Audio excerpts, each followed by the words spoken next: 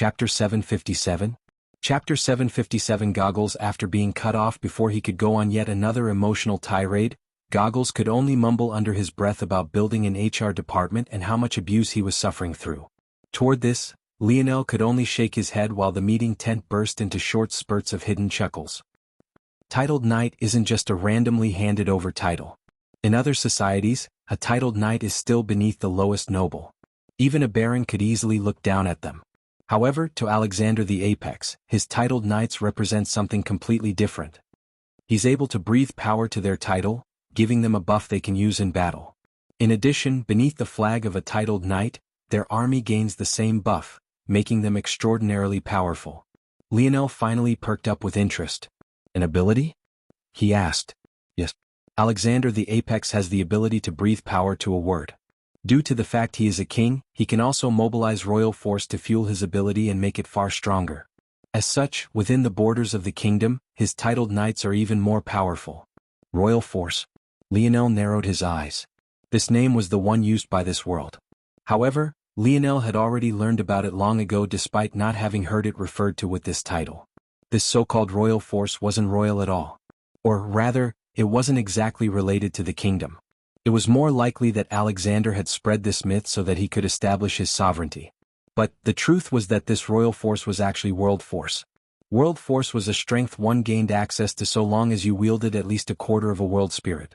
It was similar to universal force in that it gave a strong boost to one's overall techniques. However, there were some differences.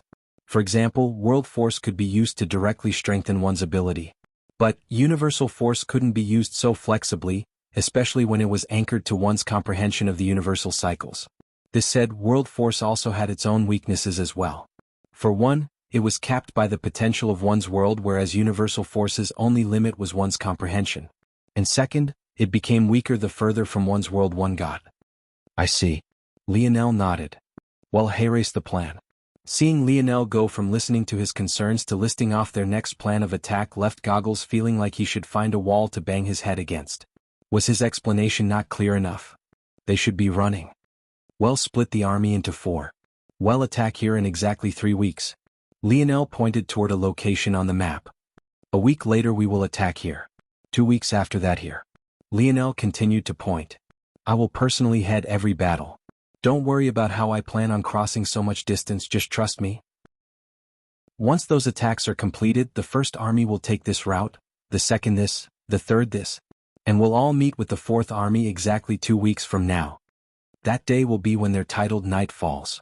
Alright, everyone is dismissed. Rollin, you will lead the 4th army. Concealment is your main objective until the 2nd month arrives. Goggles, stay here for a moment, I have a task for you. Goggles groaned. More danger for me, yay.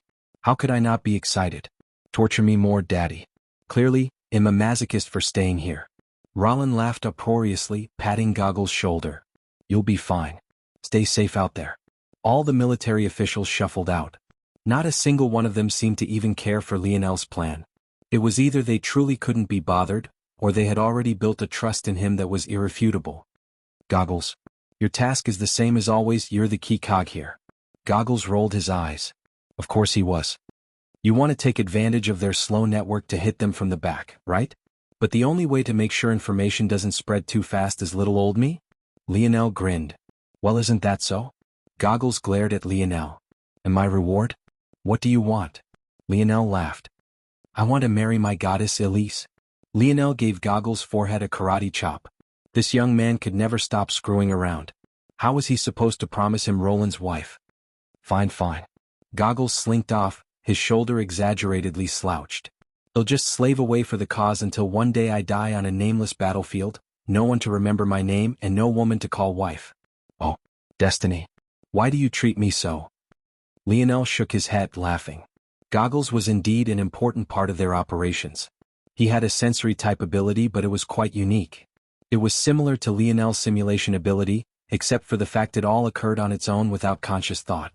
This ability allowed Goggles to not only sense a problem before it happened, but also understand exactly what sort of cause and effect would force it to occur. This thus allowed him to stop this problem before it even began. The only drawback to this ability was that Goggles needed enough foundational information. The broader his target, the more vague his understanding of cause and effect was. The more focused his target, the sharper his senses became. At this moment, Goggles only had one task: take out all the messengers of the opposing kingdom. Not only that, but he had even one extra step of specificity. He only had to focus on messengers carrying information about the movements of their armies within a very specific time frame. His job was essentially to make their information late and dated. For Goggles, this sort of focused and specific task practically made him like an oracle who could gaze into the future. When Lionel first met him, he almost mistook him for a savant. This kind of chess piece, it was the kind any king would kill to have. Yet, as cowardly as Goggles was, he had chosen to join their cause. Chapter 758. Chapter 758. Nice to meet you. Michael walked around with dark lines on his forehead, cups, tables and other furniture smashed all around him. As though this wasn't bad enough, he had torn a hole in his military tent out of rage, and a few of the comfort women were currently trying to sew it back together. But this only pissed him off even more. The corpse of one of these women was lying on the ground, having been killed by him in a fit of rage. But none of them dared to move her body. They could only step over her as they continued their attempt to sew the tear shut. As though by design, this of course managed to piss Michael off even more. Why wouldn't they stop sniveling and crying? It was just one dead woman and now they suddenly couldn't take it? They were fine with servicing a dozen men during any given night, but murder was where they drew the line? Clearly, in his ridiculous tirade, Michael had completely forgotten that most of these women weren't here by choice. Fuck. Michael ripped one of the women away from the tear, ironically making it even wider as she subconsciously grabbed out. Damn it. The woman was quickly bent over a table, her dress being torn away and a sudden cry leaving her lips as she felt something enter her. Michael began to vent all his frustration, clearly not caring that he was using far too much strength. Sir Michael. At that moment, an attendant walked into the tent. Despite seeing the woman pressed into the table and Michael furiously humping her from the back, he didn't have much of a change in his expression, as though he was very much used to seeing such a scene. What the hell is it? We've gotten news of their movements. Michael's eyes went red with rage. Oh yeah? We've gotten more word, is it? What about the first time at the Alpes? The second time at the Trient Forest? Why am I spinning my army around in circles just to find cities they've abandoned and hardly touched? Are you fucking with me? The woman below Michael whimpered. The hand Michael used to press her face into the table exerted too much pressure, making it impossible for her to breathe. This time we've done more due diligence. We are certain that this information is at most 3 days old. We will most definitely be able to intercept them if we move now. From my understanding, it seemed that the net they cast to stop our messengers finally showed a flaw.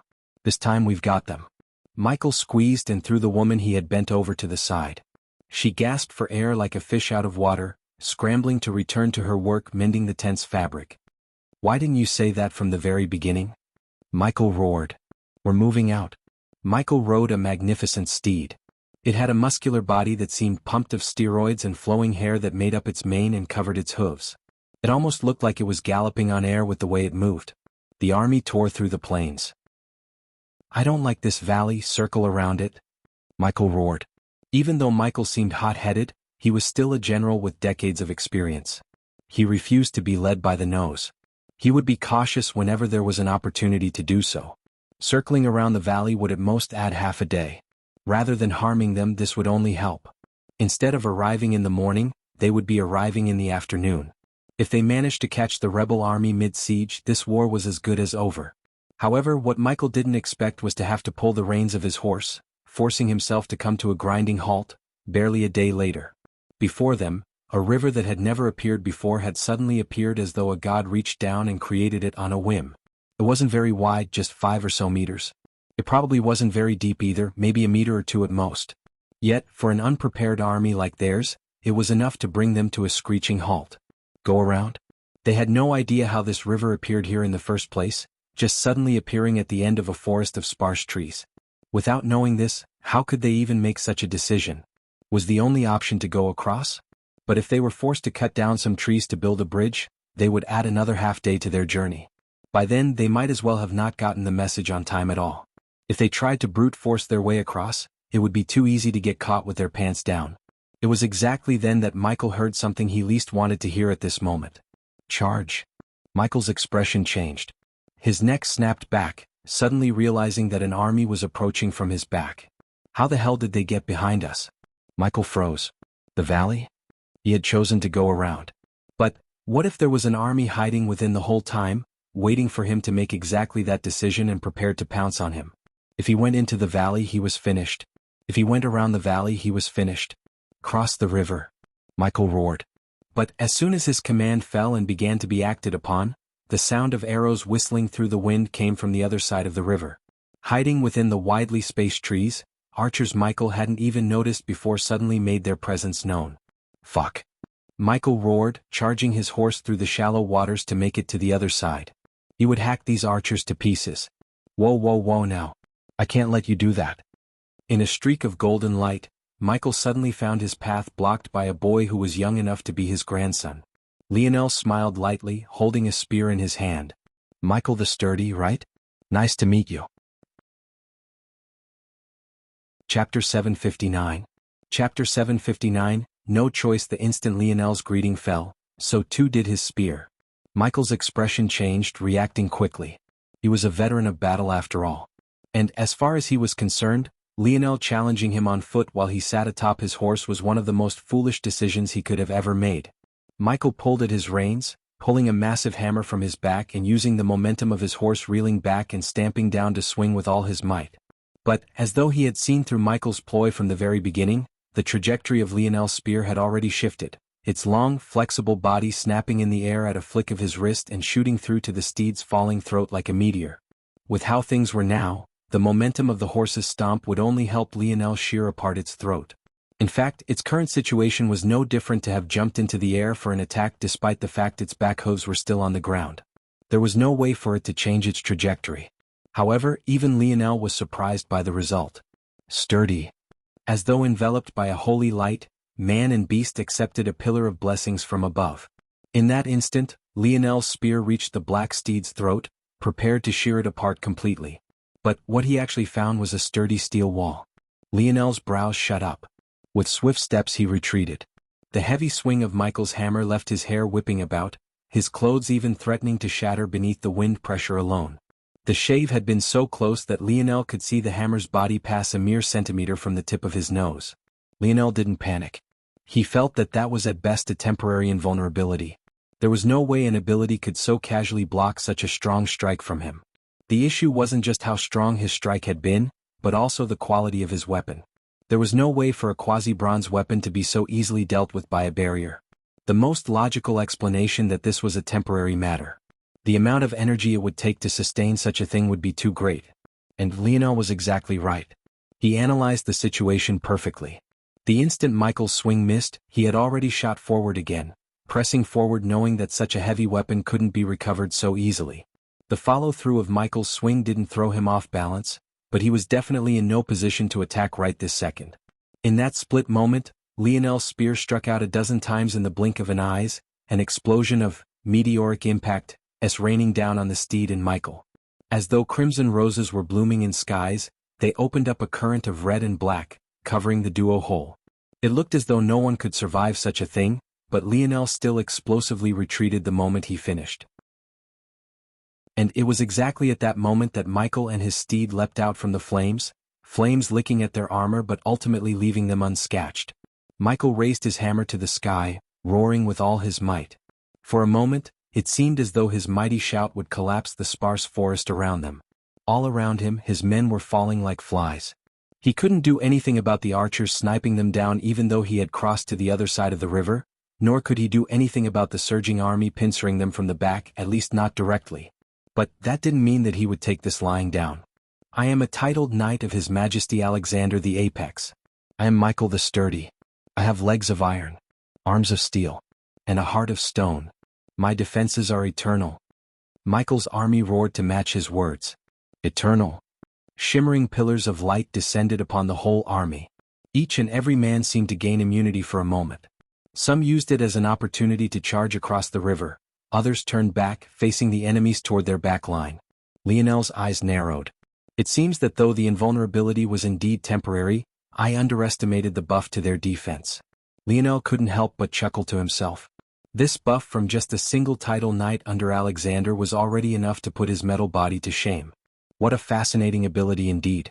If this was what the sturdy title could do, what exactly did Apex do?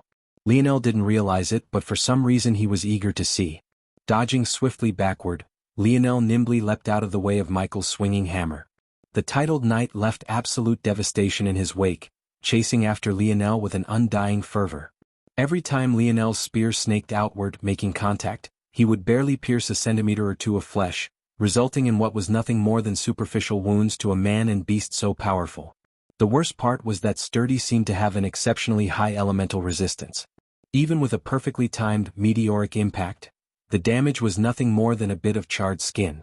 Lionel had a feeling that this wasn't just about the Sturdy ability, but was definitely related to the armors Michael and his horse were wearing. He had been intrigued by it ever since he saw that fat man at Rollin and Elise's home.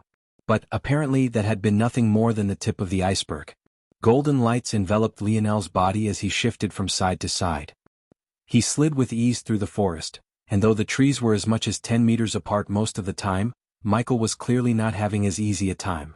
For people moving as fast as the two of them, what was a 10-meter distance worth? It felt like he was forced to circle around another every exchange. However, Lionel likewise was making no headway. And, judging by Michael's current battle style, he wasn't worried about a time limit for his ability either. I guess there's no other choice. Chapter 760. Chapter 760. Lionel flipped his palm over, causing his spear to vanish. Michael seemed to want to press his advantage the moment he saw this. He didn't believe that Lionel was giving up, but that didn't matter. All that did matter to him was that this was a chance to finally end this battle. Though Lionel had seemed to survive so long because of his speed and agility, Michael could tell that another large portion of the reason was the length and reach of his spear. He had never seen such a long spear before.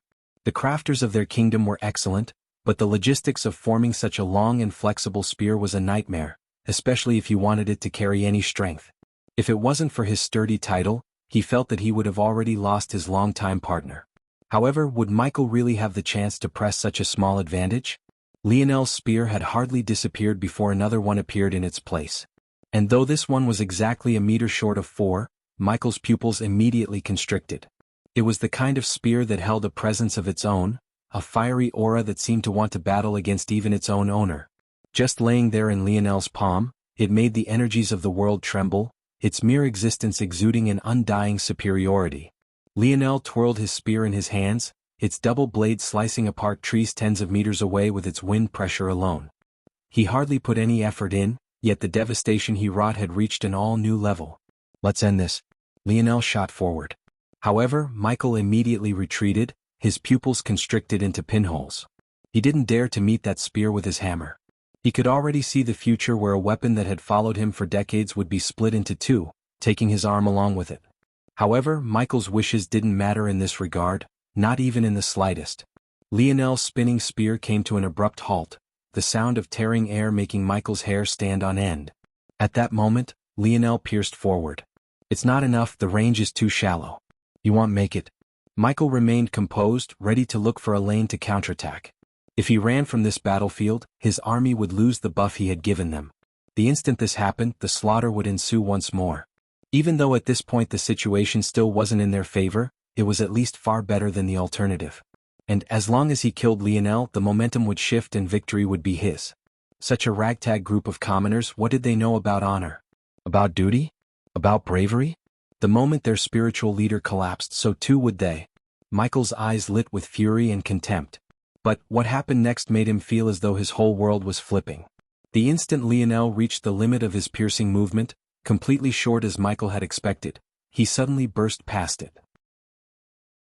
Lionel's spear splintered into two of its 3 segments, a snaking chain shooting through the air as the blade continued forward. Michael couldn't even react before his valiant steed of decades had its throat pierced, a pained neigh followed by gurgling blood leaving it as it died. Lionel's spear spun in his hands, ripping upward. The spear's blade followed suit, tearing through a defense he could hardly dent moments ago as though a knife through butter. A hot rain of blood blinded Michael for a moment as his steed's head was split in 2. Even though he reacted quickly, blocking his front with his massive hammer, he found that Lionel's next attack came from his side. Lionel's spear separated into 3 parts as it spun in his hands. It was almost like a massive meat grinder. Michael couldn't even reacted before his body, along with his horses, was bisected 4 different ways. The rotation came to a grinding halt, Lionel's spear snapping back together. As though the clicking noise was a sign for the world to begin moving forward again, dozens of trees in the surroundings were sliced into 4 or 5 pieces, collapsing to the ground like piles of firewood. Lionel looked toward Michael's collapsing, gory figure in silence before looking at his spear. He had most definitely not expected the difference to be so drastic. The scariest part was that at this point he could only make use of this spear's innate sharpness, he couldn't even pour force into it. Yet, just its sharpness alone was able to have such an effect. It felt as though the same strength he applied to quasi-bronze spears, when applied with this quasi-silver spear, was easily 100 times more destructive. Lionel clearly didn't understand the level of privilege he had. What he was doing was the equivalent of taking a weapon forged by a god into a world of mortals. How could it not have this sort of effect? But it was for this exact reason Lionel never casually took this spear out. He could use it here because he was in a zone. Logically, he either found a way to leave this place or he would die, so whether people knew about it or not was irrelevant. However, things were different in the outside world. It wasn't like he could just leave everything behind and expect it all to be erased. Lionel shook his head. The outside world didn't matter right now. He had to focus on this task so he could get out of here as quickly as possible. Since he had the advantage of being in a zone, there was no need to hide the strength of his treasures here. Taking a deep breath, Lionel shot into the battlefield. He didn't bother to change his spear again. Since he was free to do as he pleased in this zone, he might as well take it as an opportunity to train in controlling it. Since speed was his goal, why would he hold back with his strength? Unfortunately for the kingdom, the fall of this titled knight would only be the first and most definitely not the last. Chapter 761.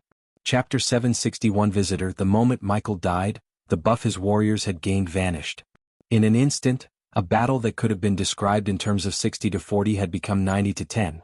When Lionel joined, especially with his quasi-silver spear, the result was devastating. Not a single on the kingdom's men survived, though this wasn't out of Lionel not wanting to spare them. It was clear that this Alexander had an iron grip on his men. Though there had been plenty of those willing to join their cause in the cities they had conquered to this point, they had all been people of common birth. There were very few nobles who chose to take their side. Obviously, Alexander the Apex had a very tight hold on these people, likely holding the lives of their families over their heads. Of course, Lionel felt a small bit of sympathy for this. But he had always believed that no singular life was worth more than another, even if that was his own. The lives of these soldiers' families in the capital weren't worth more than the commoners who suffered every day under their rule. The lives of the soldiers themselves weren't more valuable than the commoners who fought beneath Lionel's banner. Not to mention the fact that since these warriors had chosen to die on the battlefield, their families would be just fine. Other than a small pity he felt, most of Lionel's rage was aimed toward a singular man.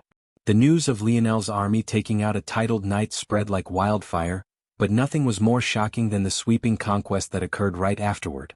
Lionel doubled back to the cities his 4 armies had probed in these last 2 months.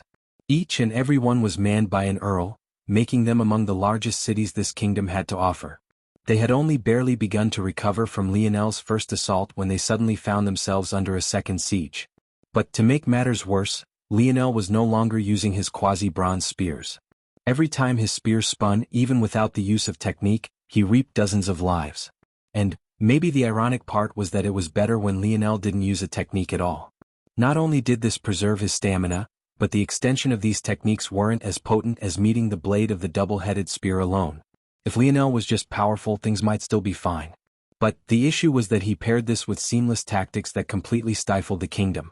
It felt that in just a year, half of their territory had fallen. Yet they were supposedly facing a ragtag bunch of commoners.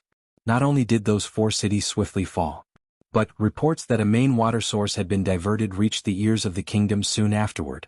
Somehow, Lionel had managed to both block a main river source and divert it. What was truly baffling about this was that he used this diverted river source not only as a tactic to pincer Michael and ultimately kill him, but he simultaneously used it to give his new claimed territory a steady supply of water and resources that was impossible for the capital to cut off. At the same time, this diverted water source resulted in a shortage of clean water for 3 separate dukedoms located nearer to the capital. It felt like he was killing 10 birds with a single stone. When the crafters learned how Lionel had done it, they stood shocked before the collapsed mountain-turned immovable dam, their faces paled from shock. Facing this kind of genius, weren't they all finished? It felt like the next year was nothing but the capital receiving one slap in the face after another. 4 more titled knights fell, each more powerful than the last. The kingdom had lost 40% of their territory. And at the moment, they were in the process of being completely starved out, their resources systematically claimed by Lionel one after another. By the second year, the kingdom was being brought to its knees and had less than 30% of its land left, most of which was a vast expanse of natural protections keeping the capital within its turtle shell. It was then, sometime during a heavy storm of winter, that Lionel received a visitor. "You little brat." Rollin kept Goggles in a firm headlock, his legs wrapped around the latter's hips for extra leverage. The rest of the military tent chugged beer, laughing heartily at the spectacle. "Damn it. I just asked for one night." "With my wife." "Yes." Goggles squeezed out shamelessly. "She's too good for you." Roland's headlock tightened, Goggles' eyes almost popping out. The latter's face turned a bright shade of red as he struggled, trying to tickle at Roland's side so he would let go. Lionel chuckled lightly. As usual, he was sipping at a fruity drink rather than the hard liquor of the others. Elise had actually personally made this batch for him. He had to admit that that little girl was indeed as close to a guardian angel they all had. "Jim?" At that moment, a messenger came into the tent. "Saluting all lieutenants." The young man said respectfully, an air of fanaticism lighting his eyes. "There is a diplomat here to see the general." "A diplomat?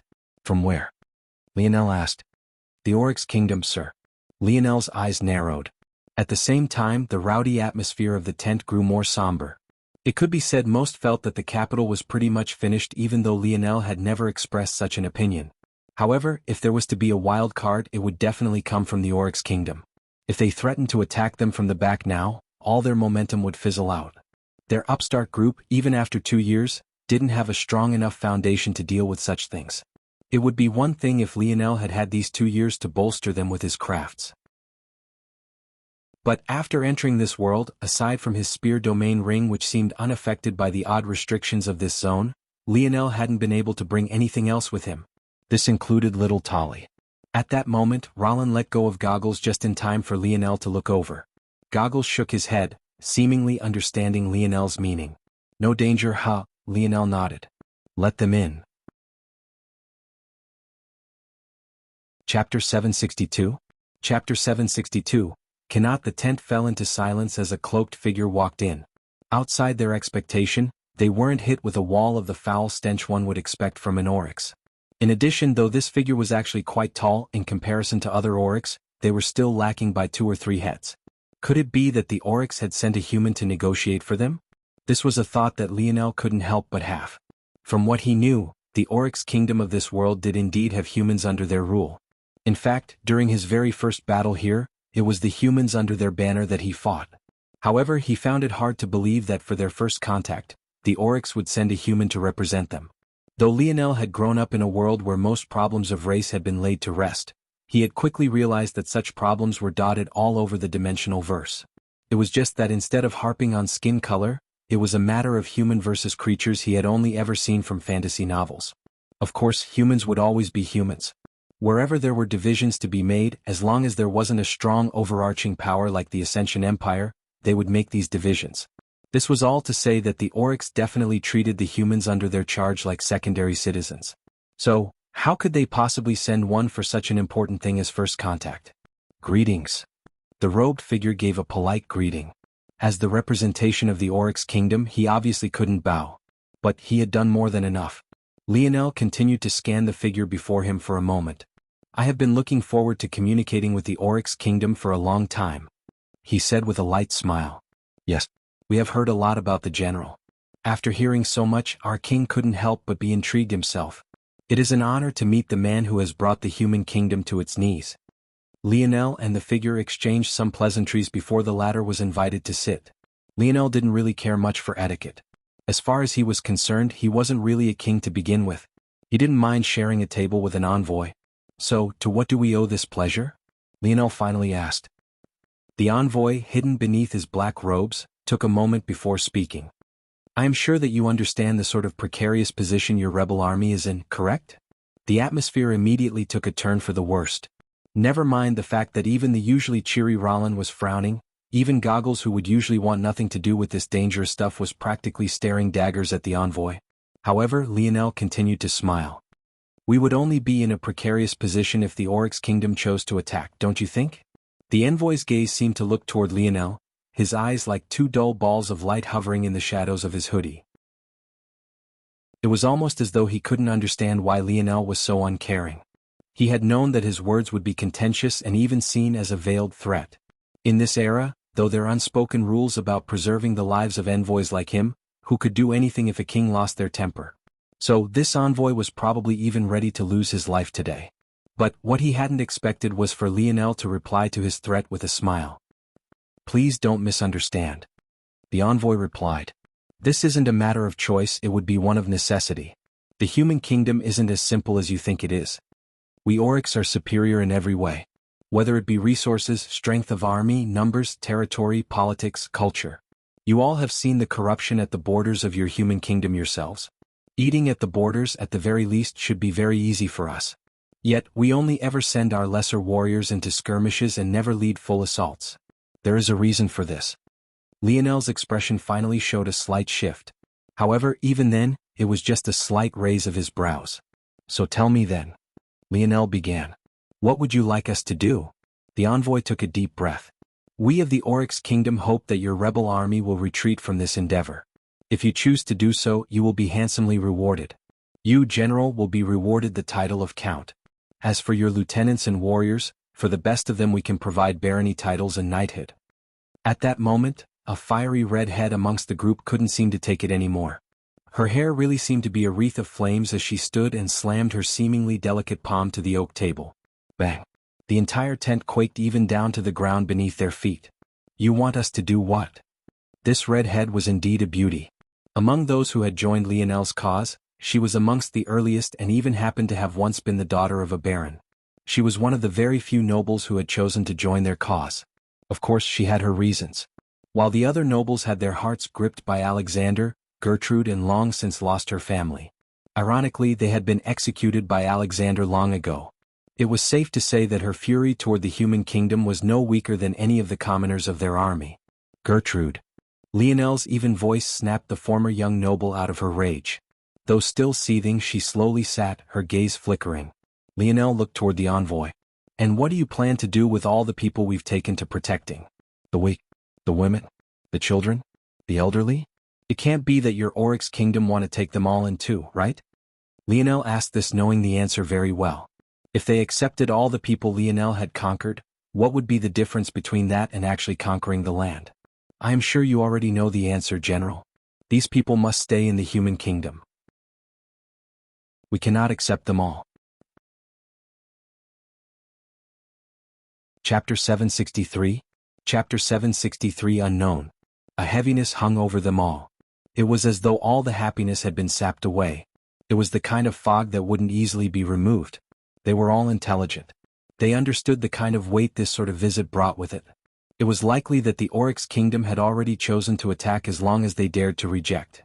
As for why they feared the human kingdom so much, who knew? It was unlikely that this envoy would have a reason for this. And even if they did, it was even more unlikely that he would tell. When the standing between two parties was so far apart, an equal exchange of information was impossible. Though this seemed to be a peaceful talk, it was ultimately an ultimatum. They would either do as they were asked and receive their rewards as good dogs, or they would face the consequences. I see. Lionel finally broke the silence, slowly rising to his feet. "So, the Oryx kingdom would like the pain and suffering of our people to be the buffer between you and this future you fear so much. A noble cause indeed." Lionel's voice no longer carried the smiling tone it had had since the beginning.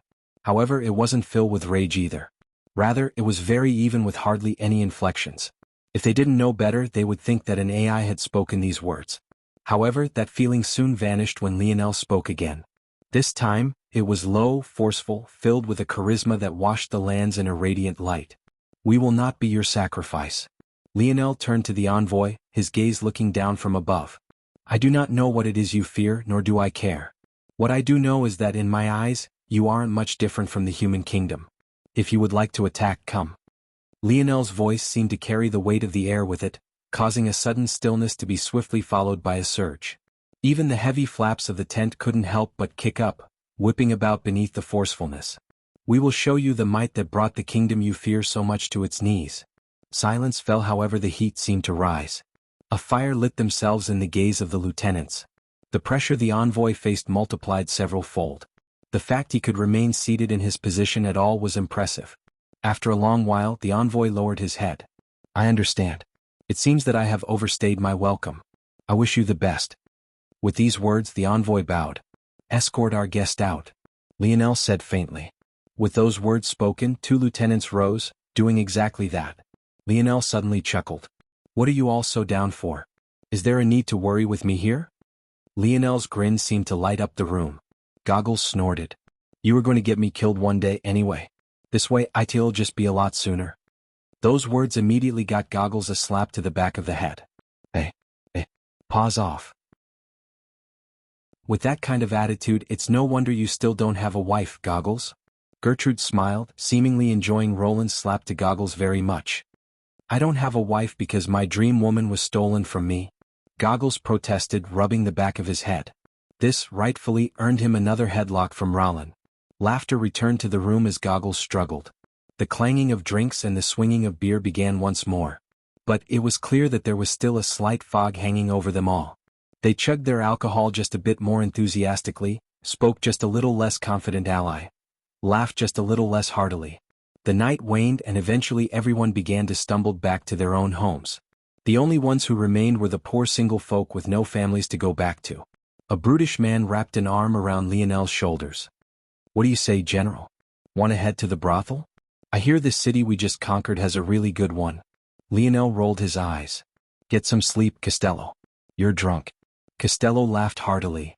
"Only if I get to embrace two busta babes. Miles Austin, let's go. Those soft clouds are waiting. Keep your gross talk away from the General." Gertrude snapped, sending a kick at Costello's ass. "Oh, right. We can't be all so lucky as to have a beauty like you pining after us." "Who's pining?" Gertrude growled, reaching for her halberd only to remember she hadn't brought it with her. Costello, Miles and Austin's laughter rung as they ran from the tent, leaving no one but Lionel, Goggles and Gertrude behind. Goggles, who was lying on the floor, opened a single eye. Noticing the odd atmosphere and realizing his plan to just sleep here for the night wasn't working out, he hopped up and coughed lightly. "You two mingle. My wife. My daughter. Forget it, I'm going to the brothel too. Don't you dare tell my goddess about this." Goggles scurried away under Gertrude's deathly glare and flushed expression. At the moment, Gertrude's countenance might have been as red as her flowing hair, but it only made her more beautiful. The way her leather armor clung tightly to her curves, outlining her bust and hips to an almost intoxicating degree. The way the slight bit of her lower lip almost drew blood from their plumpness. The way her emerald eyes sparkled even beneath the dim light. She looked like a woman ready to finally bloom. However, just as quickly as she was prepared to bud, she wilted even faster. Lionel rose with a smile. "Have a nice night, Gertrude. Get home safely, I have something to handle." Before Gertrude could say anything, Lionel had already vanished, leaving her looking down at her own chest wondering if she wasn't big enough to be considered a soft cloud. She had half a mind to go and measure herself against those prostitutes.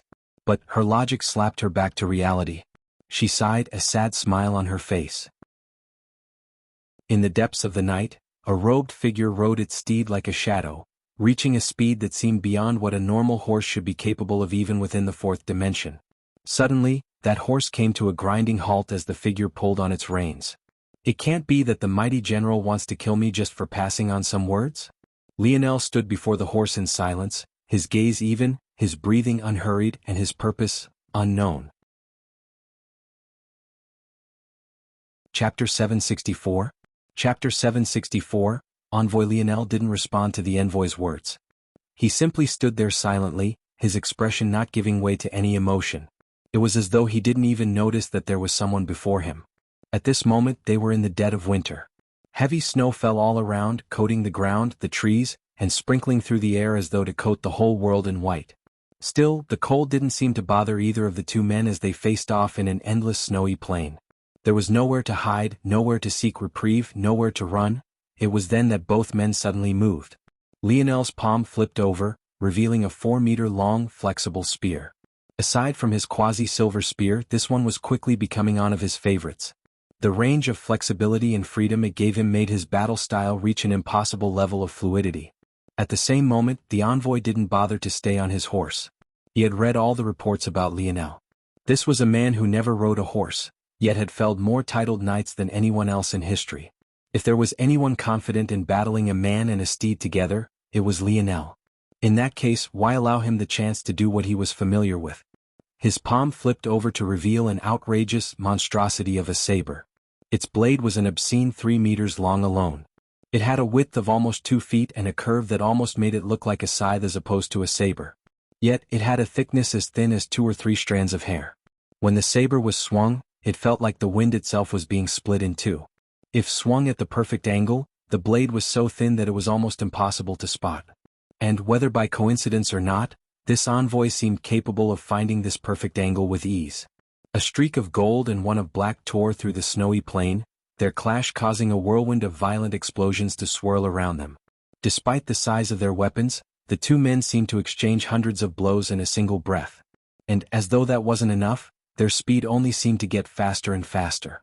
Gold lights enveloped Lionel's body, massive white gold wings spanning 10 meters to his left and right blooming from his back. Ancient patterns of gold began to outline each individual feather. It felt that with each passing moment, the pair became less illusory and more corporeal, as though Lionel was birthing true wings from nothing more than light. One would have thought that light elemental force would be difficult to gather in the depths of the night like this, yet Lionel seemed completely unaffected. These 2 years, just because he had been stuck here, didn't mean that he was stagnant. With a single flap, he retreated more than 100 meters in a single step. His feet stamped the ground, causing a tsunami of snow to rise into the air. The wall of white rose up more than 10 meters and was at least 20 across. Yet, what was most shocking about it all was that this was simply the result of the earth beneath heeding Lionel's call. Lionel roared, his chest expanding as bronze runes surged over his body. The robes he wore shattered beneath the surge of force, unable to handle it. Beneath the shimmering white gold of his massive wings, Lionel's bronze runes stood out all the more. Under the night sky, he looked no different from a Roman god descended from the skies above, his halo hanging above his head. The massive slab of stone that Lionel had lifted from the ground shattered into tens of pieces, rising into the air to form several stones of over a meter in diameter each. Armageddon. In that instant, the stones erupted with flames. In the skies, as though tens of miniature suns had appeared, they raged with a fiery light, their surfaces beginning to melt in a near instant. The envoy's pupils constricted. What kind of attack was this? Something of this caliber could level an entire city. The battle hadn't reached such a peak yet. He couldn't understand why Lionel had dared to come to fight him like this in the first place, especially after he had traveled so far away from their encampment. But now it really seemed like he wanted to kill him. The envoy roared, raising his saber into the skies. A violent black energy coiled around him, forming countless black chains from seemingly thin air. The ground around him suddenly exploded, the expanse of snow being washed away beneath his rippling might. His robes fluttered in the raging wind, his eyes trained on the meteors descending toward him. Ha! The envoy stomped his feet. In that instant the earth seemed to respond to his call. In one moment there was nothing. But, in the immediate next, sparkling spikes of black shot out from the ground, impaling the descending meteors and causing explosions that rocked throughout the night. Lionel's eyes narrowed. Those pillars were definitely not normal. In fact, he could faintly tell that they stood on a level nearing his Scarlet Star force. Somehow, the spikes seemed to be both made out of small dust particles, yet remained solid at the same time. Each of these little particles radiated out with a faint black light that made it look as though it was sparkling beneath the high moon. It was as though the envoy was controlling iron shavings and darkness to form them. If the envoy had heard Lionel's thoughts, he would have been shocked. Just a short observation, yet he was already so close to the truth. However, no matter what the envoy did, Lionel wasn't shaken. To use a force on this level at this envoy's strength was akin to painting oneself into a corner. There was a reason Lionel didn't use his Scarlet Star force so casually. As expected, the envoy was truly gasping for breath. He hadn't thought that he would be forced to use such an ability, but Lionel's combination attack had strength beyond his wildest imagination. If he had used normal Earth to counter, those meteors would have blasted through with ease. He couldn't understand how Lionel could pull Earth capable of withstanding such heat from the ground so casually. Of course, what he didn't know was that Lionel's Earth elemental force was variant just like his. However, this didn't mean that the envoy was finished. He gripped his saber. Since the pillars had already been formed, manipulating them was much easier. The chains that floated around his body constricted as Lionel's wings flapped one more time. He appeared 10 meters before the envoy. In that moment, the latter was prepared to turn the earthen spikes of shimmering black light toward Lionel. But he stopped when it seemed that Lionel had no intention of attacking. In fact, Lionel stood there unmoving, his eyes calmly observing the black chains wrapping the envoy. Earth elemental force. Dark elemental force. Star elemental force. The envoy froze when he heard this. Chaotic particle force. Number 1 in Earth elemental forces, top 3 in Dark elemental forces, top 10 in Star elemental forces. Lionel concluded. Your talent is quite high for an envoy, don't you think? The envoy's eyes narrowed as he gazed toward Lionel. You were testing me? I guessed that you were an oryx a long time ago, Lionel said plainly. But your cloak blocks senses? But you don't look or smell like an oryx. The envoy didn't say a word, but clearly this was what he meant as well. This shouldn't have been possible. Lionel didn't explain himself either, at least not with words. He had seen a long lineup of possible evolution paths for the oryx in that hall, so he knew well that a stature like the one this young man had wasn't impossible. As for how he had known, it was just a guess. This envoy hadn't tried very hard to convince them to change their minds and also didn't have the tact one would expect the representation of a nation to have. So why don't you tell me the true purpose you had for coming? Lionel responded. The envoy remained silent for a long while before he finally removed his cloak. What was beneath made Lionel raise an eyebrow. It was a young man with flowing white hair and handsome, delicate features that would make any woman and some men swoon. His skin was quite tanned, giving him an excellent, exotic sort of contrast, and his eyes were the very same bright white his hair was.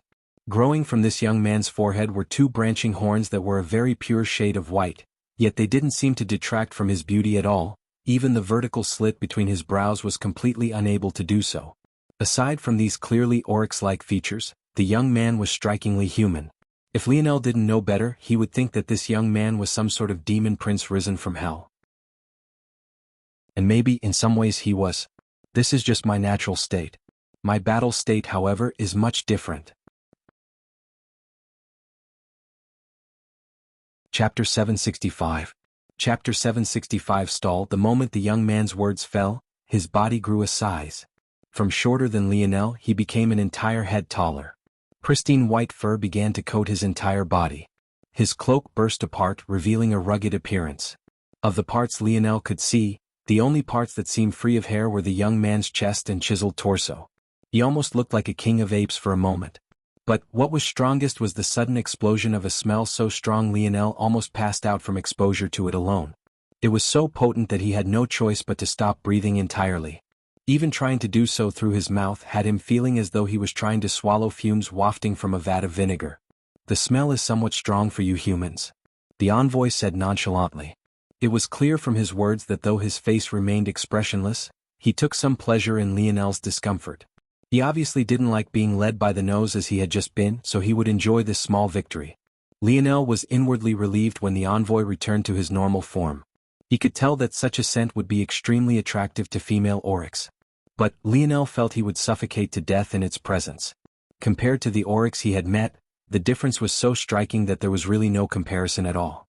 Lionel could tell, though, that the envoy hadn't just shown him this battle form to force him to smell such a thing. It was also to show that he had yet to battle at his true peak state.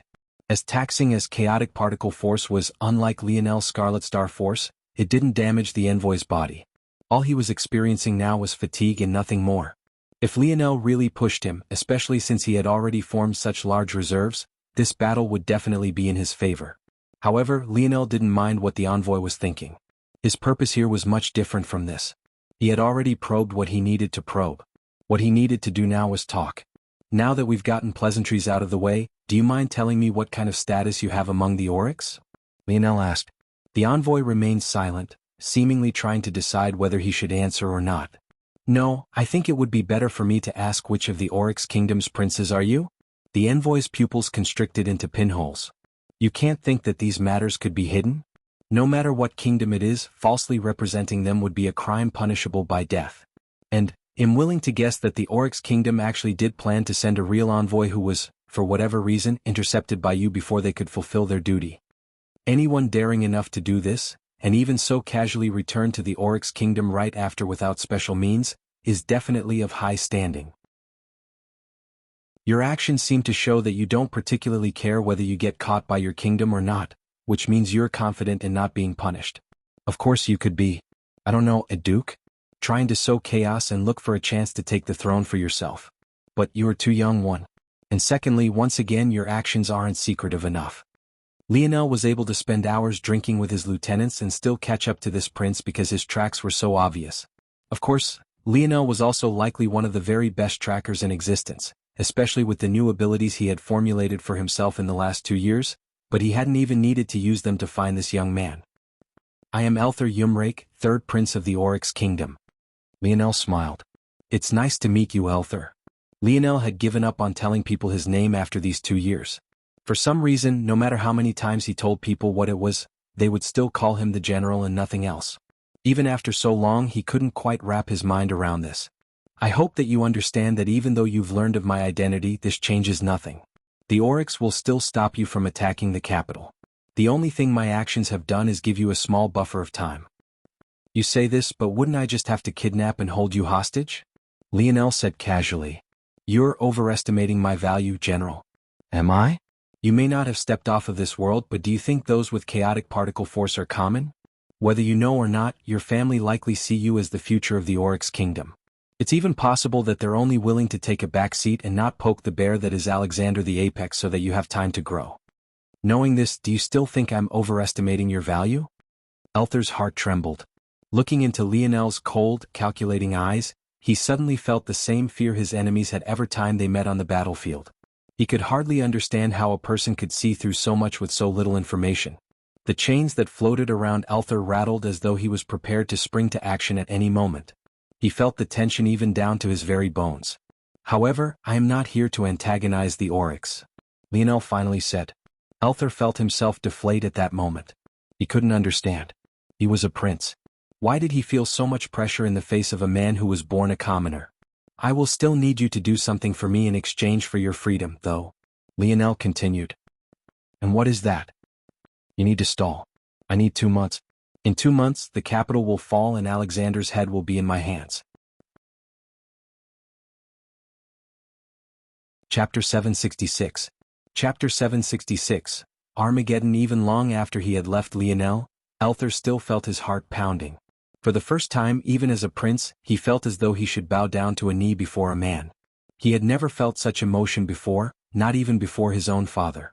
Somewhere deep inside, he had already admitted to himself that if the Oryx and the general were to fight, even if they gained small advantages in the beginning, even if it seemed that the general might lose in the end, it would be they who ultimately suffered. Elther clenched his fists. He had never really wanted to be prince in his life. This was why he had always been happy to be born third. He was content to allow his elder brothers to take the reins. All he wanted to be was a powerful warrior. The most powerful. However, the day his third eye was awakened, it all changed. The looks his father gave him shifted from love and a doting adoration to look of expectation, hope, and pride. It was the kind of look Elther had always wanted to see, but he had wanted to see them for the sake of support toward him chasing his own dreams. He wanted to be the spearhead that finally unified their world under one banner. He didn't want to be the ruler that did so. Unfortunately, his father didn't see things this way. To the king of the Oryx, there was no greater strength than to be king. This sort of philosophy thrust Elther to the forefront and created a tension between him as his eldest brothers. The favoritism his father showed couldn't have been more obvious. It didn't matter how much he said he only wanted to be a knight under their charge, it didn't seem to change anything. It was then he began to hear stories of the general. At first, it was just a small blip on their kingdom's radar. This wasn't the first time the people of the human kingdom had rebelled. But this time turned out to be different. 2 years later, it seemed that they might really fall. It was then that Elther finally learned of why his father placed so much hope in him, of why he was willing to risk ripping their family apart for the sake of pushing him to ascend the throne, of the fear that had gripped his father, his mountain of support, for so long. However, this fear that his father had buried deep within his heart for so long only showed Elther more of why he didn't want to be king. Burying such anxiousness within yourself, carrying the burden of hope for so many, being responsible for the lives and deaths of billions, he didn't want any of this. He just wanted to step onto the battlefield and fight to his heart's content, to let his strength quake the earth, shake the skies and sunder the stars.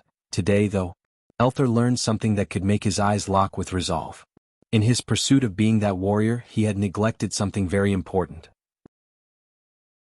If he wanted to be that deity of the battlefield, that existence who could make an opposing army quake with nothing more than a roar, he needed a banner to fly under, a might to grow beneath, a king to follow. His father wasn't that king, he was too eager to pass on his burdens. His brothers weren't that king either, they had already allowed jealousy to plague their relationship. It was obvious that they had no confidence in themselves. But the general, he somehow seemed incomplete as well.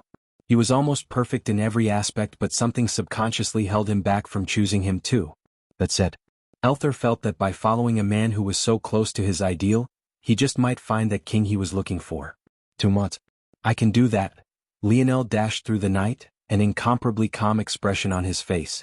In these 2 years he had felt a certain anxiousness slowly leaving his body. He felt as though he was even calmer than he had been in the past. Much of this had to do with him learning of the existence of a fourth lineage factor lingering within his body.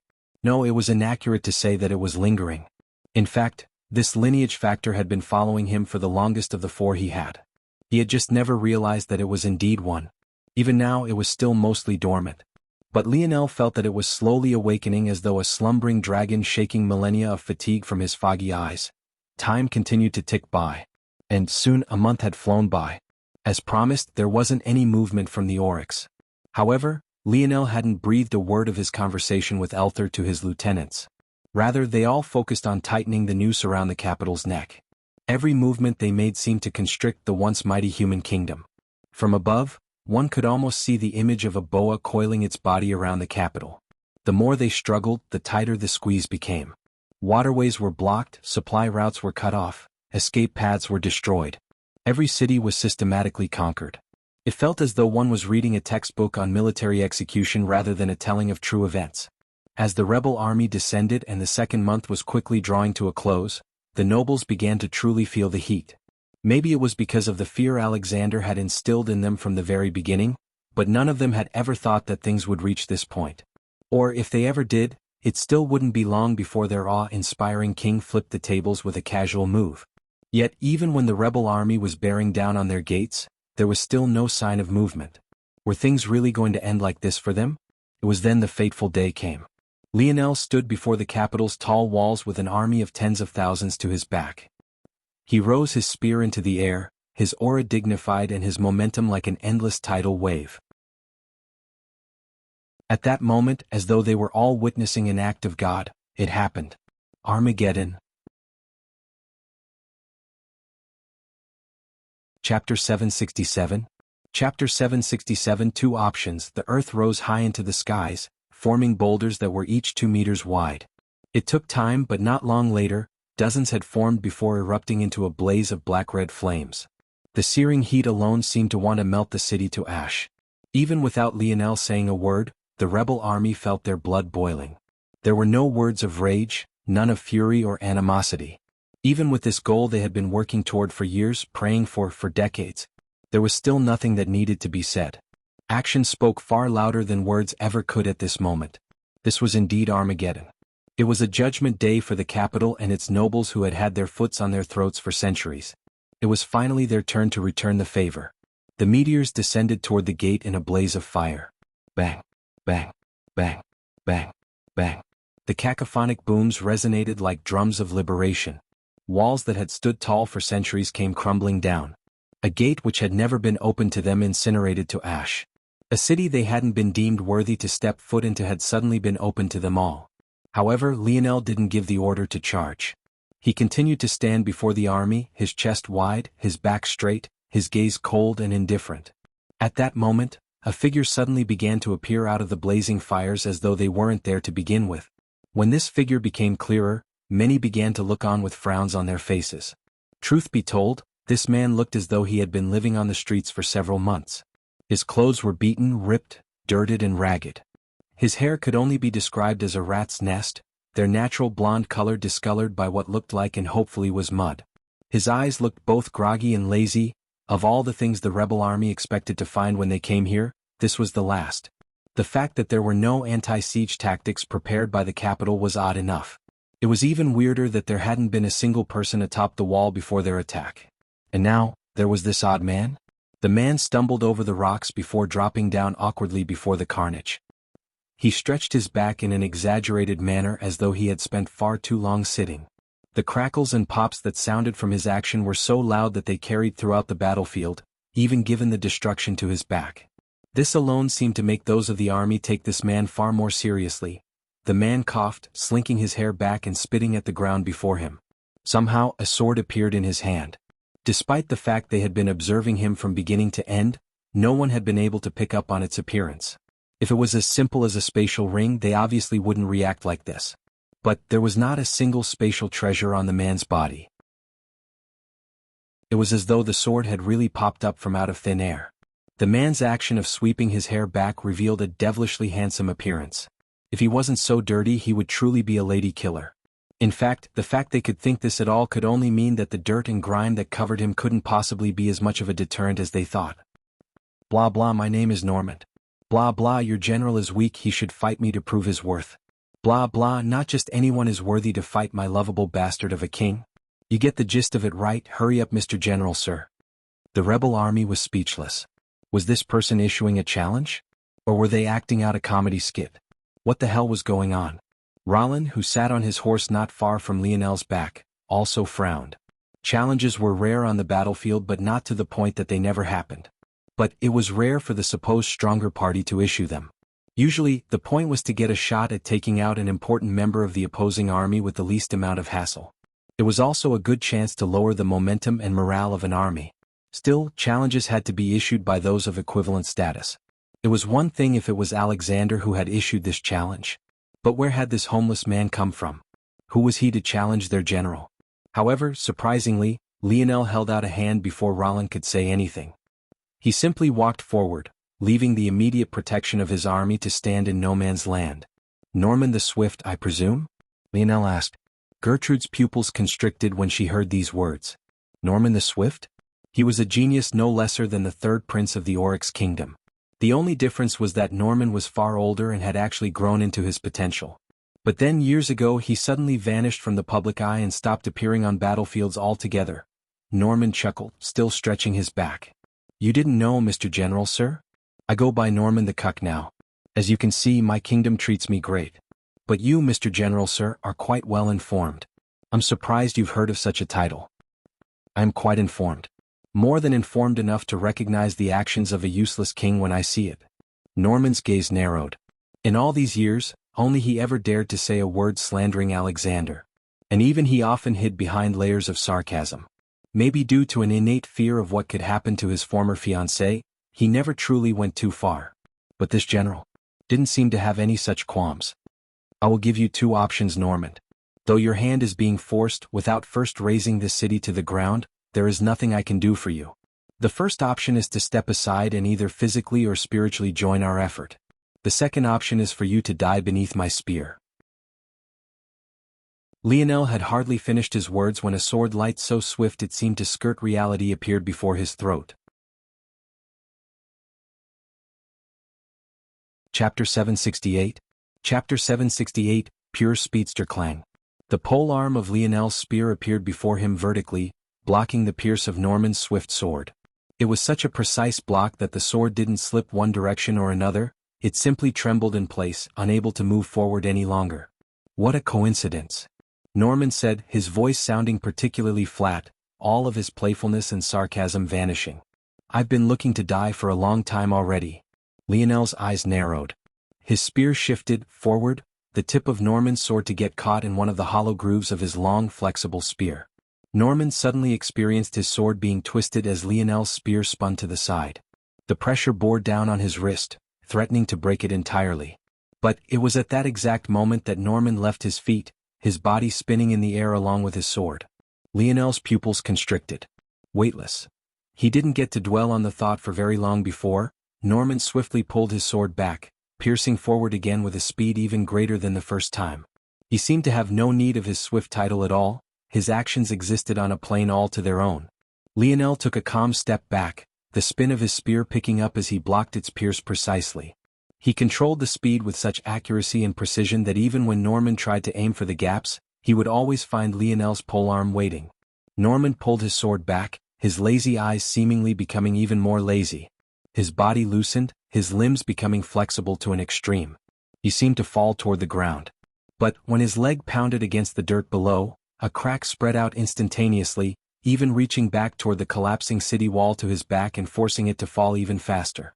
His speed was so blazingly fast that Lionel's eyes couldn't keep up no matter how hard they tried. He became nothing more than a slight ripple of wind, yet it still felt that his body was still accelerating.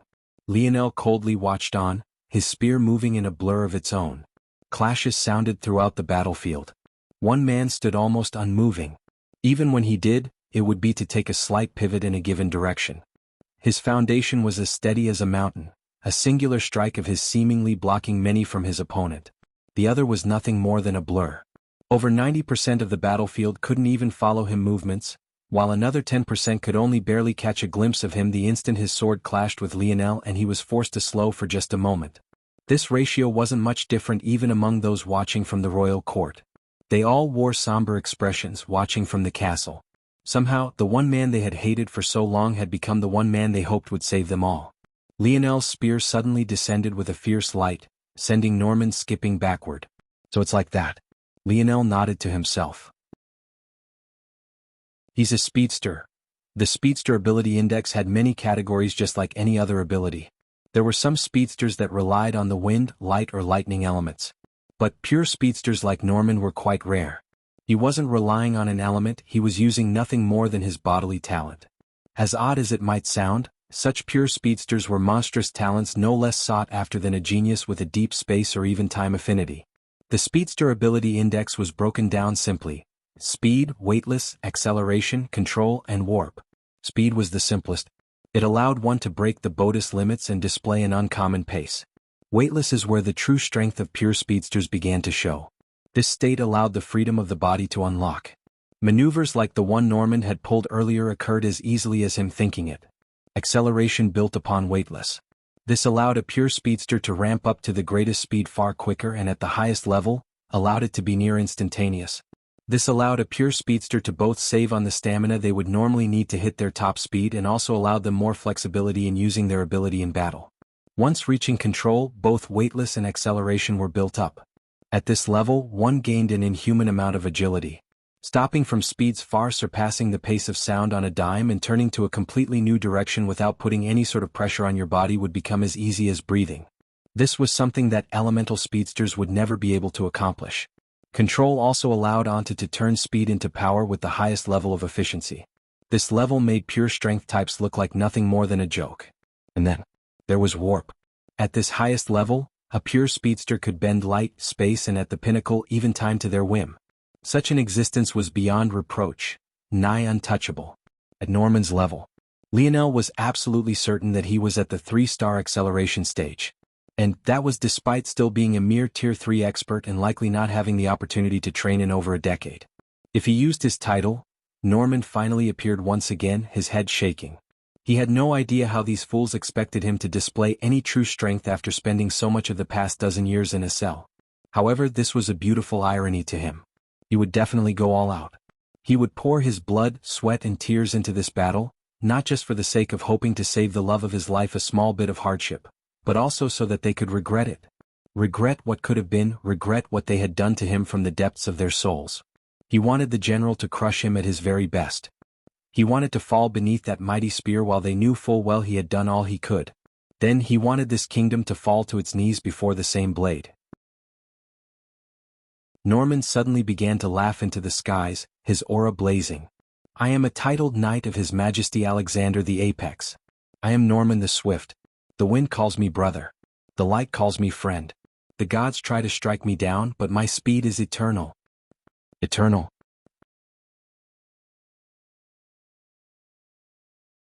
Chapter 769. Chapter 769. Why? A pillar of golden light descended from the skies and seemed to blind the entirety of the battlefield. Norman's roars shook the capital, his conviction splitting the clouds in the sky apart and causing a fissure that divided the two opposing forces. When he reappeared, it seemed as though he had been completely reformed. His body was flooded with a white gold light, making it look as though he was wearing robes. His golden hair had been completely cleansed and his emerald eyes shone like two true gems. As though his form had become ethereal, he seemed as light as a wisp of smoke and as fleeting as a fragrance in the wind. Then he moved. Lionel's pupils constricted. He circulated golden feather step, causing two massive wings to appear toward his back. Their white gold appearance was no less dazzling, especially as each feather became more and more defined. However, they had hardly formed when Norman had already appeared before him. It was as though it had only taken him a single flicker, a small twitch of the muscle, a minute in tension, for him to suddenly cross a distance of hundreds of meters. Like a streaking light, his sword struck forward, its speed so fast and its pattern so all-encompassing that a singular thin blade almost formed a curtain all to its own. Lionel frowned. Grand bell construct. Ding, ding, ding, ding. Instantaneously, an illusory bronze bell appeared before Lionel, his casting speed having reached ungodly levels. However, before he could take advantage of the spell's construction to attack while he was being protected, his pupils constricted. In the blink of an eye, Norman's sword lights doubled. In an instant, Grand Bell Construct's defensive limit was reached and a rain of piercing swords surged toward Lionel's vital points. Brandishing his spear, Lionel accelerated backward, a single flap of his enormous semi-illusory wings taking him dozens of meters with ease. Yet, as though Norman was nothing more than his shadow, he pressed his advantage. It seemed to take not a single ounce of effort to keep up, his body draped in an endless white gold that streaked to infinity toward his back. Lionel's eyes couldn't keep up with him even if they tried. But, his internal sight could see Norman's face almost as clearly as if he was standing perfectly still. The red eyes, the gritted teeth, the streaming tears. The first opened a window to a man on the brink of madness. The second was so fierce that it drew blood, causing crimson to drip down his chin and be whipped away by the wind. The last sparkled beneath the golden light, carrying a beauty with it that it had no right to have. Lionel's jaw set. Every fiber of his being did not want to kill this man. Anyone with even the slightest shred of sympathy wouldn't want to do such a thing. Emotions dictated that he should find a way, that he should climb through a mountain of corpses to save this man he had only just met today. It was a silly, meaningless nicety, especially when he knew very clearly that this was a person who wanted nothing more than to die.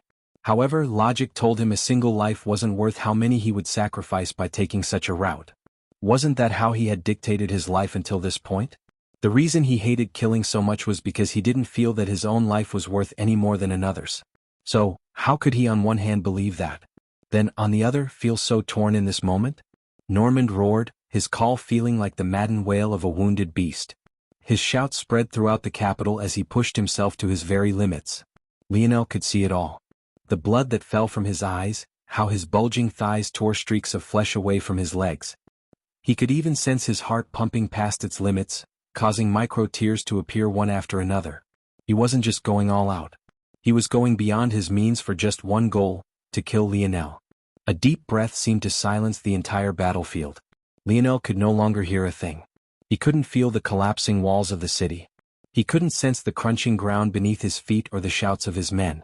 He could hardly even hear the beating of his own heart.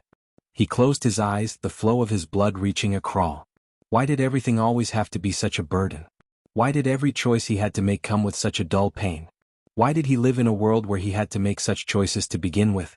Lionel's focus reached an extreme height. Beneath his thinking speed, even Norman's blazing speed seemed as slow to a snail's crawl. He felt that he could accomplish days of thinking in just a few seconds. And so, he sighed. The world sped back up, Norman's blazing pace starting to leave sparkling motes of red as his blood vaporized into the air. His muscle fibers tore apart one after another, but his roar seemed endless, bellowing into the skies above. At that moment, Lionel lightly tapped his foot.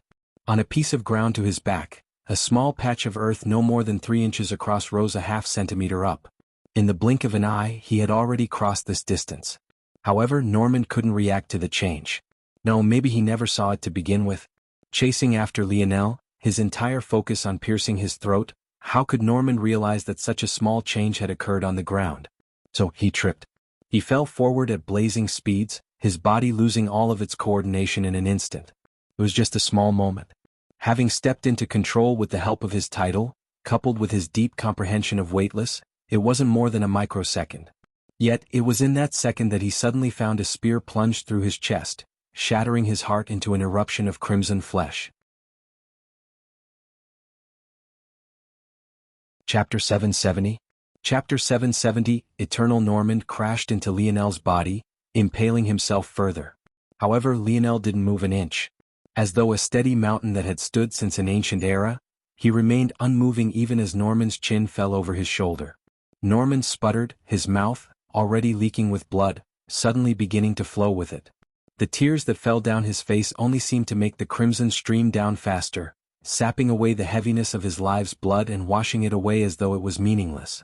A light chuckle left Normand's lips, his raised sword slowly falling to the side. He no longer had the strength to hold it up. Even now, the only reason he could continue to stand on his feet was because of Lionel's spear and shoulder. How pathetic. He coughed violently, shards of flesh flying from his mouth and coating Lionel's back as though to mark him for a lifetime. Normand the Swift lost because I tripped. He found it hysterical. He could see through the difficulty in doing such a thing to him. The location of the change to the earth had to be precisely chosen, it had to be well hidden, and it had to be perfectly timed. At the speed he was going at, his feet hardly touched the ground even once in tens of meters and the intervals weren't even evenly spaced. Depending on the attacks he chose, the acceleration or deceleration he could choose mid-combat, any number of changes could occur. At his speed, any one of those changes could cause deviations of several meters. Yet, Lionel still chose the precise point where his toes would strike the ground, causing the greatest amount of devastation to him. He understood all of this well. To be a pure speedster, he had to have a thinking speed that could keep up with his legs. However, he still found it all to be hysterical. If he had the energy to laugh into the skies, he would do it. Normand's mouth sputtered with another mouthful of blood, this time completely drenching Lionel's back through. Thanks for the battle, he said softly. His eyes dimmed, his body going completely limp. Lionel stood in silence for a long while, his spear still running through Normand's body, the latter's chin still resting on his shoulder. He couldn't see it now, but he could feel it. He could feel the light smile on Normand's face, that satisfied upturn of his lip, that peaceful dimming of his eyes. It was the look of a man who had finally died on his own terms. Not in a cell surrounded by rotting mold or scurrying rats, but on the battlefield fighting with all he had. Silence rang over the battlefield. There wasn't a single hint of the cheering one would expect to hear after a successfully won challenge. None of the pride, none of the adulation. There was only a brewing heaviness, an unwillingness that radiated outward in the sinking of their heartbeats. I was Normand the Swift. The wind called me brother. The light called me friend. The gods tried to strike me down. But my speed is eternal, eternal. Lionel's spear vanished as he slowly lowered Normand to the ground. Kneeling to his side, he closed the lids of his eyes with 2 fingers, uncaring as the tips of his hands were drenched through with blood. Lionel's head slowly turned to the sky above the castle in the distance. There was a man who stood amidst the clouds. His black hair, dotted with strands of gray, was immaculately well kempt. Even as it shifted in the wind, whether it was his short hair or his partially graying beard, not a single strand seemed to leave its preordained spot. He had long, flowing imperial robes wrapped in the body of a golden dragon. His crown sat upon his head, completely straight. It seemed to connect him to the skies above. Even as his robes fluttered and his hair shifted, this was the one constant that never seemed to change. Looking down on the world, he seemed indifferent to it all. As though a passive observer rather than the king of a nation that had lost almost all his land, he didn't seem angry, nor saddened, nor even somber. If one didn't know better, one would think that he was a deity, observing the work of his creation as though it was passive, middling entertainment rather than the lives and hard labor of real people. His demeanor was worse than any debasing snicker, any snide remark, any cruel chortle. Lionel looked back down to Normand's corpse. Even now, his lip was curled into that very smile Lionel had imagined. He was unmoved by the supposed apex. Rising to his feet, Lionel's palm flipped over, a glistening, double-bladed, silver spear appearing in his hands. The moment it did, for once it seemed to be completely docile. It didn't move or rattle, it didn't fight back against Lionel's control, it didn't throw a tantrum. It was as though it could feel that if it pissed Lionel off now, it would never see the light of day again. Lionel's steps didn't make a single sound. In fact, they were as light as a feather, as soft as a gentle breeze. And yet, every one resonated with the beating of their hearts. As light as they were, they only seemed to grow heavier. There were no piles of rubble, no tall fires, no single warrior that could stop his path forward.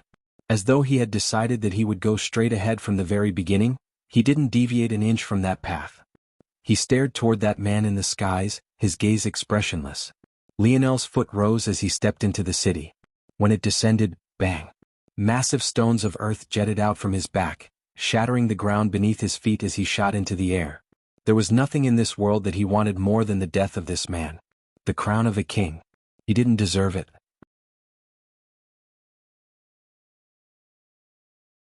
Chapter 771.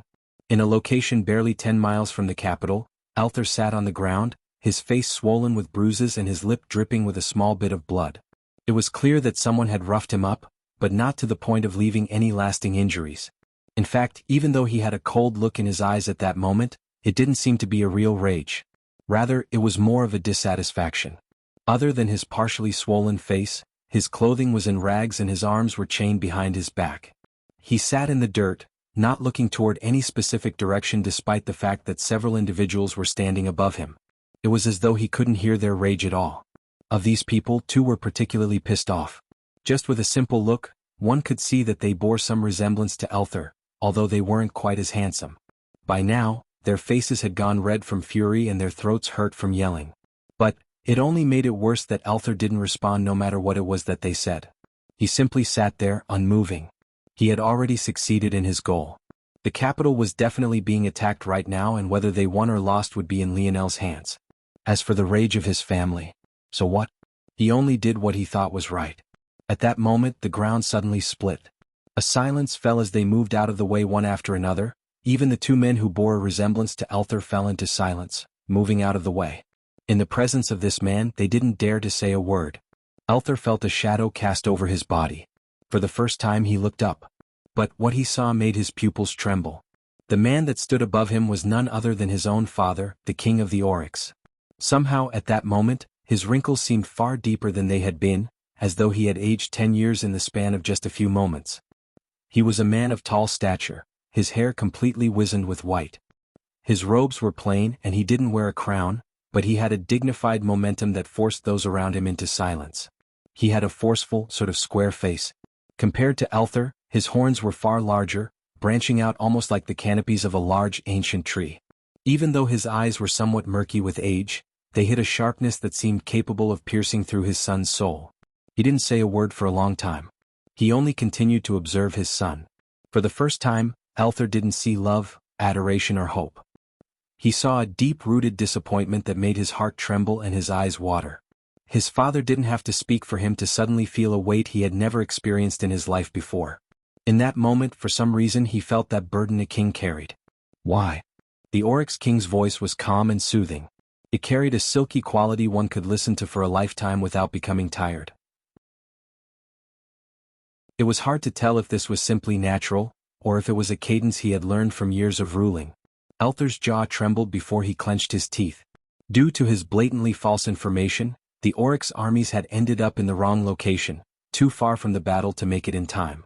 It would be one thing if they were only sending a few people, but to lead such a large army, it would take too much time. Before they got there, much of the result would be set in stone. Plus, their original goal wasn't to fight for or against anyone. They simply didn't want the rebel army to attack the capital. Anything else they did didn't matter. However, it was obviously too late to change anything now. I didn't agree with your orders. Althor finally said as firmly as he could. So, instead of following them, you chose to place all your people at risk instead? The Oryx King continued calmly. Do you understand how many will die when this plan of yours fails? Do you believe that this is something a king should do? Althor snapped. I never wanted to be king. His breath came out harsh and hurried. He was tired of hearing the same bullshit day in and day out. This was never something he had wanted, so why were things always being framed like this to make him out to be some sort of failure? The king of the Oryx didn't even flinch at his son's outburst. His breathing remained steady, his gaze unmoved, his mood unchanged. Even after all these years, you still do not understand. Being king is not about what you want. Althor wanted to yell again, but his father's soothing voice spoke again before he could, making him feel as though he was choking on air. Becoming king is also not about what you want. The Oryx King continued to gaze at his son. A kingship is a burden. It presses on your shoulders, it bends your back, it weighs on your heart and soul. You do not become a king by wanting, you become one by circumstance.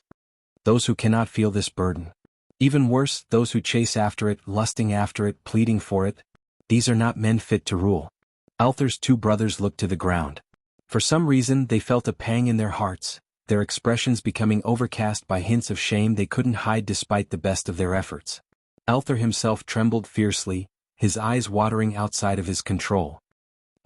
He couldn't find the words in him to rebuttal. Everard. Richard. My king. Both generals spoke in unison, their voices booming. Today we ride to battle. Father. Althar called out, sensing that something was wrong. The king no longer looked toward his son. From this day forth, Althar Yumrake will be the 57th king of our Oryx kingdom. Ensure that the ceremony is grand and his name resonates with the heavens. This king will watch on from the other side. The Oryx king leapt onto his tall black steed, his back straight and his halberd appearing in his hand. To his left and right, Everard and Richard sat just as tall, their expressions determined. Then they charged into the distance, carving a straight line toward the capital.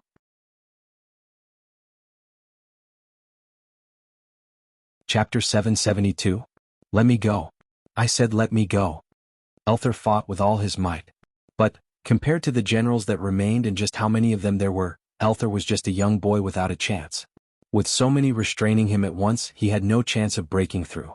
Rage lit his features, his body breaking into his battle form and even shattering the chains that held him down. But even this wasn't enough. It only made the strikes he suffered even heavier. The Oryx were never a light-handed race. Even knowing that this was their new king, they didn't hold back. They refused to allow him to charge off into a battle that meant nothing but death. He was their future, their light and their hope. If they ever wanted a chance to avenge their king, they needed him to grow and mature. Or else their kingdom wouldn't last very much longer. Even as they pummeled their young king into the ground, their fists heavy, tears streamed down their faces in an endless torrent. Not a single one of them looked toward their king's back receding into the distance. But they all knew that this was the last time they would see him. Althar collapsed onto the ground, his bones beaten and broken. He couldn't stand even if he wanted to. It felt as though every inch of his body had suffered a severe injury other than his organs themselves. However, somehow he still found the strength to pound the ground with his fists, his wails spreading through the entire Oryx army. He's a king. I'm the warrior. I should be on the front line. Not him. Not him. The ground cracked, splintered and cratered beneath his strength, his pupils darkening the more rage he felt. All around, the upper echelon of the Oryx kingdom stood. The only sound for miles seemed to be the cries of their young king. Lionel felt his arms almost shatter the instant he made contact. His leverage in the air wasn't the best to begin with since he had to rely on a piece of earth floating beneath his feet, but he had a feeling that even if he had such leverage, it wouldn't make much of a difference. Alexander was immovable. His palm stopped the blade of his quasi-silver spear as though it was any ordinary weapon. The forces of repulsion almost blasted Lionel back to the ground. At least, it seemed like it was just almost, until the piece of earth beneath his feet shattered and he was sent careening into the city below as though a falling meteor. The air shot out of Lionel's body. In these years he hadn't managed to progress past the Tier 4 stage of his fourth-dimensional metal body because he couldn't find the specific ores he needed in this place. However, this didn't mean that his body wasn't obscenely sturdy. Even though he didn't cough up blood, though, his inner organs were rattled. Falling from almost 30 meters in the air like that was tough even for him. Yet, Lionel shot out in the next instant, appearing in the skies again with a whole barrage of broken stone and earth following behind him. Lionel unleashed a flurry of attacks, the tip of his spear exploding with flames as bombs of fire erupted in the skies. Alexander calmly glided backward, navigating through the earthen projectiles flying toward him at astonishing speed as though he was skating on ice. Every time he lightly pressed his palm forward, Lionel's attacks would be rebuffed as though meeting an impenetrable wall. The attacks almost seemed to be nullified completely and none of the strength even traveled to the other parts of Alexander's body. A defensive type ability? Is it just his palm? Or is it his whole body? Lionel's white gold wings appeared once more, his body erupting as bronze runes surged throughout his skin. A violet red colored his eyes as his strength exploded. He hopped from floating rock to floating rock, his speed growing faster and faster. Harmonic Spear. At that moment, Lionel's body was suddenly cloned, each of them seemingly leaving afterimages in the air. In the blink of an eye, he looked to be everywhere at once, both being a long distance from Alexander and a short distance at the same time. Alexander's eyes narrowed. Spears descended toward him from all directions. Just when it seemed that he would be skewered, his force surged. Bang! All the images dissipated at once, leaving just one Lionel piercing toward Alexander's back. However, rather than the image of him being run through that many might have expected, a spherical shield had appeared all around Alexander, making Lionel's arms rattle. There was just a slight pause before Lionel found himself being shot out once again. Like a ball out of a cannon, he crashed through the city, bounding through walls and the stone-tiled grounds. Lionel coughed, shaking his head. Looking up into the skies, he saw Alexander looking toward him with an indifferent expression. So it is a defense ability fueled by world force. No wonder even my quasi-silver spear can't break his defenses. His ability is probably equivalent to a sixth-dimensional one with the support of his world force. And, unlike his titled knights, he doesn't have to call out his title. But, Goggles said that this Alexander had an ability related to words. Was that wrong? Or am I missing something? Lionel slowly stood, his expression indifferent. It was as though he wasn't the one who had just suffered such a loss. It seems it's time for you to make your debut. Lionel pierced his spear into the ground, his momentum growing fiercer as force whistled around him. At that moment, the halo above his head began to glow fiercely, expanding a fold in size as it continued to tremble. Then it grew another fold, then another. Eventually, the halo was over 2 meters in diameter alone, shining such a bright bronze violet that it almost looked like a violet gold. When it reached its peak, it descended over Lionel's body, reaching his feet in a single bound. Nothing seemed to have happened. But as it rose back over Lionel's body, a brilliant armor began to appear.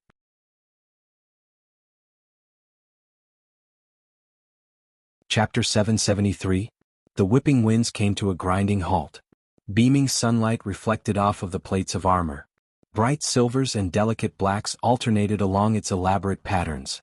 Just its presence alone seemed to make time itself stop, an eerie stillness hanging all around it. As the halo passed over Lionel's head, it was slowly covered by a helmet, sealing away his handsome, indifferent features. A light clicking locked everything into space. As though it had come alive, the armor shrunk a size, clinging to Lionel's armor as though it was nothing more than a second skin. This was the true ability of divine armor. It didn't function like a normal armor would. For all intents and purposes, it had become a living, breathing part of Lionel's body. When it was damaged, it would be repaired. When it moved, it would have a flexibility other armors couldn't match. Its power was now Lionel's own, its presence Lionel's presence. Lionel ripped his spear out from the ground, the world quaking beneath his benign action. White gold wings spread along Lionel's back once more. The contrast between his silver-black armor and them seemed to dazzle the world. However, whatever absent-mindedness one could have had vanished when Lionel suddenly shot forward. In a blink he was already above Alexander. Without any aid, he stepped into the air as though it was as easy as breathing, his spear descending with such forcefulness that one would have thought that his goal was to split the planet below rather than the man before him. Alexander's pupils constricted. He was able to fly not because of an ability, but because of world force which granted him such a strength. This was the first time he had seen someone who shouldn't have a flying ability do so. None of the reports he had received ever mentioned this armor, nor did any mention his ability to fly. It was clear that this was a trump card that Lionel had left hidden just for this exact moment. Alexander reacted quickly, his palm shooting outward toward Lionel's blade just as it always had. But, in that moment he suddenly felt as though his hand was moving through a wall of wind or a depth of quicksand. It slowed considerably even though he felt it was moving just as fast as it originally was. The cognitive dissonance threw him for a loop. However, it was then an alarming sense of danger shook him to his core. Without hesitation he shot backward. Lionel's spear descended. In one moment it was before Alexander's palm. But, in an act that could only be said to break the laws of reality, it appeared past it in the next instant. It didn't even seem to have teleported. Somehow, it felt that it had always been there. Alexander's dodge came just in time, but he was too late to stop his kingly robes from being torn in two, a shallow line of blood running down his chest. Alexander's acceleration met the same muddy pastures. It was as though he was locked down from all sides. No matter where he moved, how he moved, or how much effort he put into it, it felt as though his speed had been cut down drastically. The sight of the apex suddenly finding himself on a back foot left those watching stunned.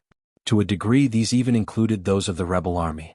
But very soon they began to roar at the top of their lungs, emotions they had been bottling up for decades bubbling forth. Lionel's spear spun in his hands. Through the air he took slow and deliberate steps forward, bearing down on Alexander.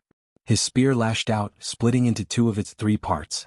The blade shot forward like an arrow, completely unaffected by the same slow and speed Alexander was. In fact, it seemed to have become even faster than it would be normally. Alexander put up his barrier once more. The only way he had managed to keep his head all this time was by protecting his body from all sides like this. However, just when he was expecting the blade to pierce at his chest, it vanished, a massive pressure slicing into the shield to his back. The sight left the nobles in horror. By now they were absolutely certain. It was a spatial ability and a devastating one at that. Lionel's chain snapped back into place, but in one fluid motion he spun the opposing side forward, sending another chain snaking forth. What began as a slow, methodical approach became a torrential assault in the blink of an eye. The sound of snapping and retracting chains rang through the battlefield, shadows of gray and silver whipping about as Lionel practically used the supposed king for target practice. Alexander's expression darkened. As though he was hiding in a turtle shell, he could only take the endless barrage, the sound of clanging metal ringing in his ears endlessly.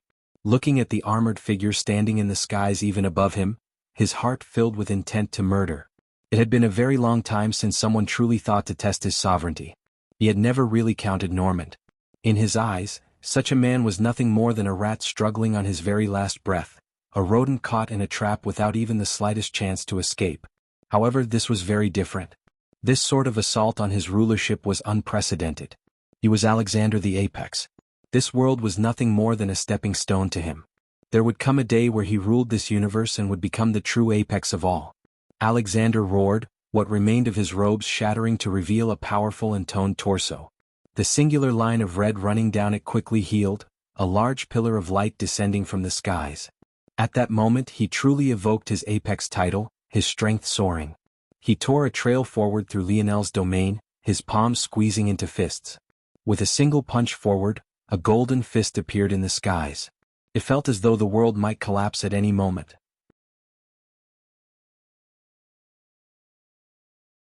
Chapter 774. Lionel's cold and calculating eyes watched as this golden fist bore down on him. As though it was still being constantly fueled by the energies of the world, it continued to expand in size. From matching Alexander's fist, it was soon larger than even Lionel's body, wanting to crush him into minced meat. Lionel didn't seem to realize that this fist was meant for him. He remained unmoving, his spear being held between his fingers and thumb as though it was as light as a feather. In his mind, thoughts of Normand continued to surface. The pain of the commoners, the nightmare of the nobles. All the pains and atrocities this man had committed in the name of maintaining his power and strength. Lionel found that there were too many people like this in the world. It was just that not all of them had the power Alexander had. It was as though a cancer had been brewing in the dimensional verse for millennia, but not a single person had been able to do a thing about it. Those that were at the bottom simply suffered in silence. Those at the top perpetuated it to hold on to their power. Those that managed to raise up from the former and enter the ranks of the latter believed that their hard work gave them the right to do as they pleased. Maybe the third group of people was the worst. They had perspectives on both sides, and yet they chose to maintain the status quo, saying garbage like those at the bottom should just work harder as though they had a monopoly on what it meant to put in effort.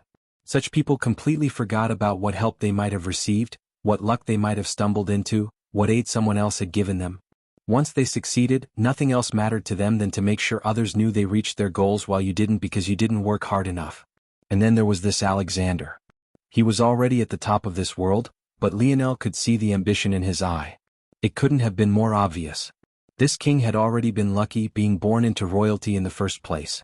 Now whatever card he had up his sleeve that made him so confident that he could face the whole of the dimensional verse. Do you think that he felt he was lucky to stumble into such an opportunity too? No. He probably thought that he was destined for such a fate. That it was his hard work that put him in position to benefit from such a boon. That he deserved it. It all sickened Lionel to the very pits of his stomach. Why was it that he never thought his life was more valuable than another's? Wasn't it obvious that he was worth more? Just look at his talent, just look at his strength. Him dying wasn't the same as another dying, how could it be? But this was never how Lionel had seen it. Why did his talent give him more worth than someone else? He had been lucky to be born to a father from the seventh dimension. He had been lucky to be born to a talented mother who could catch such a man's eye. He was lucky to have a grandmother from a sixth-dimensional family, lucky to have a grandfather who ruled a world with eighth-dimensional potential. What had he done to deserve any of this? He won a lottery. That was all it was. He hadn't earned anything. And neither did this false king before him. Such trash with an overinflated sense of worth, all because they were born with a golden spoon in their mouths. Lionel hated them all. In the past, he hadn't been able to put his thoughts together so clearly, to understand what it is that sickened him so much with such clarity. But he understood now. If there was anything that could change the world, it would be reliant on those at the bottom to rise up. It would require those who understood the plight of those lesser than them, those were deemed lucky enough to win the dimensional versus lottery, who would have to choose to do something. So, right here and now, in this world, Lionel chose to do something. A dense black energy coated Lionel's spear.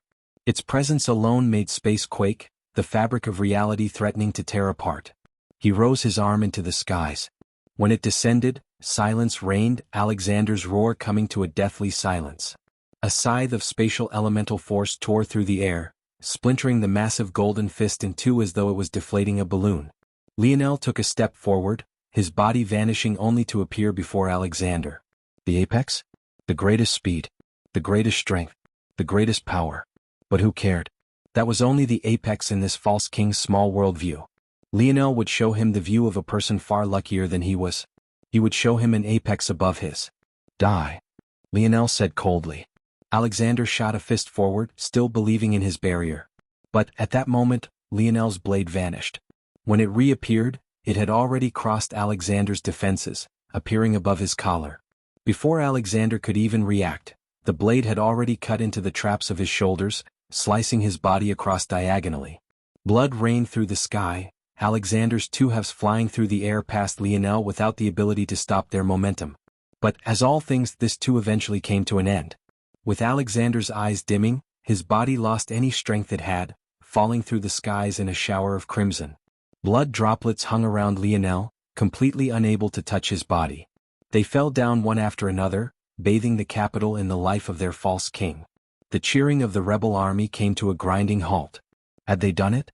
Had they really succeeded? Were their years of suffering finally over? Hot tears fell down their cheeks, falling to the lands that were now their own. Lionel stood in the skies, his armor glistening, his spear point relaxed. He looked up into the skies, a light smile hidden beneath his helmet. But it was at that exact moment that his pupils constricted. His head whipped in the direction of Alexander's corpse, his expression frosting over. A deep cackle filled the air, the manic laughter plunging the temperature of the capital down by dozens of degrees.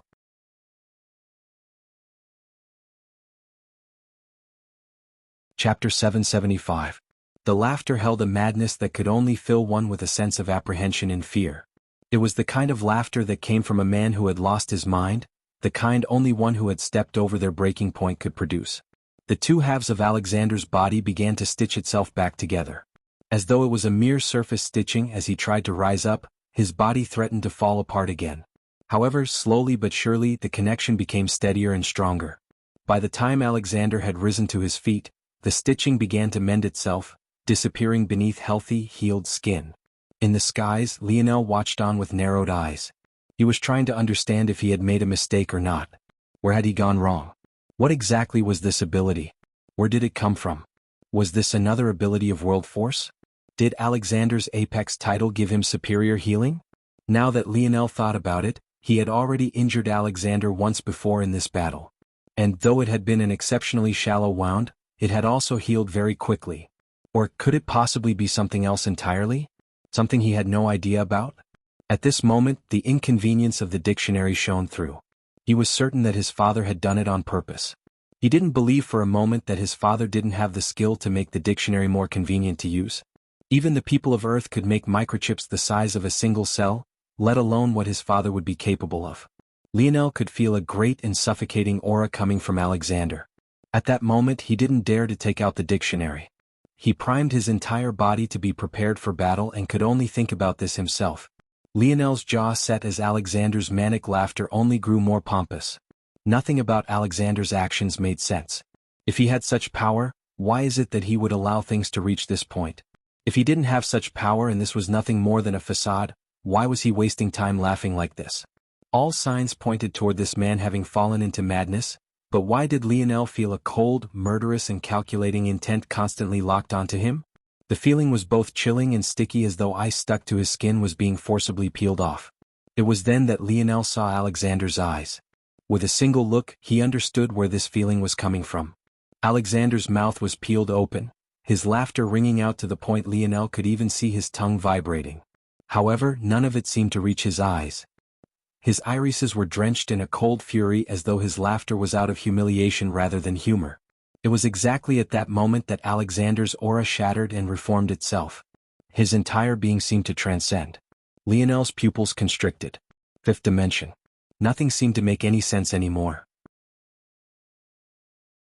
This was supposed to be a quasi-bronze zone. How could a fifth-dimensional threat appear here? Was it a unique zone? But where was the outside interference? Lionel had done too much research, too much due diligence in the past 2 years to have possibly missed an outside influence. He would have noticed it long ago. That he was absolutely certain of. This aside, even if there was going to be an outside interference, they would have had to take some sort of action in order to cause this zone to evolve, but where had this action been taken? Lionel hadn't sensed any outside forces, no foreign energies, not even an unexpected change to the battlefield. On top of all of this, this was supposed to be a variant zone. The fact that Lionel had had to slave away for 2 years and still hadn't seen any sort of reward yet was already outside the norm, so how could this also happen as well? It couldn't be that all the variables had piled up to the point things reached this level of unpredictability? Was it even possible for him to fight a person on such a level? Before Lionel could even think about it any longer, he found that Alexander had appeared before him. A fist that felt like it could collapse worlds drew closer, swimming through a sea of dense spatial force with a speed that felt like it should be impossible. Lionel dodged to the side, barely using his divine armor's warped domain to leave unharmed. However, he instantly felt the drain, his body feeling like a fish out of water. Fueling his divine armor to slow the movement of a fourth-dimensional existence was one matter. But, to try to do that same against a fifth-dimensional existence was almost a fool's dream. Alexander stood in the air where Lionel had been, not moving an inch as the latter rose higher into the skies and made some distance between them. He seemed quite shocked that his blow hadn't landed. His manic laughter seemed to still hang in the skies, echoing through the slowly accumulating and graying clouds. He rolled his shoulder, seemingly stretching it out or getting used to his new strength. After a moment, he clenched his fist, causing all sorts of energies to begin rolling in from all sides. First it was world force. Then Lionel sensed universal force. Then there came a neutral force. The three together caused the space around Alexander to quake as the images of 4 dark seasons began to form around his body. The skies quaked, a rumbling, low growl of thunder accumulating momentum. In that moment, a single drop of rain rebounded off of Lionel's armor. To him it almost sounded like a pin drop. And yet, it resonated through his mind like the roar of a lion, resonating through his armor with impunity. Alexander's fist shot forward again.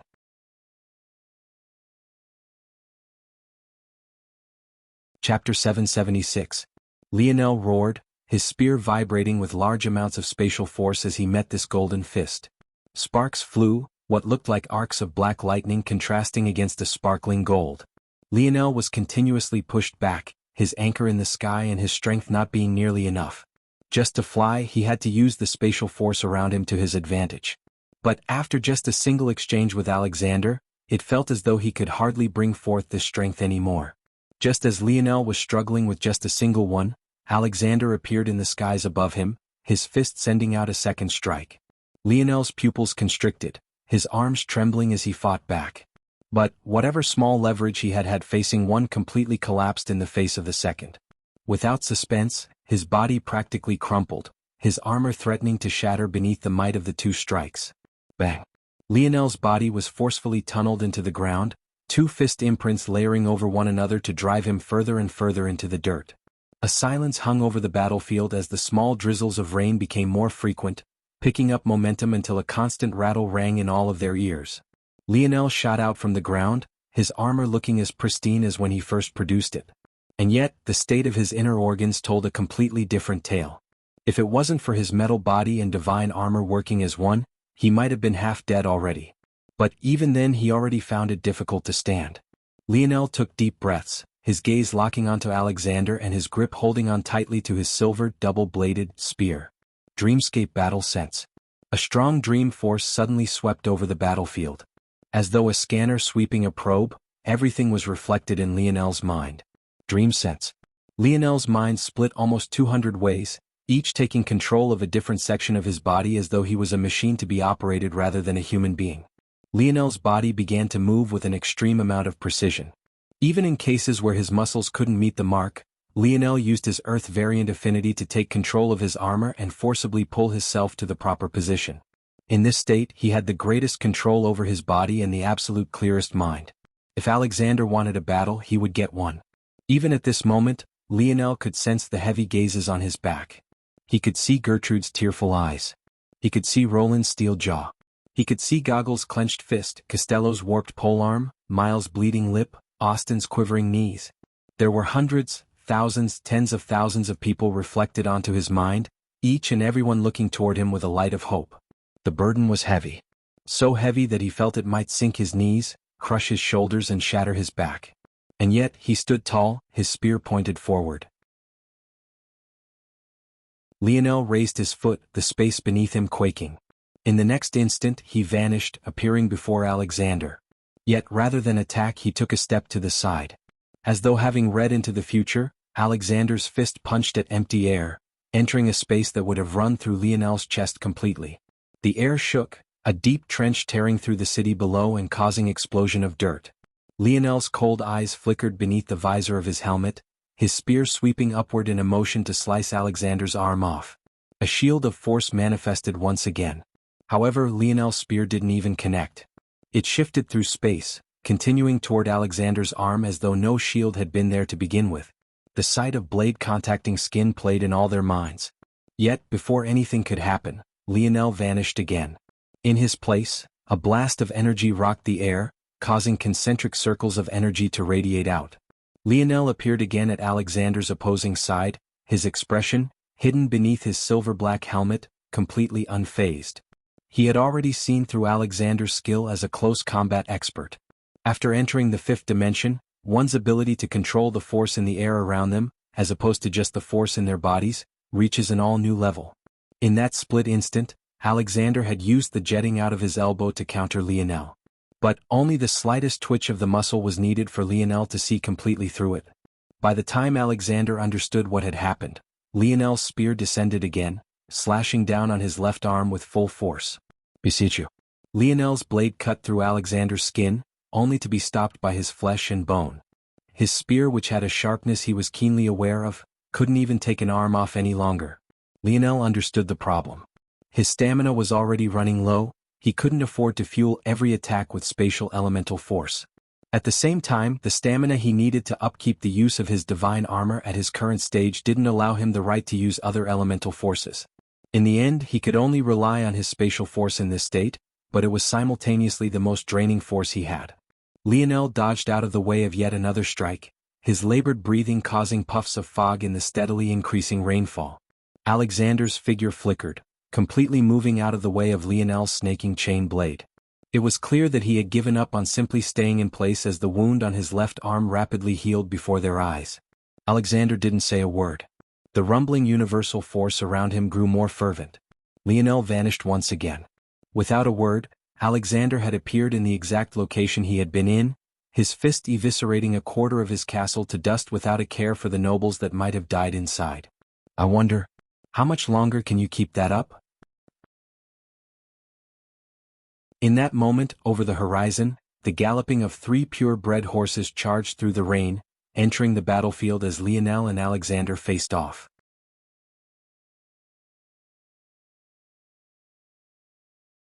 Chapter 777. Lionel took heavy, deep breaths.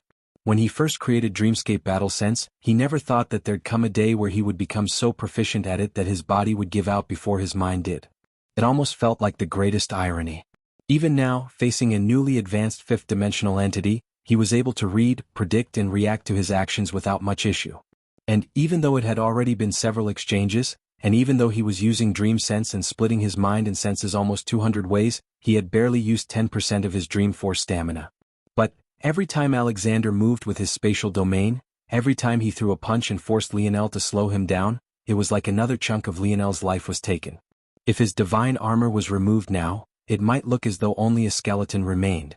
Even his so-called heavy breathing was only heavy to him. By now, he hardly had the strength to take anything more than shallow, quick breaths. To make matters worse, the injuries he had suppressed after getting hit by Alexander the first time seemed to want to flare up again. Lionel's senses had long since locked onto the three oryx approaching from the distance. In fact, he had sensed them long before they even came into view. But he really didn't know what to do about it. He couldn't even find a path to deal with Alexander. If these three decided to attack his army, he wouldn't be able to help even if he wanted to.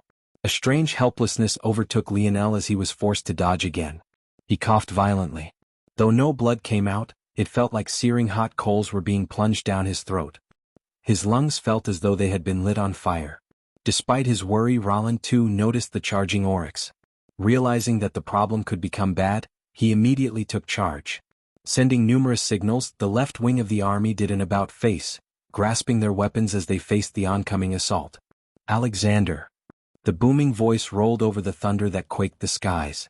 It was deep and held an undeniable majesty to it that resonated with one's heart and soul. Completely ignoring the army before him, the king of the oryx leapt from his steed, bolting through the air with his two generals in tow.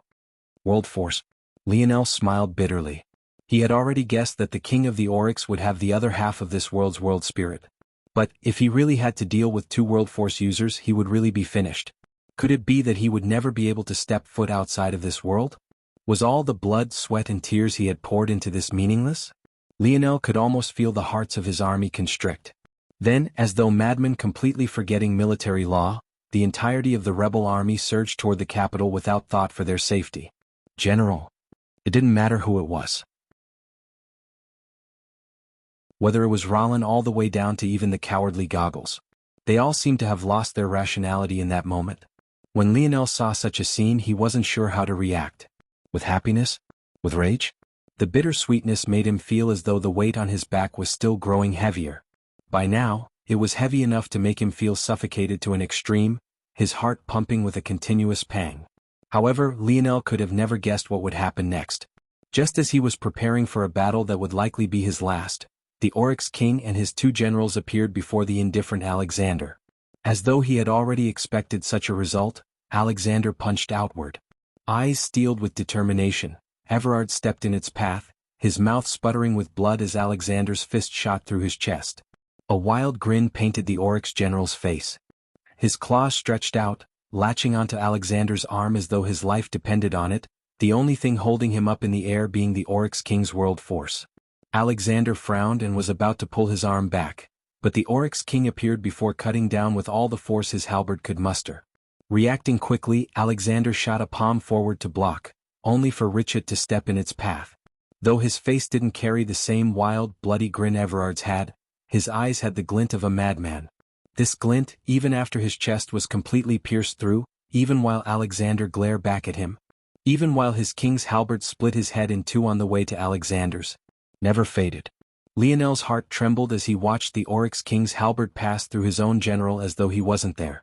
Everything felt as though it was moving in slow motion. Lionel could see the trembling of the king's hand, he could see the sadness reflected in his eyes, he could see the pain trembling through his soul. The halberd killed an excellent general, only to be stopped by a shield of force manifested through thin air. "Do you really think this is enough to kill me?" Alexander said plainly, gazing upon the Oryx King's halted blade. "No." The Oryx King replied, his hands having grown frighteningly steady. At that moment, Lionel felt the king's gaze lock onto him. He didn't know why this king would choose to look toward him at that moment, but he saw none of the disgust, rage or blame he thought he would find. Instead, all he received was a calm smile. It was the kind of smile that told him to relax. That told him that someone with larger, stronger shoulders than his own would take on this burden for him. And then the Oryx King erupted into flames. Everything around him from his halberd to his generals, to even himself imploded in a massive cascade of world force. Lionel's heart came to a grinding stop.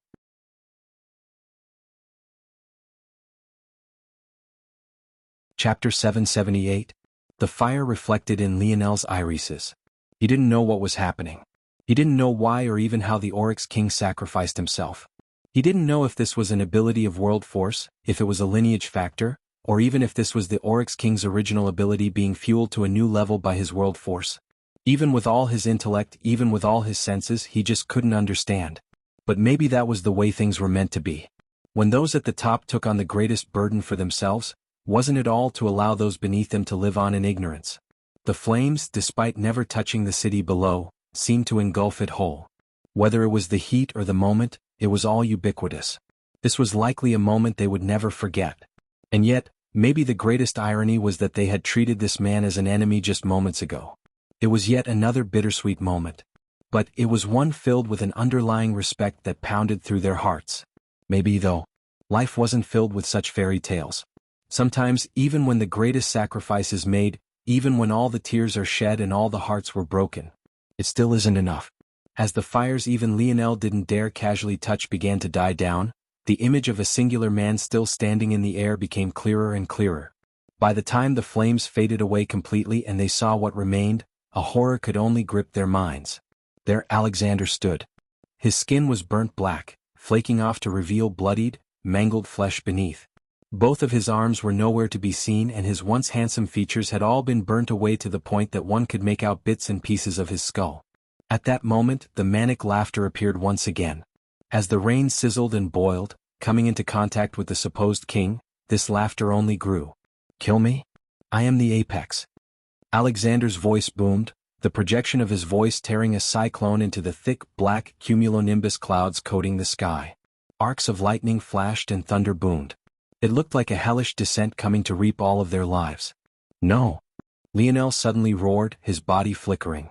But when he appeared again, he had traveled less than half the distance he had wanted to. Completely out of his range, Alexander had shot down from the skies, his armless body looking like an arrow through the rain as he appeared amidst the army. His mouth opened wide, skin flaking and falling from his skull even as he bit down. At that moment, from across the battlefield, Gertrude smiled. Even from so far away, Lionel could see it clearly. She knew Alexander was too fast for her to react to. She didn't even have time to raise her weapon. Her final thoughts were quite simple, really. If she was going to die anyway, wouldn't it be nice to see his face one last time? It was just a shame that his head was covered in that damned armor. Gertrude's throat was ripped out by Alexander's teeth in that moment. As though a man dying of thirst, he sucked with all his might, leaving her withering until she breathed her last. Alexander's body flickered again, fiending for blood, needing that taste of life to grace his lips. The reason he had been able to gain such great regenerative abilities was by sacrificing his own son. After having gone so far and with the unification of this world right at his fingertips, how could he die now? Lionel saw red, his body driving itself forward. Even if he couldn't use spatial force anymore, he still had his speed, he still had something. Unfortunately, without spatial force, he plummeted from the skies, crashing into the buildings below. Lionel allowed his divine armor to sink into his skin, bursting with whatever light elemental force he could muster. But by the time he managed to leap over another building, he could only watch as Alexander surged toward Roland. Lionel felt as though his heart was being ripped out. These last 2 years couldn't have been any realer to him. He could still hear every one of Roland's laughs, he could still feel every time he patted his shoulder, he could still taste every meal they had had together. Thinking of how he could possibly explain his death to Elise, or if he would even ever get a chance to tore him up from the inside out. However, Lionel didn't see Roland die. Somehow what he saw instead shook him even more. Just when Roland's throat was about to be torn out much like Gertrude before him, Goggles kicked him out of the way, appearing before Alexander with a dagger wrapped by both hands and plunging down with all the strength he had. Goggles? Roland roared. Shut up. Goggles' shout hid the trembling in his voice. I won't let this bastard be the reason my goddess cries. Lionel's world completely lost color. All the times Goggles had gone on a convoluted rant played in his mind in a flash. And yet, this time, he hardly got to finish a single sentence before the rest was filled the gurgling sounds of blood. Goggles' eyes dimmed as his throat was ripped apart by a shining row of white teeth. Lionel plowed his way forward, his ears ringing with an eerie high-pitched, monotonous sound. He couldn't see straight or think straight. Everything he had left was poured into running as fast as he could as though it didn't matter that Alexander had already regrown his limbs. Alexander's laughter rang through the skies, a familiar silver tablet rising out of his body and exuding an endless pressure. Lionel appeared before him, but could hardly swing his spear before a dome of force blocked him completely. Lionel wildly swung his spear at the dome, but none of what he did seemed to matter in the slightest. You know, Alexander laughed, his mouth bloodied with the flesh of Lionel's lieutenants. I once had a subject just as disobedient as you. Why don't I give you the same chance I gave him? You want to save the rest of them, right? Alexander picked up Rollin, who had been sprawled to the ground by Goggles, lifting him up as though to make certain that Lionel could see his face. Bow down.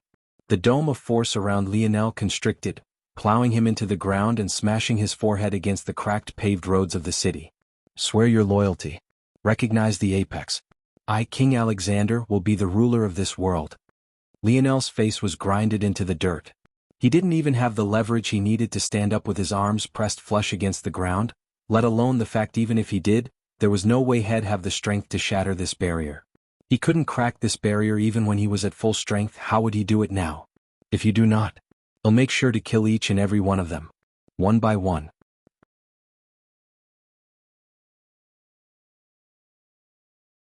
Chapter 779. Lionel grit his teeth, his jaw clenching with such force that it might have been heard if it wasn't for the heavy rain falling from the skies.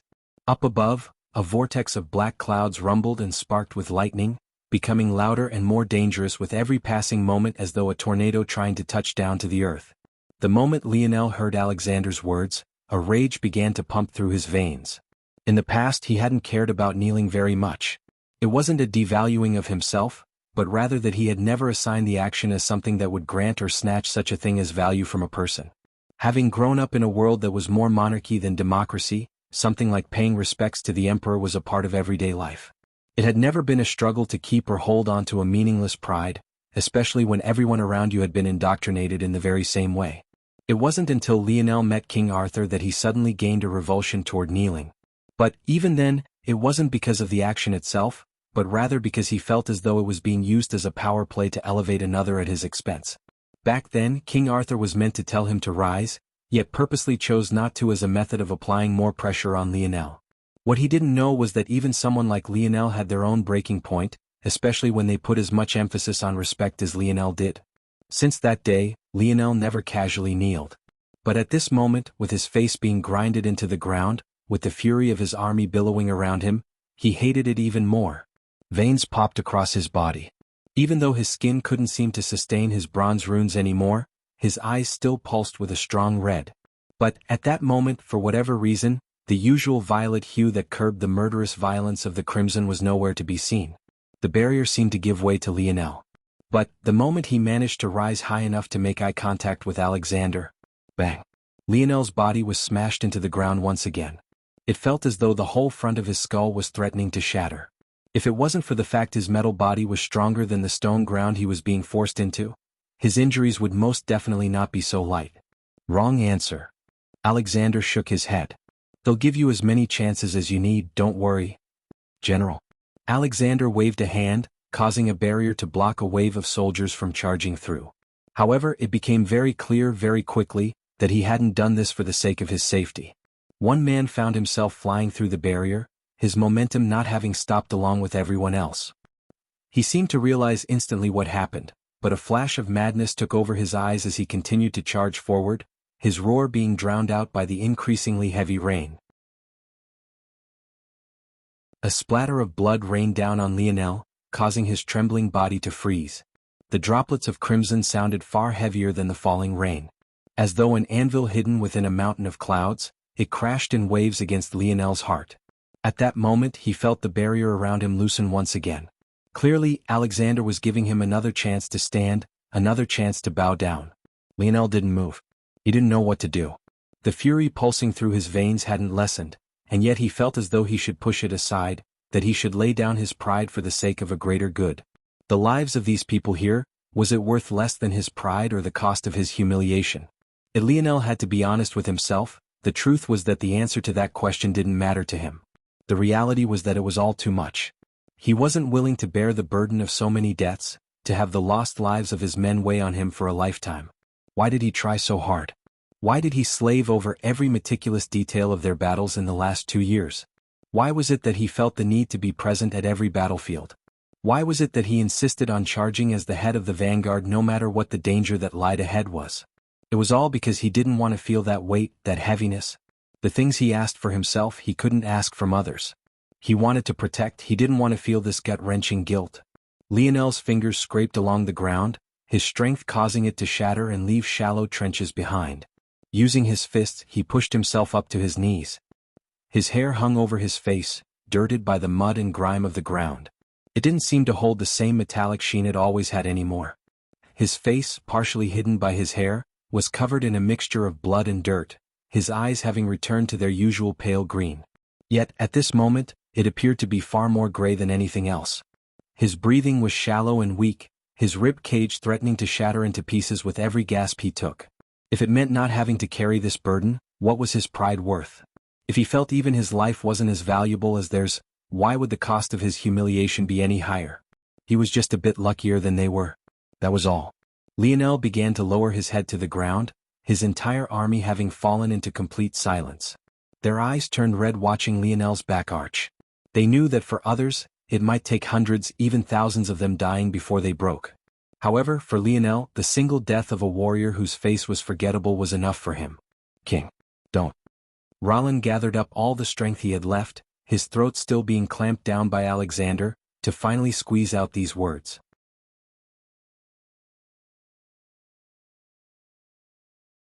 Chapter 780? Lionel's head paused, his fists trembling. He didn't dare to look up. But, just as easily as he had been able to see Norman's face back then, he could just as easily see Roland's. He could see the reddening of Roland's blue eyes, the tears streaming down his cheeks, the tight grit of his teeth. Lionel could almost see the reflection of Elise in Roland's eyes. He could feel how heavy the weight of the words he had just spoken were. They didn't just represent his willingness to die, they represented a willingness to leave his wife behind to a life of loneliness and pain. It was a weight of a completely different magnitude. It was the kind of weighted words no husband ever wanted to speak, no father ever wanted to say. Lionel knew well that Elise had found out that she was pregnant not long ago. He knew well that Roland knew this truth as well. He even knew that Goggles had sacrificed himself knowing this about as well as any one of them did. And yet, Roland still spoke these words. Lionel felt the burden on his back increase once again, his limbs quaking and tears threatening to fall from his eyes. He was so shaken that he completely didn't realize that Roland's form of address had changed. Alexander didn't interrupt, a cold smile curling his lip. Interrupting now would only make them resolve themselves even quicker. He didn't want to push Lionel one way or another. He wanted Lionel to feel the weight of the decision himself. He had already made his ultimatum as clear as it came. If Lionel didn't bow down, he would kill them all one by one. He didn't need to say anything more. Seeing Lionel struggle, Roland smiled, his eyes closing as the rain washed away his tears. We have already made our choice, King. Lionel's heart trembled. He thought back to that day Roland and Elise marched through their small town and stormed the Lord's manor. Despite being a feeble and petite woman, Elise held on to the heaviest weapon she could with both hands and walked side by side with her husband. That day neither of them knew what to expect. They had no idea what kind of strength Lionel had. For all they knew, that was the final day they would be on this earth together. Yet they had still done it, together. Lionel remembered asking Roland how he had managed to hold together his emotions and make such a decision. As powerful as Aina was now, if there ever came a time where Lionel surpassed her by a large margin and had to enter a dangerous situation, he simply couldn't imagine taking her with him. He would rather face death alone and protect her to his back. But the response he received from Roland back then was far simpler than anything he could have ever imagined. I just asked her. I asked her if she was willing to share life and death with me. Then I trusted her decision. The stone beneath Lionel's fist shattered, the chattering of his teeth growing to the point it seemed he just might break his own jaw clenching so hard. His heartbeat rose, his blood surging through his veins like dragons. His skin sizzled and his eyes regained their green, 2 tear droplets finally falling and rebounding against the muddied ground. Are you willing? Lionel's voice was soft, but it held a penetrating power that seemed to travel through to all of their ears. Roland's smile grew wider as his eyes remained closed. Images of his wife and what his unborn child might have looked like swirled in his mind. I am willing, my king. Those were Roland's last words. Blood fell from the corner of his lips, his smile forever dipped in crimson that even the rain didn't seem capable of washing away. His voice lingered in the air, echoing throughout the ravaged capital. Alexander had never thought Roland would do such a thing. Even though he hadn't taken action, He had known the most important information about all of Lionel's lieutenants. Could it really be that Goggles could stop him from killing someone he wanted to? He was in the mighty fifth dimension. All those here were nothing more than ants to him. He had merely allowed Goggles to do as he pleased because he decided that the emotional damage would be far more if things happened in this way. He had even known of Roland's wife and unborn child. Wasn't that why he was so confident that this wouldn't happen? And yet, what was happening now? Lionel gripped his fists, his hands and knees still on the ground and his eyes never looking up. I am willing.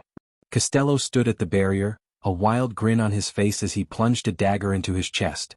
I am willing. Miles looked up in the skies, his heart trembling as he used his force to shatter it. I am willing. I am willing. Lionel gripped his fists tighter and tighter, the weight on his back becoming heavier and heavier. His arms and legs trembled, his body threatening to collapse to the floor. Every voice that sounded out shook him to the core. He just wanted to shout at the top of his lungs. He didn't care if it ripped his throat apart or if his chest burst beneath the pressure. But he held it in, listening to each and every one of them and imprinting their voices onto his soul. Costello laughed into the skies as his eyes dimmed, his burly body teetering back and forth. Farewell, my king. The bodies fell to the ground one after another, a sea of blood seeping through.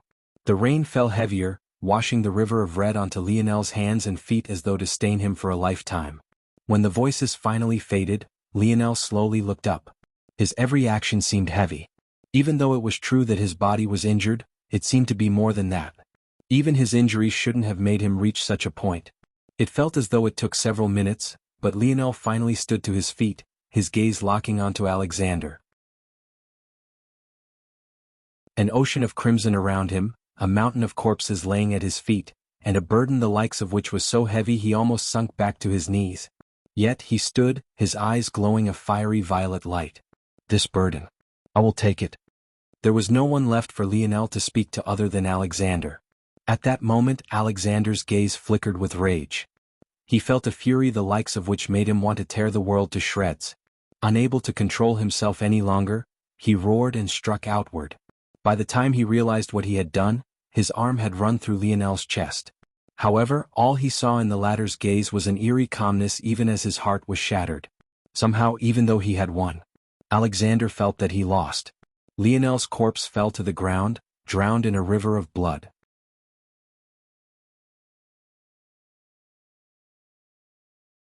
Chapter 781. Lionel's vision slowly cleared, only to find himself in a space of endless fog. However, what his gaze first locked on wasn't this eerily familiar setting, but rather the delicate feathers of white gold falling from an unknowable height onto his body. The moment Lionel saw this sight, he sighed deeply. The sight of this meant that what he had experienced wasn't an illusion, it was every bit as real as any of the other zones he had entered. This much he had expected. He had already guessed that there was a better than 95% chance that this would be the case. If even the mere fairy tale of Camelot could become real, he really had no leg to stand on in hoping that these matters were fake. Each and every one of those lives weighed heavily upon him. How then was Lionel so sure? It all went back to the fluttering white gold feathers and the gaping pain in his chest that was being closed even now. Among the new abilities Lionel had formulated in these past 2 years, one was Dream Counter. Dream Counter, if explained in the simplest terms, was like Lionel programming his body to complete an action without his input. By assigning one of his split minds to a task, he could trigger an ability, a set of actions or any sort of response, for any given specific situation of his choosing. Over these last 2 years, Lionel had been able to increase his number of split minds from less than 100 to more than double that. This allowed him to sacrifice one of his split minds for the sake of Dream Counter. In this case, Lionel assigned Dream Counter to his Snow Star Owl Lineage Factor's Healing Branch ability, Instant Recovery. Instant Recovery was an ability that Lionel could only use once every several months and could bring him back from the brink of death. With such a valuable ability, wouldn't it be laughable if Lionel died simply because he wasn't quick enough to activate it?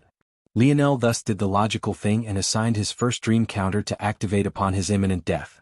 Lionel's hope for Dream Counter would be that he would eventually be able to split his mind so many ways that he could almost autopilot his body. Such a battle state would be even more powerful than his Dreamscape battle sense because there would be no need to read and react. However, whether such a thing would be possible in the future was unknown. How could it be possible to form a counter for an infinite number of possibilities? At this point, the reason why Lionel was so certain was obvious. The fact his lineage factor had activated now after Alexander blasted a hole through his chest meant that he had truly experienced all of that.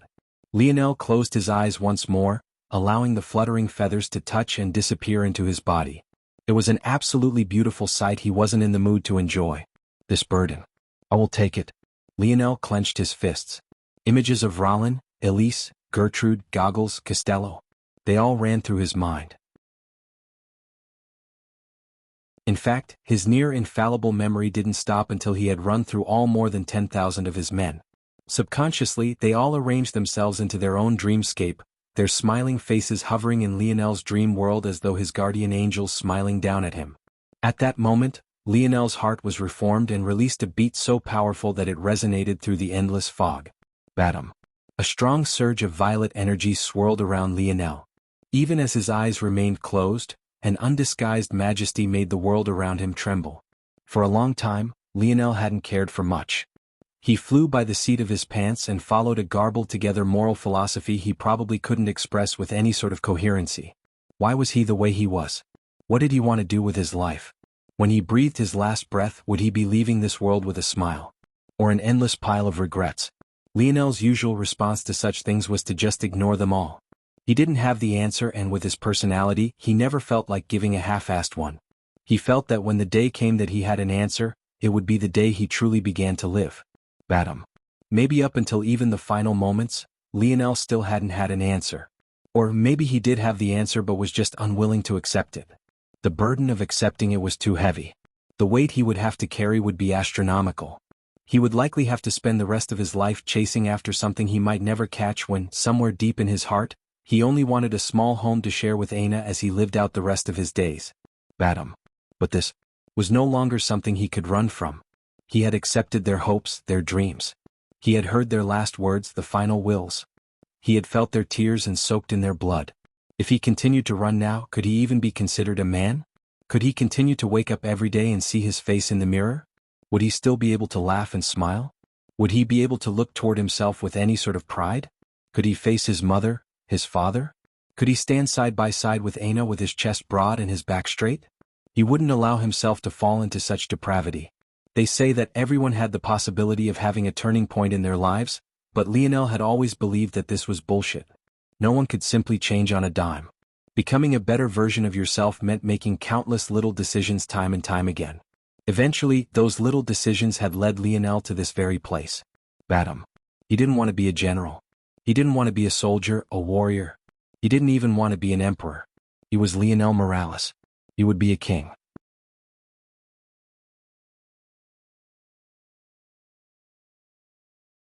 Chapter 782. A glass barrier shattering resounded. Violent cyclones of violet energy surged, enveloping Lionel's body in what almost looked like a cocoon. By the time the energy faded and Lionel's form appeared again, he seemed to radiate with an innate sort of excellence, his bronzed body exuding a faint purple light that seemed to make those around him gravitate toward him. Lionel's eyes slowly opened, a blinding light shooting out from their depths. He sat up, his face expressionless. But, when he caught a glimpse of his hair out of the corner of his eye, he could only smile somewhat bitterly. From its bronze sheen, Lionel's hair had become a bright white gold, so bright in fact, that it almost looked as though it was made out of motes of light rather than hair filaments. As though this wasn't odd enough, there was a faint violet color emitting from it. From the right angle, it almost looked as though Lionel had extremely pale purple hair. He had to admit that such a look would be extremely beautiful on a woman. But, on him it made him look like a pretty boy. If he could see the fact that his eyes had gone from a pale green to a pale violet as well, he would probably throw his hands up in defeat. This should be a lineage factor synergy of sorts, Lionel concluded. Lionel's fourth lineage factor, unsurprisingly, came from the Fox family, his mother's side, and specifically his mother's father, the Emperor.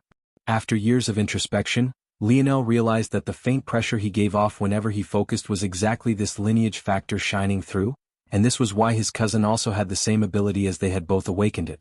However, things weren't so simple as this. It also seemed that his Fox family lineage factor had resonated with a portion of his metal synergy lineage factor. The odd purple energy in specific. This resulted in the two combining to form something quite different and unique. Lionel sighed. This look didn't feel like him at all. He could just barely accept his bronzed hair because it still remained manly, but this hair made him look like a dainty fairy prince. Knowing that he would likely fail again, Lionel tried to cut his hair once more. Bringing out his quasi-silver spear, he hoped for the best and cut across. Who knows, maybe his increased strength would help. But what Lionel couldn't have expected was for the cut to come with such ease. If it wasn't for the strands of hair that remained in his hand, he would have thought that he cut across empty air. Lionel looked at his clump of hair shocked.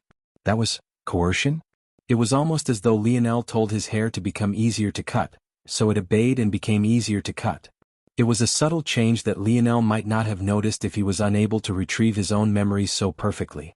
With narrowed eyes and spinning thoughts, Lionel put his hair away into his spatial ring, feeling that he shouldn't get rid of it. He stood, ruffling his short hair with a grin. This felt so much better, he felt like he was himself again. All he was missing was his favorite tracksuit and a football. The moment Lionel stood to his full height, the world trembled. Gem? Lionel blinked. In those final moments he was within the zone, he felt that he had passed its requirements. It was a subconscious feeling that resonated with his soul, so he was almost certain of it. If he was on Earth, he would have been transported to a world with Uncle Montes. But obviously this wasn't Earth. And, despite the fact this place looked very similar to where he would be transported to on Earth, there was a very clear lack of Uncle Montes. Lionel thought that maybe there would be someone else here. But even after all this time no one had appeared.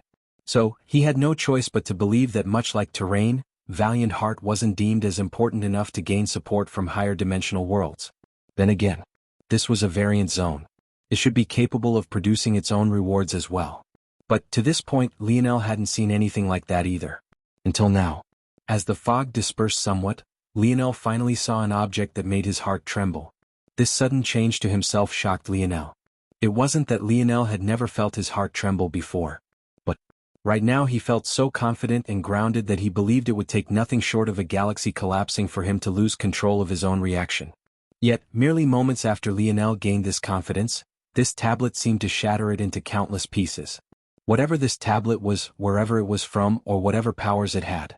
It was so far above the current Lionel that he couldn't even begin to see the base of the mountain it was at the peak of. After being stunned for a moment, Lionel began to laugh. Then from today on you are mine. Lionel reached out as though his shattered confidence was nothing more than a meaningless moment. The moment his palm made contact with the tablet, his body shook to the core of his soul, threatening to shatter into countless pieces. Yet, Lionel held on firmly, allowing a stream of information that seemed almost endless to flood his mind. Even for him it was hard to keep track of it all. As though it sensed this, the tablet released a surge of energy. Lionel's mind trembled, his dream world suddenly explosively expanding as his dream force entered the fifth dimension. Such a reality made Lionel's pupils constrict. In the blink of an eye, this tablet was able to shatter a barrier that he had been at for almost 3 years. Though Lionel knew that his mind had the capacity to enter the fifth dimension long ago, actually doing so was a completely different animal. This tablet. Just what was it?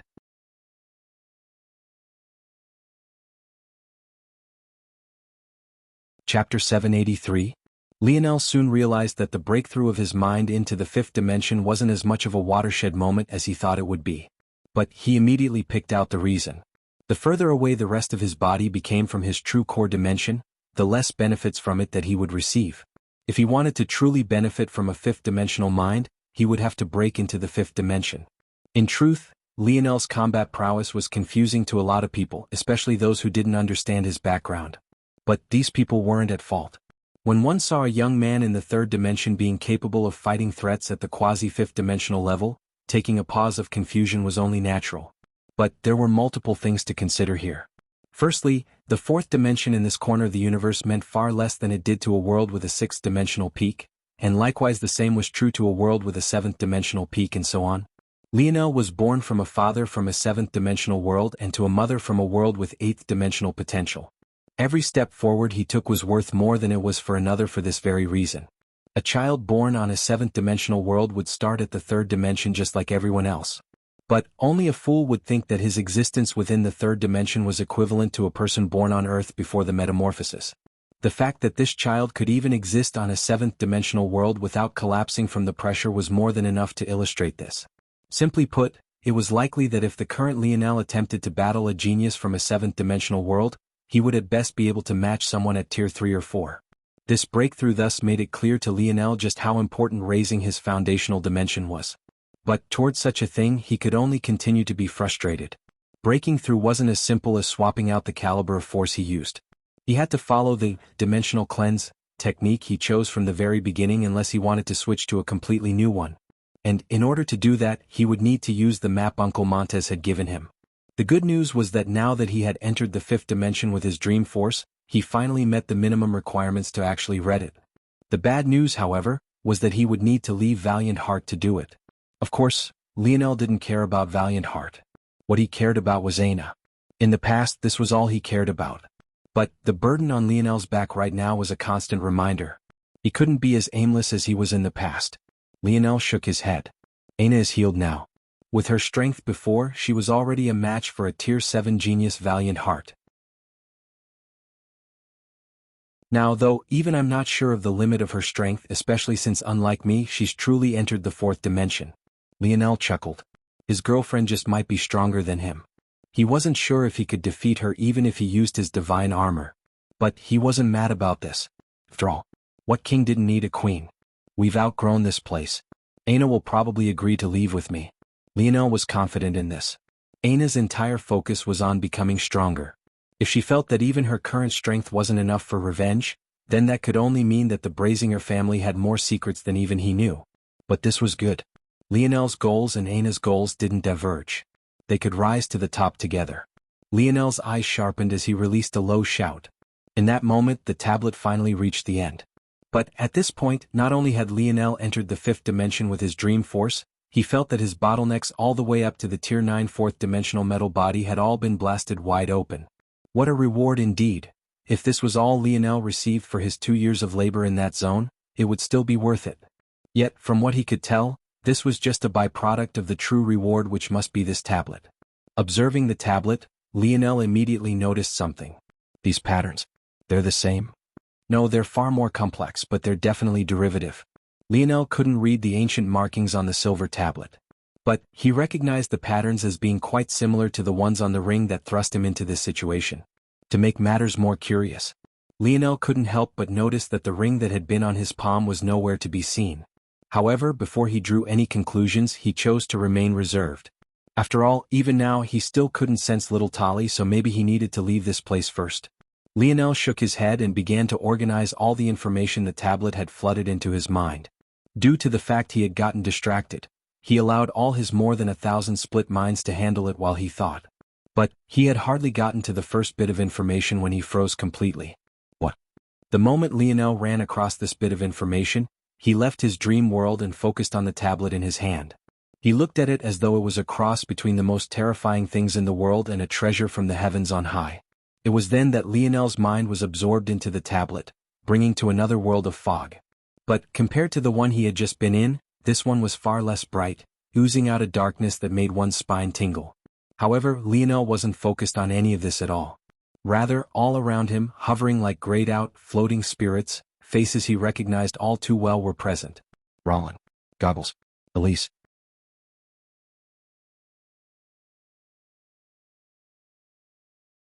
Chapter 784. Lionel snapped himself back to reality, a cold chill seeping into his heart. Of these spirits, the majority were grayed out. As though a locked character on a gaming screen, Lionel knew that he didn't have anywhere near the power or strength that would be needed to awaken them. In fact, from the information he received, he might never have this strength. However, among these grayed-out spirits there were several that had color to them. Among them was a face Lionel thought he would never see again. Alexander. That king with so much ambition, waiting to conquer the world with this very same tablet in his hand, ended up becoming just one of the many spirits within. It was then Lionel fully understood. This tablet, in exchange for a price, was capable of resurrecting those from the zone Lionel just exited. Rather than being excited at such a prospect, Lionel suddenly felt the need to vomit. Just what was this tablet? How could it gamify the lives and deaths of living, breathing people? How could it set a price on them and a cost for them to see the light of day again? Lionel felt a gut-wrenching urge to throw this tablet away. No, he wanted to destroy it with every fiber of his being, shatter it into a million little pieces and incinerate it with the hottest star in the universe. Seeing the sacrifice of his men being twisted in such a perverse and sickening way made his pale purple eyes redden with unshed tears. Was this all a joke? Had this tablet fabricated such a world for the sake of finding Lionel? Or had it cursed an already existing world for the same purpose? Lionel couldn't decide which was worse. Both possibilities felt like a knife twisting through his intestines, gouging him from the inside out. Lionel took several deep breaths, his hands falling to his knees and his chest heaving. His mouth began producing saliva at a rate that made it seem he really might vomit any moment now. It wasn't until several long minutes later that Lionel managed to calm himself, that sinking weight on his back acting as a counterbalance to his emotions. Lionel almost wanted to laugh at himself. He had just gained this newfound confidence, yet in just a few minutes, it had already been shattered not just once but twice. In fact, this second time he almost fell apart completely. Others might see this tablet as some sort of work of God, but Lionel found it hard to look at it as anything other than the hand of a devil. Lionel closed his eyes, sealing away his emotions. He found it far easier to do this the more ways he could split his mind. Now that he had reached more than 1,000, it was even simpler now. The grayed out souls are of those who are died. The tablet needs to be fed a certain amount of sacrifices in order to even prepare to resurrect one of them. The colored souls are those that didn't die. The cost of recovering them is far less. In fact, the tablet already has enough to do so for one right now. In terms of sacrifices, invalids have a good exchange rate, especially variant invalids. Talented humans are another good exchange, especially those with innate nodes, and even more especially for those that have innate nodes related to life elemental force. These were the main rules Lionel was able to piece together, but he could tell that there were several exceptions. For example, someone with a life elemental innate node like Norman's fiancée didn't need to be killed. Taking her blood over a longer period of time would even be more beneficial. After all, killing her would be like killing a goose who laid golden eggs. In addition to this, though Lionel didn't believe Aina had an innate node, at least as far as he knew, he could tell that her blood to this silver tablet would be even more valuable than Norman's fiancée's. Of course, Lionel had no intention of bleeding his girlfriend dry just for the sake of this tablet. In addition, Norman's fiancée was grayed out like the others. But, rather than this being due to her dying, it seemed that it wasn't easy for the tablet to reproduce what could give it life. That said, considering Lionel's personality, he had no intention of using her even if he could resurrect her now. I can only resurrect one person for now, and there's no telling when he'll be able to accumulate enough energy to resurrect another. So, I need to choose a person who puts me in the best position to lay out the next portion of my plans. Lionel had already decided. In the past, he had no intention of joining the Morales family's air games. But now things were different. Lionel had no intention of not taking advantage of the luck he had been given in this life. If he wanted to reach his ultimate goal, even given how impossible it was, he would have to take hold of whatever leg up he had. In that case, not only would he become the successor of the Morales family, he would become the successor of his grandmother's Luxnix family, and he would most definitely snatch Earth away from his grandfather. This dimensional verse. He would change it.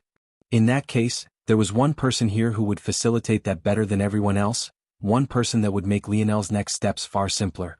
And this one person also happened to cost just as much as the remaining energy the tablet had. Choosing this person would most definitely piss the people of Valiant Heart off.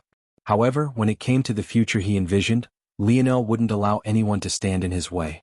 Lionel's eyes snapped open, their pale violet hue shimmering through the darkness. With a thought, the young man he was looking for appeared before him, carrying with him a handsome face that most definitely rivaled Lionel's own. Althor Yumrake, 3rd Prince of the Oryx Kingdom. You will be the first. End of volume. I've chosen to change Volume 4's title from Milky Way to Valiant Heart. Many more adventures to come. This is where Lionel's journey truly begins. His journey to stand atop the dimensional verse.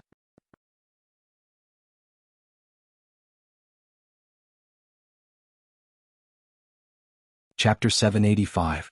Lionel appeared in the world of white fog again. But this time there was an extra light. The silver tablet began to vibrate, glowing with a fierce white that made Lionel squint. Soon afterward, a figure began to form and the lights began to wane. It didn't take Lionel much thought to recognize this figure, especially since he had consciously chosen this person to begin with. Still, at that moment, Lionel couldn't help but be slightly in relief. If who he was resurrecting was based on what he wanted and not what he needed, then it would most definitely be Rollin. Though they had only spent 2 years together, Lionel felt a sort of camaraderie that he hadn't felt in a very long time. Whenever Lionel looked at Rollin, he couldn't help but think of James, his partner in crime for over a decade. Even though they had always had diametrically opposed personalities, they had always fit well together. Yet after all this time, Lionel still didn't know what caused it all to change. Lionel's thoughts on James, though, somewhat scared even himself. When he remembered James, what he felt wasn't an unwillingness or an unfortunate emotion. Rather, it was simply a fleeting memory, almost as though he was remembering a city he had visited before or a car that had caught his attention on the side of the road. He felt so detached from his former days with James that the recalling of the memories had become less of a function of emotion and more about just how good his mind was at recalling events. It was nothing more and nothing less. That said, Rollin was different. Lionel felt that he was the sort of man he would fight with to his final breath. And in those last moments, he had proved that without a shadow of a doubt. Sit tight, Rollin. Soon I'll be able to introduce you to my someone special too. This way, Lionel wouldn't have to worry about the guilt he'd feel. Whether Rollin was available to be resurrected now or not, Elther was still the correct option. At that moment, the figure finally formed and Elther's face became clear. All of Lionel's excess thoughts stopped right then as he observed Elther. The truth was that he wasn't sure how this would go. He didn't know if Elther would still have his memories from the previous world or if he would be a blank slate. The worst part was that even if Elther did have his memories from the Zone world, there was no telling if he would view Lionel the same. After all, during these last 2 years, no one had called him Lionel even once, no matter how many times he introduced himself. It made him feel as though he was playing a separate character other than himself. Lionel wouldn't have even been surprised if this character was available somewhere within the tablet to be resurrected. Then there was the last potentially unfortunate circumstance. It was also possible that Elther had his memories, remembered what happened, recognized Lionel, yet chose not to follow him. This was a very real and distinct possibility that Lionel might have to face. Should it happen, he would have to simply accept it or do his best to convince Elther. Lionel's eyes steeled with determination. If he wanted to be a king yet couldn't even convince his first general to follow him, what kind of king could he possibly be? He might as well give up this impossible dream right here and now. The lids of Elther's eyes opened. He looked around in confusion for a moment, a strong cognitive dissonance hitting him from all sides as though he couldn't figure out what was going on. When he saw Lionel before him, his eyes shot up in surprise. General? Elther's frown deepened. For some reason he felt that calling Lionel this now felt inappropriate. Something had changed, something so fundamental that just that form of address alone left him with a bad taste in his mouth, as though he had said something unforgivable. King. Elther almost immediately changed his words.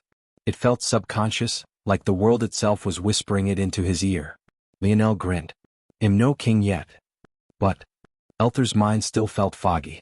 The last he remembered was being dragged away by his kingdom's generals. He had tried scratching and clawing, yet no matter what he did or what he tried, they were all too strong for him. Ultimately, he had even lost to Lionel, and quite easily at that. Despite having access to chaotic particle force, he had yet to truly grow into his ability. In addition, he was born in a fifth-dimensional world and was the same age as Lionel. After stepping out of the zone, Lionel realized that the time had been 1-to-1 with the outside world. So, he had to accept at this moment that he was now truly 2 years older and had missed his own 21st birthday. To Lionel, 21 was already an age he should be growing into true adulthood. But, to the dimensional verse, especially to a fifth-dimensional world, even 60 was still considered young. It was safe to say that if Elther wanted to follow Lionel to the very end, he would have some growing to do. But Lionel was confident that he'd be able to do it. "What do you want in life, Elther?" Elther struggled, remembering his father's words. Shouldn't he be a king? He had to take on the burden of his people. He couldn't disappoint his father. However, just when he was going to say these words, he met Lionel's light violet eyes and felt his heart tremble. For some reason, meeting this gaze, no matter how hard he tried, he couldn't bring himself to lie. "I want to be a true king's saber. I want to live on the battlefield and become the weapon that shatters all obstacles. I want men hove soaked in a river of blood to run at the mention of my name." Lionel's grin only became wider and wider. "Elther, are you willing to be my saber?" Elther's eyes glowed with a furious light. "Yes."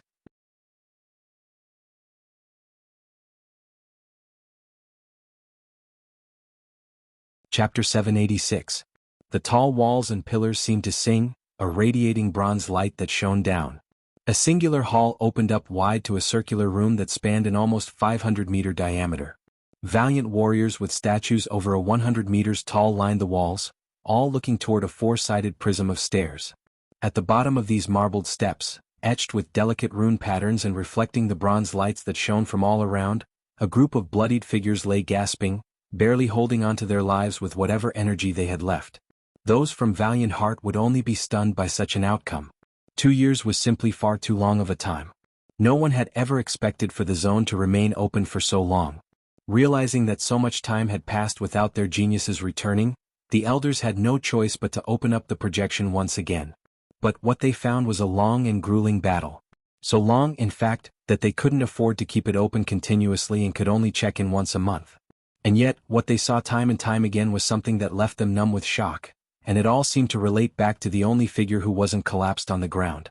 In fact, she was the only figure that had climbed the 4 side stairs and was the only one who stood at the very top. She was a beauty gorgeous beyond words. Her delicate features carried the valiance of a valkyrie and the elegance of a queen. Even while her face beaded with sweat and her long flowing hair stuck to her cheeks and forehead, her image didn't seem marred in the slightest. Several cuts and bruises dotted her body, her black military uniform drenched in dried, flaking blood and still drizzling crimson. And yet, she stood tall, the only one of her peers that had reached this step. Down below, the likes of Raylion, Hephaestus, and Sale couldn't even move an inch. It could even be said that the only reason they had reached the end of the hall to begin with was because of Aina leading the charge. In the past 2 years, despite how murderous Aina was, it became very obvious, very quickly, that this trial wasn't one they could pass alone. As powerful as Aina had become, there had still been a limit to what she could do. But in the end, none of it mattered. She stood here at the peak. And yet, her eyes felt somewhat vacant. "What are you moping about for?" The sudden voice made Aina freeze. On the outside, those who had still been following the events of the last 2 years were absolutely stunned. The appearance of this person, a person many had assumed to have died long ago, was the very last thing any of them had expected. At that moment, Aina's head whipped back, only to find Lionel strolling out from the hall she had been forced to cut a bloody path through over the past 2 years. A pair of massive white gold wings spread from his back. Yet, as though he was trying to look as cool as possible, his hands were in his pockets and a casual smile hung from his lips. He wore a black tracksuit and a pair of sneakers. His hair was a bright white gold with a faint violet hue that seemed to radiate with its own light. Even his eyes had completely changed, carrying a pale purple light that bordered on a pinkish gray. At that moment, though, Aina could tell that Lionel wasn't just trying to be cool. The aura he exuded was so confident that it almost made her reach a point of intoxication. As much as her mental coercion worked on Lionel, the opposite seemed to be so true that he became like a magnet she was being violently pulled toward. Lionel took a single step forward and vanished. When Aina blinked and cleared her vision, he already stood before her, looking down into her eyes with the same care and affection she had been missing for so long. Aina could feel that Lionel had changed. His eyes carried a charisma she couldn't ignore, even his smell was something she couldn't get enough of. The emotions were so much that she couldn't handle them after a certain point. At that moment, the valiant woman who had blazed the path of a warrior in these last 2 years broke down into tears, her trusted battle axe falling to the ground as she dove into Lionel's arms. Her sobs seemed endless. Even though she tried to speak, she couldn't form the words. Every time she tried, it only made her cry harder. No one knew but her what kind of emotions had been running through her mind all this time, what kind of turmoil had wrecked her heart. As hard as Aina had cried that day she almost lost her virginity to Lionel in the bathhouse the first time, this time she cried even harder. Back then, Aina had only thought she might lose Lionel, causing her to try everything she could to hang on to him however naive that was. But this time she really thought she had lost him forever. 2 years. 2 entire years. Lionel smiled somewhat sadly, wrapping arms around her waist. If he could melt her into himself, he would do so. He was certain that she was the woman he wanted by his side for a lifetime. Lionel raised his hand to Aina's cheek. When she looked up at him, he could see her golden eyes red from crying, her little nose sniveling with snobs, and even her lip quivering as she tried to form the words she wanted to say. "It's all fine now." Lionel smiled, wiping her falling tears with a thumb. "I'm here." Lionel kissed her lightly. It was soft and slow, but it conveyed all his emotions in a single simple action.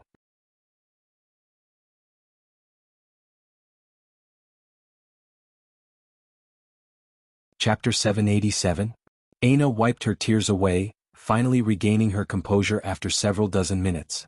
By this point she was quite embarrassed. She had been trying to stop for a while now but it kept flooding outward. Even she hadn't realized how much she had ignored until now. But, somewhere deep inside she knew it was deeper than just this. It wasn't just the emotion of not seeing Lionel for so long, but she could also feel it. She could feel that Lionel had finally truly stepped into the dimensional verse.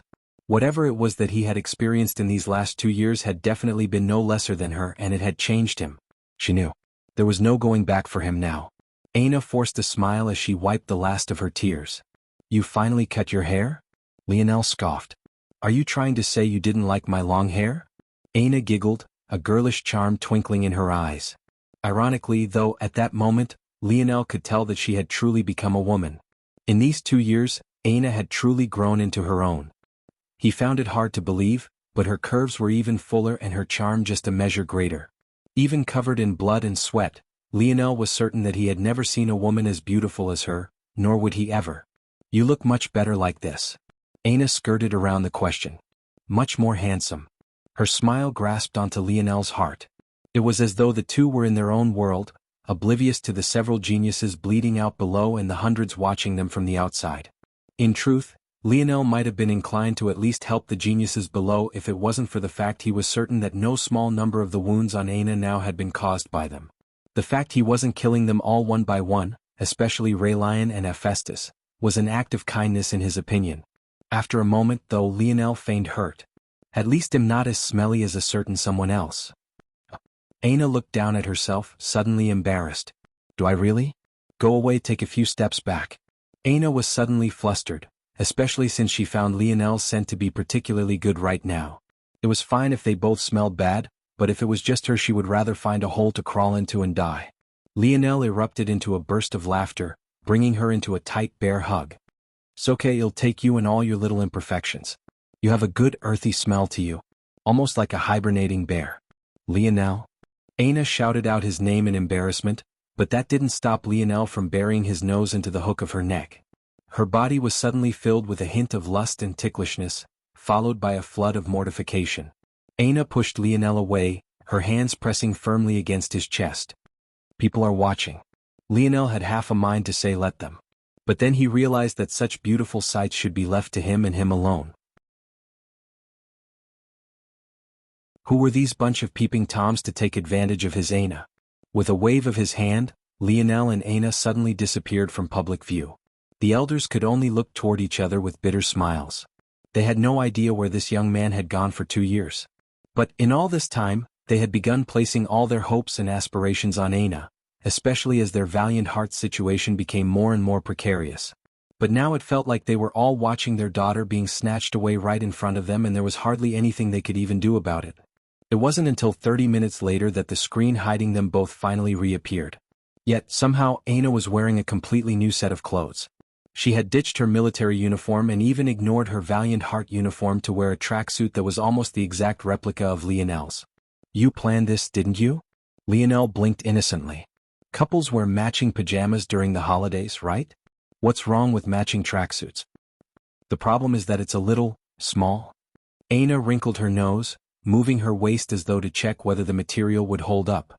Lionel was speechless. It should be a crime to make such an innocent movement so seductive. Are you trying to give me a nosebleed? It's not my fault that you've grown so much in the last 2 years. Aina rolled her eyes, but she was still inwardly smiling. I forgot. Aina looked back toward the center of the prism they stood at the peak of. Right there, a large orb of bronze sat. It was clear that this was the ultimate reward of the zone. At the very least, it was the ultimate reward for this part of it. As for how the ring was related to all of this, Lionel still wasn't absolutely sure. He only had 2 guesses he had no way of verifying. The first was that the ring and the tablet were connected in some way and were actually an outside influence. In this case, the tablet would have originally had nothing to do with this variant zone and was instead just using it as a convenient medium to accomplish its goals. As for what those goals were, Lionel had no way of knowing.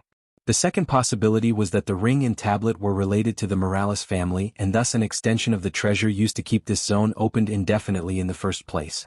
Which of these were more true? Lionel was leaning more toward the first, but he couldn't confirm. Aina smiled. I saved all the rewards, we can share them later. Lionel looked at Aina like she was crazy. Don't be ridiculous. Keep it all, it'll be just fine. Aina opened her mouth to respond. But, seeing the look in Lionel's eye, she simply nodded. She felt, for some reason, that she'd never be able to change his mind. Okay, Aina touched the bronze orb. It was then the zone was filled with a blinding light and they all vanished.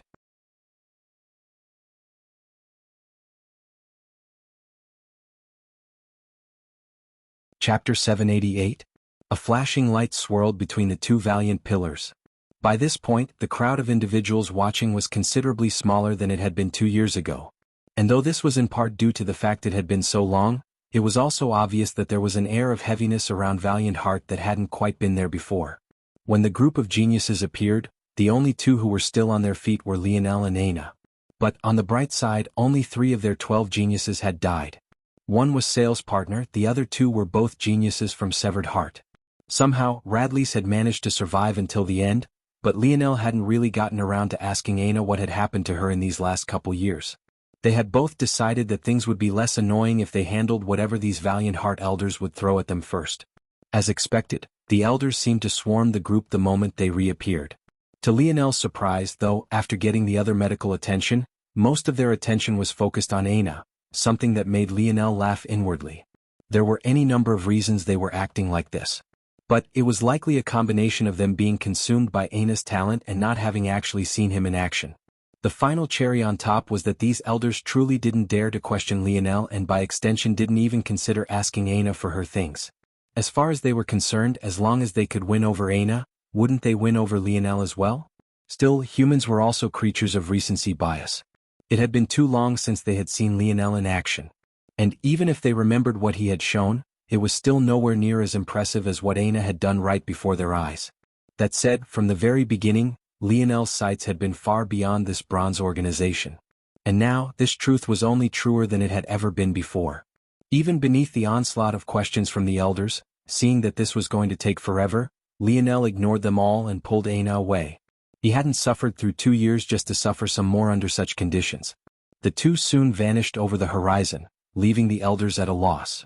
The elders looked toward Head Hutchin, trying to understand what it is they should do. Give them some time. Hutchin said evenly.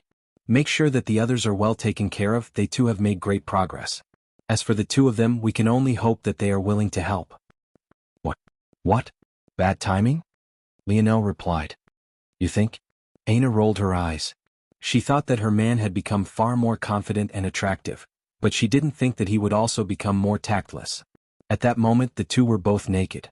Aina sat on Lionel, her breasts even touching his chest. She could very clearly feel his member pressing against the cheek of her ass.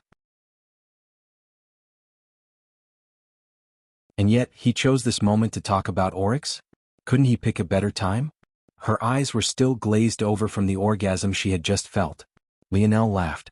It's already been like half a day. The 2 had already been rolling around in bed for more than 10 hours. Even Lionel didn't bother to count the number of peaks Aina had climbed to in that time, yet she still wanted more. It seemed that in these 2 years this girlfriend of his had become insatiable. That still leaves you with 729.5 more days to make up for. Lionel sputtered with laughter. He had to admit that he didn't hate this clingy version of Aina at all. It seemed like she wanted to stay attached at his hip and he loved it, quite honestly. Though the 2 were still subconsciously ignoring the topic of sex, still feeling as though that portion of their relationship hadn't quite been sorted out yet, Lionel felt closer to Aina than he ever had before. And at this moment he felt that that was enough. I'm serious, this is important. Lionel finally said. Fine. Tell me what about the Oryx is so important. Well, it isn't that the Oryx are important but rather what I want to do with them, that is. Our relationship with Valiant Heart could become quite contentious, especially when I succeed. It was only after Aina heard this that her hips stopped subconsciously gyrating and she focused on Lionel's words. What do you mean? I plan on taking over the Oryx tribe and ruling them. Aina was stunned by Lionel's words. From her position, her gaze was slightly higher than Lionel's. Looking down into his eyes, she could tell he was completely serious. Aina blinked. She found the dauntless confidence in Lionel's gaze right now to be fatally attractive. She even faintly wanted to drop everything and simply follow his lead. How do you plan on doing that? She asked. I have a talented Oryx general under my charge. I've already sent him to their tribe.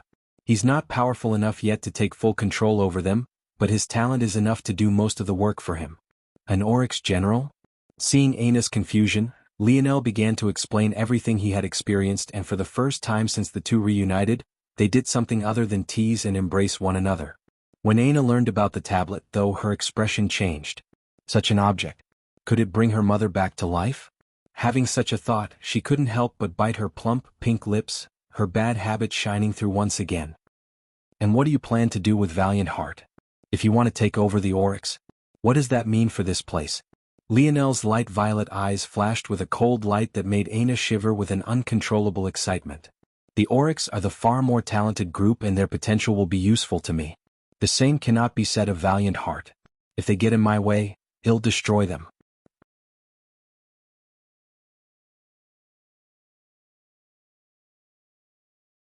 Chapter 789.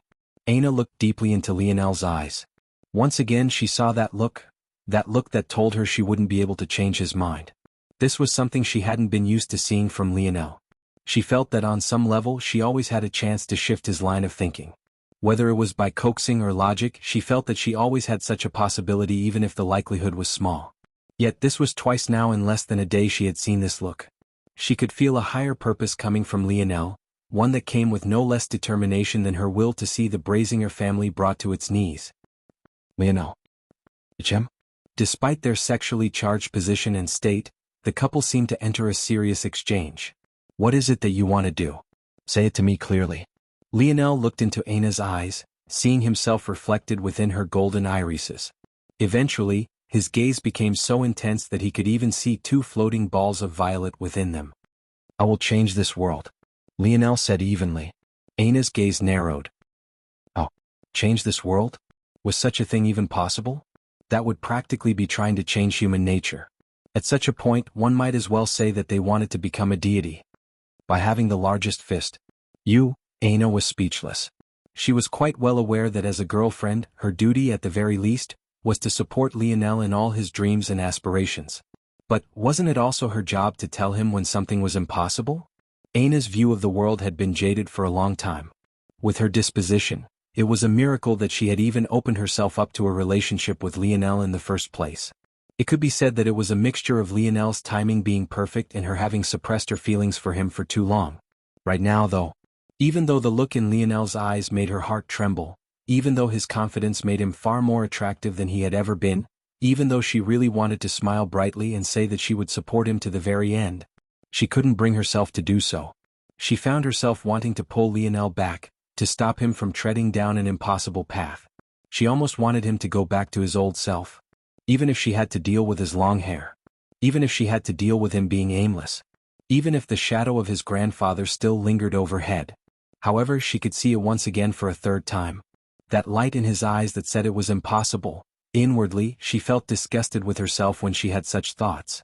How long had Lionel spent unselfishly following her wishes? Even now, she could tell that he had no intention of abandoning her. In fact, he might even be more determined and confident now to help her than he ever had been before. But at the moment she felt like Lionel was running on a path to infinity. She couldn't see the end of it, but what she could see were all the pitfalls that dotted even the first stretch, let alone the abyssal black holes that lay ahead.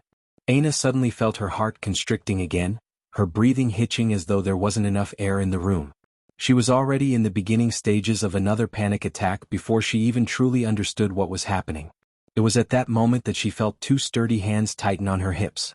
Aina looked into Lionel's eyes, still finding it a bit difficult to calm down. But every time she felt like she might slip into another fit, she would always sense those sturdy hands.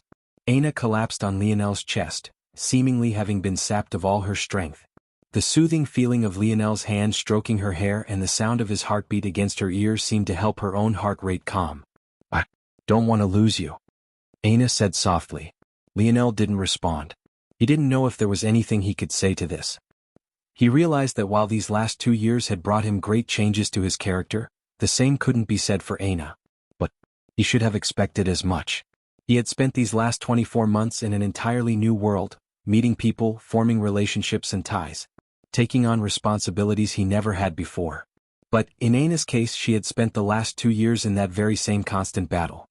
Though her body had grown and her strength had become greater, there was no such opportunity for her.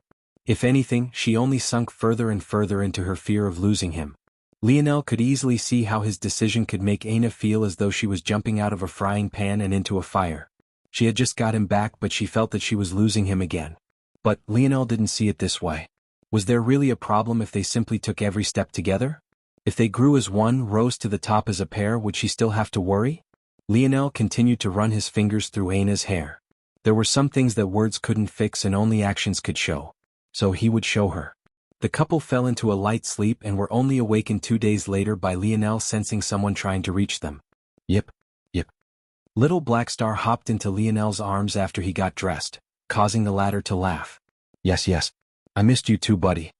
Lionel smiled, stroking the little guy's fur. I've got big plans for you, little Blackstar. Are you ready? The little mink blinked curiously at Lionel. But he only smiled mysteriously toward this curiosity. Not long later, Lionel and Aina both left the segmented cube, only to find a group of elders led by Magneral waiting outside the small shop.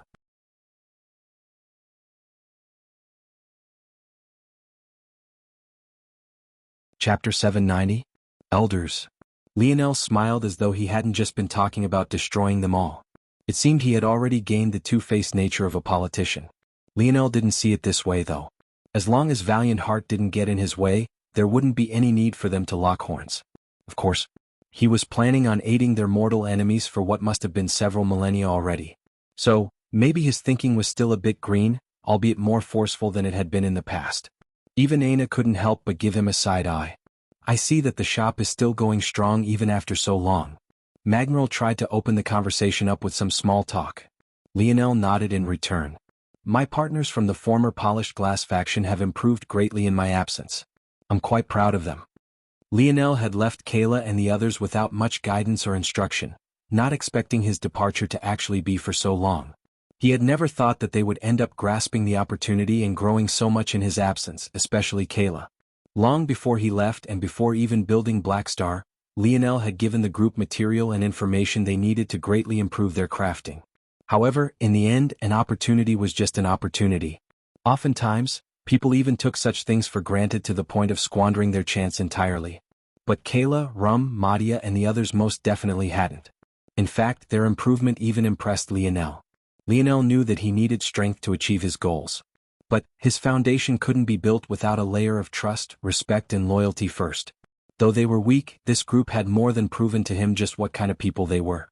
And to Lionel, this was far more rare than just an individual with talent or power would be. So, he had already given them even more resources and knowledge.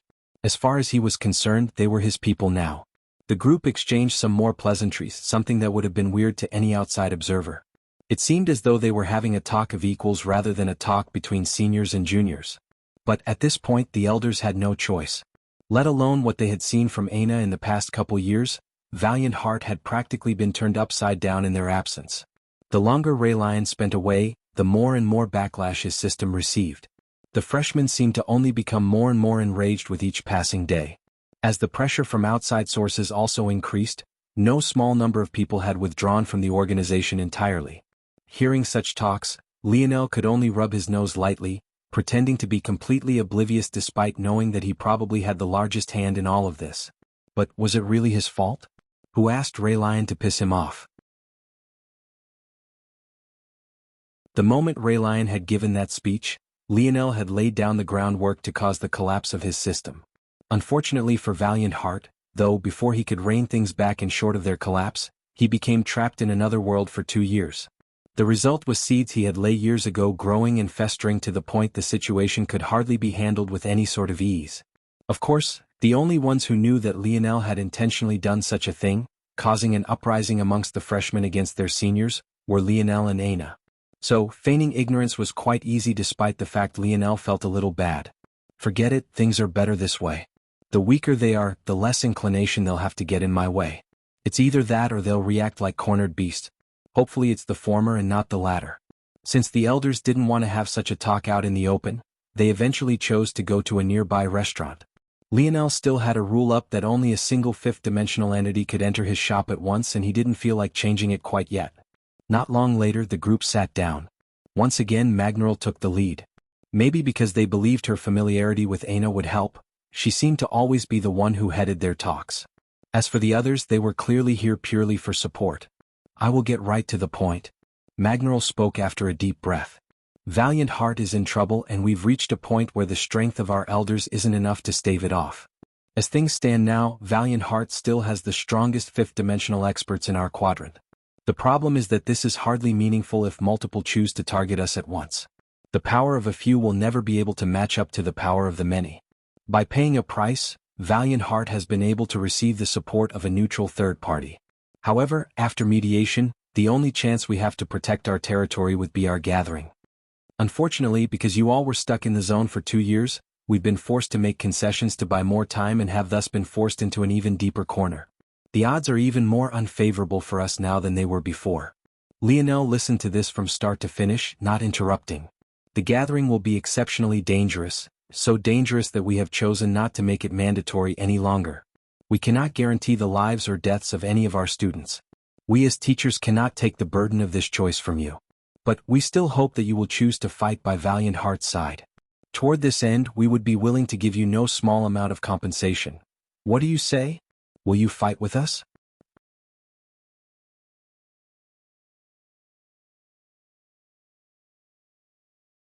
Chapter 791.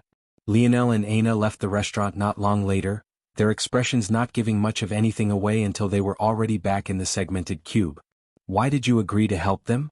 Aina finally asked after the two were alone again. Why turn down free resources? Lionel said with a laugh. But if we help them protect their territory, wouldn't that make it more difficult for your plans? No, it would actually help. You and I aren't representative of the younger generation of Valiant Heart. With how shaky their foundations are, isn't it best to leave it in their hands? Well, Raylion actually isn't so weak. Lionel blinked, looking over at Aina who had seemingly begun to cook something. Should I be jealous? Aina looked up from the stove, blinking innocently, a sweet smile on her face. You left me for 2 years. Who knows, maybe I wavered. Ah, Lionel looked like a wounded puppy some sick bastard punted across the room. Aina almost forgot it had just been a joke and nearly felt guilty. She really would have if Lionel didn't clench his chest and fall over in his chair, causing her to sputter with laughter. Laughing at my pain. Who did I wrong in my last life to have such a cruel girlfriend? Stop being so dramatic. I have fought him, he is indeed very powerful. If we had not lifted the curse, I would have lost to him without a doubt. There's a reason Valiant Heart had so much hope in him. Also, I'm not sure if I agree with you. From what Teacher Magneral said, there are multiple organizations vying for their territory. Whatever land was ceded would definitely have numerous hands wanting a piece, especially since this world is so rich in ores. Chaos is an opportunity, no? Usually yes. Lionel nodded. But if there's one thing humans are good at doing, it's forming in-groups and out-groups. This is a predominantly human part of the universe. What would happen if several organizations of humans converged to split resources and there was a single race of people that didn't quite look like the others? Aina's hands paused. She looked over toward Lionel who was playing with little Tali. After 2 years of not bonding with the little guy, unlike with little Blackstar who reaffirmed their connection practically instantaneously, Lionel had to put in some effort with little Tali. That said, Aina wasn't looking toward Lionel because of this. Rather, she looked over because those seemingly simple words he just spoke carried a wisdom that shocked her. After a while, she realized that maybe she shouldn't be so surprised. Lionel's understanding of human nature was so deep that he practically collapsed Valiant Heart Mountain with just a few casual moves. Maybe the irony in all of this was that he still couldn't perfectly read her. But that was less about him being unable to, and more about his love for her clouding his judgment. The Lionel that could so easily see what would happen to the Oryx should Valiant Heart lose, was the cold and calculating Lionel. No matter how he pretended, when it came to Aina, Lionel couldn't ever completely throw away all his emotions.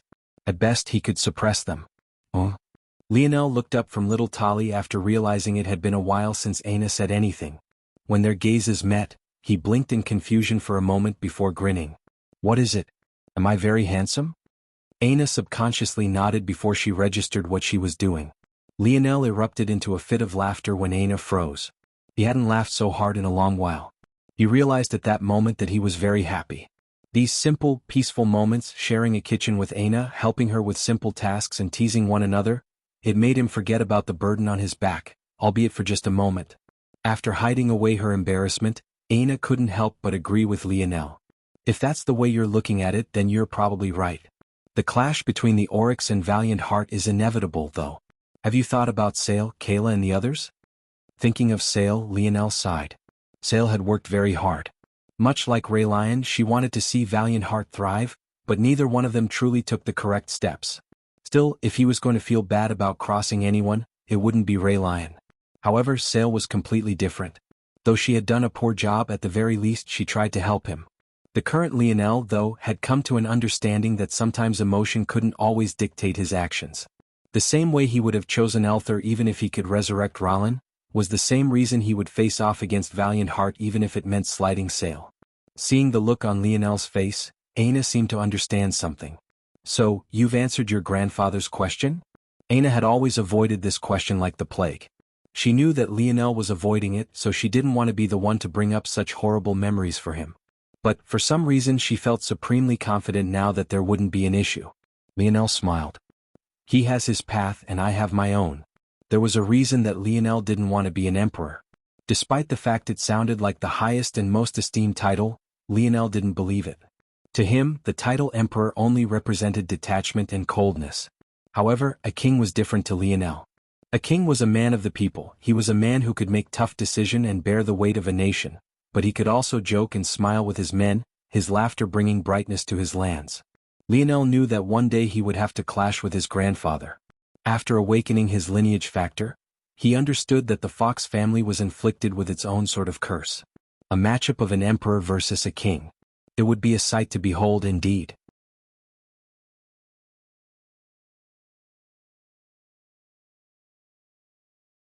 Chapter 792.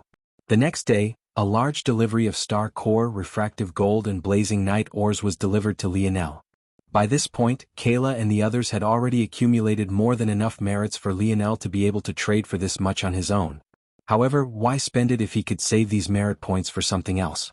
Lionel felt that this was more than enough to push his body to tier 9 of his metal body, something Lionel had to thank the tablet for allowing him to accomplish. After sorting out the information the tablet had flooded him with, Lionel had come to a solid understanding of what it was and how it worked, though its origins were still a complete mystery to him. Lionel's conclusion was quite simple. The tablet seemed to be especially tied to life elemental force and dream elemental force. If Lionel had to describe it, he might even say that it was a combination of the two forces to create an even higher grade force he couldn't fathom. Unfortunately, this unnamed force was too elusive. And even if it wasn't, Lionel didn't have the life elemental affinity that would be needed to control it. This aside, Lionel felt that the force itself was less important in this context. What was important was the fact the tablet could produce it and make of it to perform all sorts of amazing actions. The first and most obvious was resurrection. However, from Lionel's understanding, this wasn't an all-encompassing resurrection. Only spirits the tablet had accepted into itself could be allowed to be rebirthed. And even then it would only be once. Lionel wasn't sure how this worked or why the tablet had such rules to begin with. It almost seemed too arbitrary and lacking in sense. Why would someone be able to be resurrected once but not a second time? And if Rollin, Elther and the others were real people, then why was it that the tablet could only resurrect them but not others? After some thinking, Lionel couldn't think of an answer to the first question. But he felt that he had a good guess for the second. A zone was essentially an instance of time folding in on itself. If left alone, it could cause a collapse of the present. However, there were a whole host of time loop problems that were introduced with this. For example, if Lionel went back in time like he did in the Jones Zone, which timeline was real? Was it that one he learned about in school? Or was the real version of events the one where his actions killed her?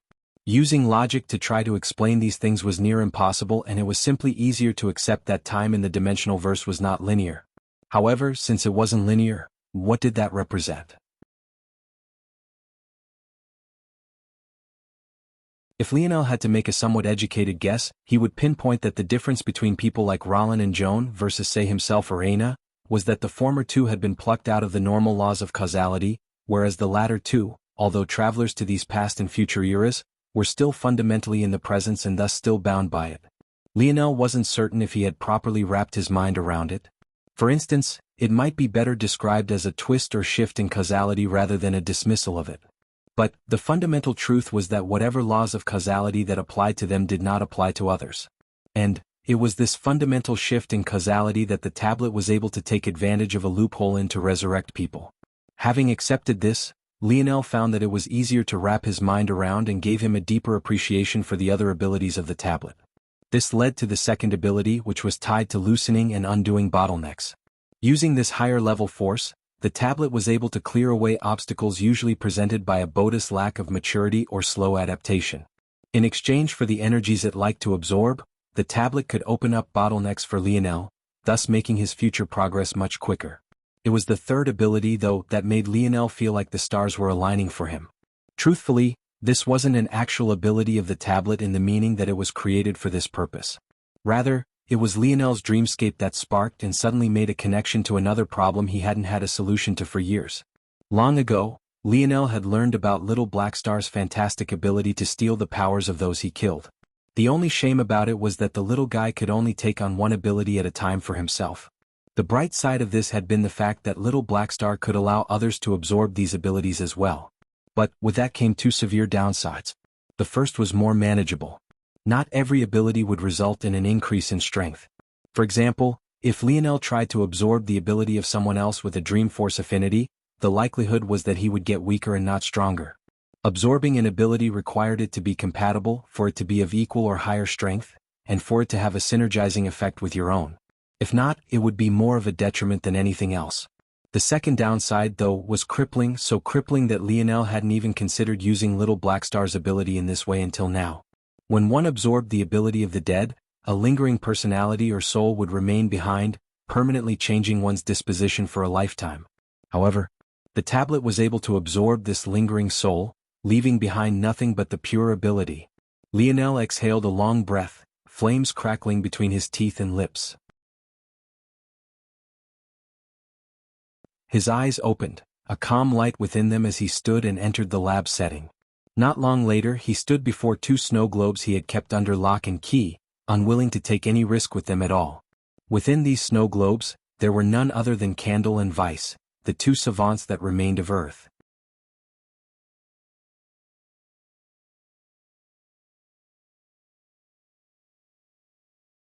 Chapter 793. When Candle and Vice appeared, it was no surprise that both were shaken. The last time they had been in the world, they had been on the verge of dying, and even now, both were still severely wounded. Everything within the snow globe was frozen, even their thoughts. The good news was that they didn't experience any time passing, so they hadn't felt confined. But the bad news was that the moment they saw Lionel's face, they panicked and almost unleashed their strength once again. Fortunately, though, they had obviously had no improvement in the last 3 or so years, while Lionel himself was on a completely different level. Just a flicker of Lionel's pale violet eyes made the pair freeze, their bodies trembling beneath his presence. Lionel wasn't sure of the name of his fourth lineage factor, but he chose to call it King's Might. He didn't feel particularly bad picking out a name for himself either, because he was certain that his current lineage factor was a mutation and not the same as any one of the originals it merged from. This lockdown effect was easy to use when there was a large difference between himself and his opponent. It was most effective when there was direct eye contact, though his released aura had a similar, albeit weaker effect. The main ability of this King's Might lineage factor was in its coercion. It seemed to add a mysterious force to Lionel's attacks, defenses, and actions that made them harder to deal with. It was almost like a universal boost similar to universal force, but this one was reliant on his King's Path.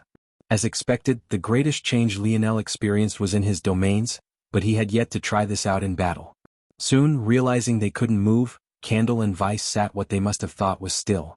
But their bodies trembled uncontrollably, their lips quivering. Seeing them in such a state, Lionel sighed. When he came here, he had every intention of killing these two.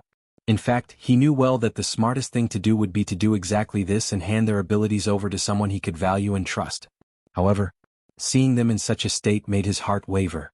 Ultimately, much of Candle and Vice's issues weren't their fault. From a young age, they had been trapped in a cage all alone, unable to see or experience the outside world, not for anything they had done, but rather for the small chance of what they might do in the future. Lionel couldn't imagine the loneliness they had experienced, the hardship and heartache they couldn't even explain without the experience or references to do so. Lionel could suddenly feel their fear almost innately, as though they were bearing their souls to him. He could see the cold, harsh nights they had suffered. He could see the timidity they cultured within themselves as whatever semblance of personality they had was snuffed out. He could see them wondering if there even was an outside world to experience, thinking if this really was all there was to life. This must be a hidden ability of King's might. The moment Lionel saw such scenes, he knew he couldn't kill them anymore. It was his own grandfather who had chosen to lock these children away, likely wanting to find a way to rear and control them in the future. If he took such a path, how different would he be from him? I don't always have to choose the least palatable decision. Lionel sighed. I'm sorry. Candle and Vice's gazes darted about. For a moment it seemed like they were trying to find out who Lionel was talking to, but their ability to read and pick up on social cues was too poor. Despite the fact Lionel was still gazing at them, it was like they were letting the logic of it being impossible for him to say such a thing override the reality that he had. Lionel smiled bitterly, releasing his hold on the two. Suddenly finding the invisible chains around their bodies loosened, the two savants weren't sure how to react. The result was them naively sitting in place, too afraid to move in case they were punished for it. Lionel gazed at them for a moment. He really wasn't sure what to do. He had come here with a purpose, but now he almost felt like it would be best if he simply put both back into the snow globes. When you chose to follow Lionel, what did he promise you? Lionel finally spoke these words. The two savants were taken off guard by the question and began to fidget. They were too worried to answer, not wanting to say the wrong thing. However, Lionel patiently waited, not saying a single word. He didn't want to influence them one way or another. Candle clasped her hands together, erratically rubbing her thumbs and biting at the inside of her cheeks. She kept throwing glances at Lionel as though she expected him to lash out. But after several moments she realized that Lionel was simply waiting for them. She didn't know why, but Lionel's expression seemed pleasant. There was no harsh coldness in his eye, his lip was lightly curled, and his disposition was patient. Was that a smile? Her vocabulary wasn't very deep. The only reason she knew how to speak at all was due to the time before she was locked away and from overhearing the guards speak. How long had it been since she saw a smile? Before she realized what was happening, Candle's gaze began to turn blurry with tears. She couldn't control them before they came out in an onslaught, drenching her cheeks and the gray prisoner uniform she still wore. Her breathing hiccuped, her chest heaving as she tried to fill her lungs with air to no avail. The harder she pushed, the harder she seemed to cry. He said. Candle's breathing hitched. He said we could see the outside world.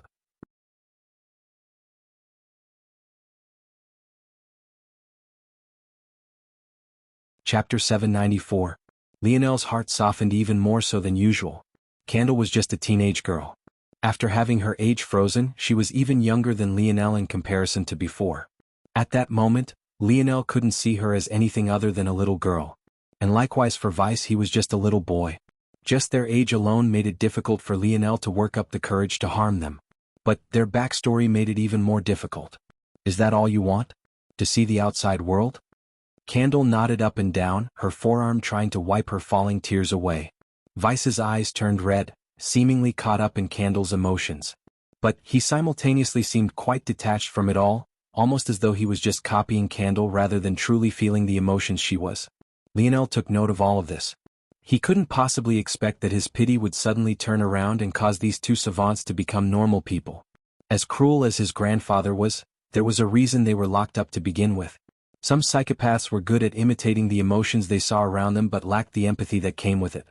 Unfortunately for Vice, having been locked away since he was a child, he never properly built up his skill.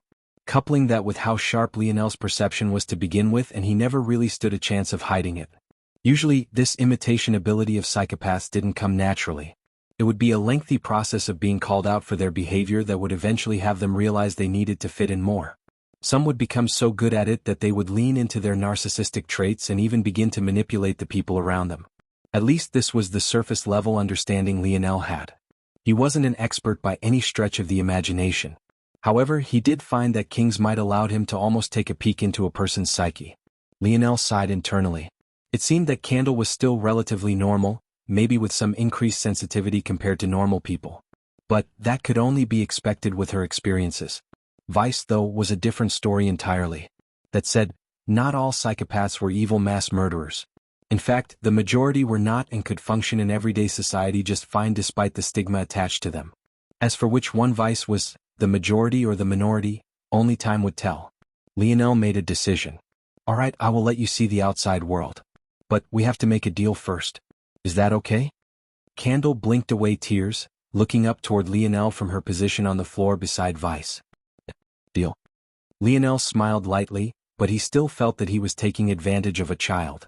Whether it was Candle or Vice, both had too little understanding of the world and the kind of life they were living. Having them make such a life-altering deal themselves wasn't the most ethical. But he had no choice. I will be honest with the two of you. With your power, you are very dangerous, maybe even more dangerous than any other existences in this world. Do you understand what I am saying? Candle's eyes dimmed. She felt that she had heard something like this before. However, I do not want to lock you up like others have.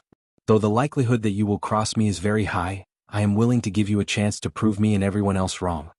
Candle blinked, a small light of hope brightening her gaze. I need 2 bodyguards. Lionel continued. With your power and talent, I have no doubt that you two would be an excellent choice. If you accept, you will be able to travel the world with me and see what the outside looks like. You'll grow by my side and eventually there'll come a time where there won't be a single place you won't be able to step into. I'll protect the both of you like I would my own brother and sister, that I can promise you. What do you say? As expected, the 2 savants accepted Lionel's proposal. The truth was that Lionel had never expected them to say no.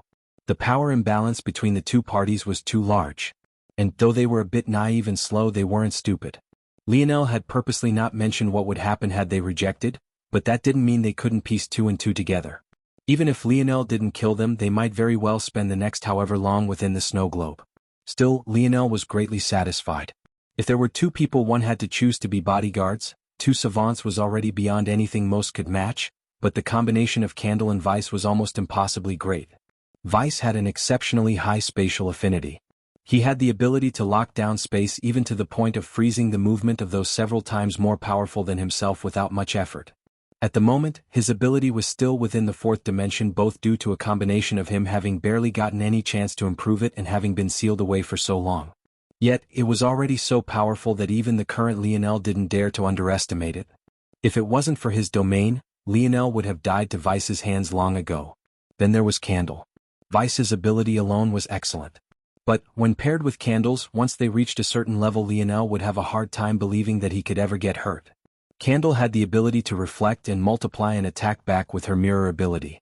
It was the ultimate defensive ability and even the best Lionel had ever seen. He had even wanted to kill Candle and give this ability to one of his teammates who shared a strong defensive ability as well. As long as the 2 didn't betray him, Lionel would be almost impossible to kill by someone within range of their skills. But that was only as long as...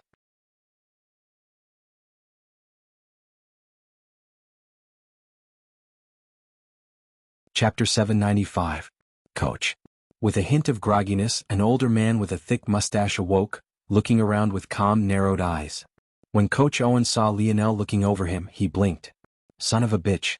You died too, kid? And what the hell is with that hairdo? You look like a dyke. Lionel pinched the bridge of his nose. Whenever his coach had a sip to drink, all his political correctness went out the window. It was as though he didn't know you weren't allowed to say that kind of stuff. And, apparently, his almost dying had the same effect as a shot of whiskey. Lionel slapped his coach's chest, knocking a bit of wind out of his sails.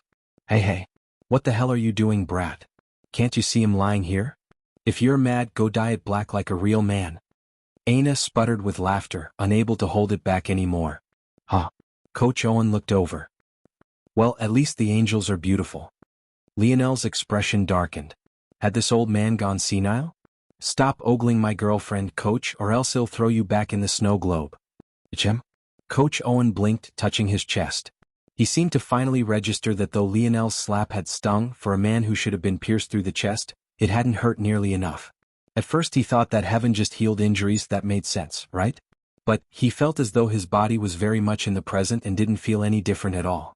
It was only then he understood that he must somehow still be alive.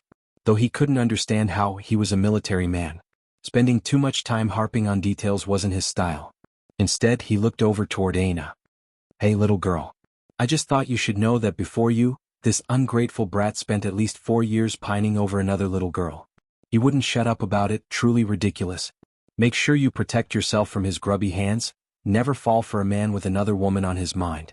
Lionel was speechless while Aina's laughter only grew.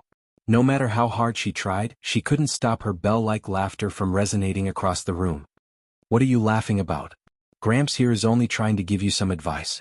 This little twerp actually asked the same woman out more than 500 times and still had the face to continue, going on about some persistence nonsense.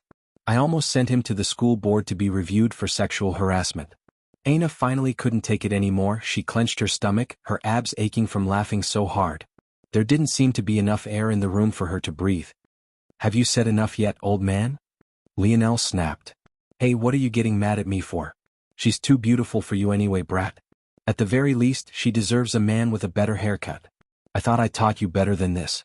That's Aina, damn it. Coach Owen blinked, looking toward the laughing Aina once again. You met a girl by the same name? Lionel almost fainted. After a long while, Coach Owen finally dropped the senile act. Though it was a bit hard to accept that these Ainas were the same person, his ability to brush off the details of how things worked was still immaculate. So you healed me?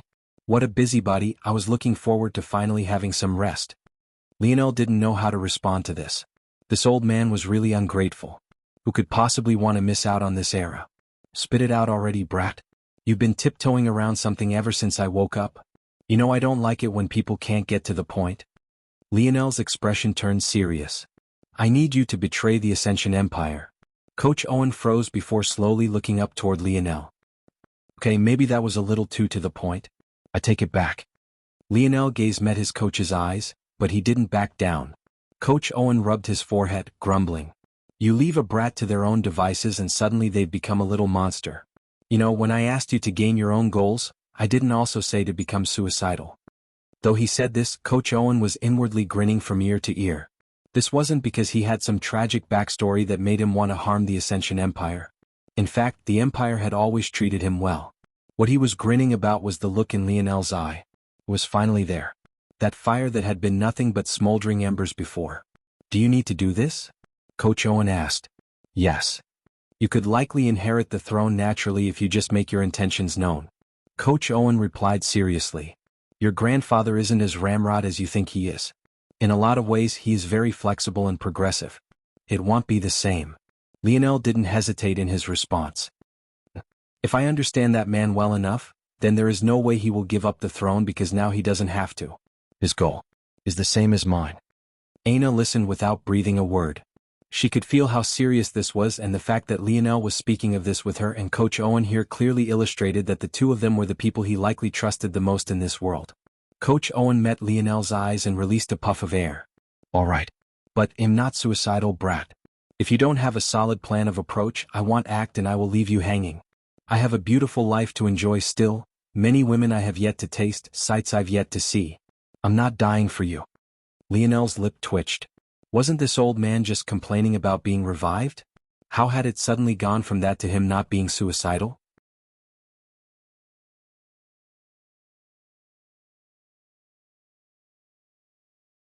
Chapter 796. It won't be anytime soon, coach. It's just that your province is without a doubt the best launching point. The only trouble is I don't really understand my grandfather's ability. If he has the world spirit, taking Earth from him will be difficult. At first Lionel thought that his grandfather was able to display such strength because of the world spirit. But now he wasn't so sure. In fact, he was almost certain that during the attack that wiped out the entire fleet of Shield Cross-Stars members, not a single ounce of world force had been used. Lionel could be certain of this now because he had experienced real world force during his battle against Alexander the Apex. After comparing and contrasting that strength, Lionel had come to understand that the energy he had felt that day wasn't like world force at all and was much more like the energy of his King's Might lineage factor with some obvious differences. Still, it was similar enough that Lionel was able to recognize it. Such a reality was indeed a scary prospect. How powerful then was his grandfather really? And how had he managed to grow to such a point? Lionel realized that his grandfather wasn't simple long ago. After all, he had known for a very long time that his grandfather, despite not knowing who he was, had had his mother with a woman from the Luxnix family. This family had a sixth-dimension lineage factor and was, as such, most definitely at least in that realm. But, now that he knew who his grandfather was, it only raised more questions. How had his grandfather managed to interact with such a person as a human of the third dimension? Was this related to why his own father was on Earth? And what about his mother?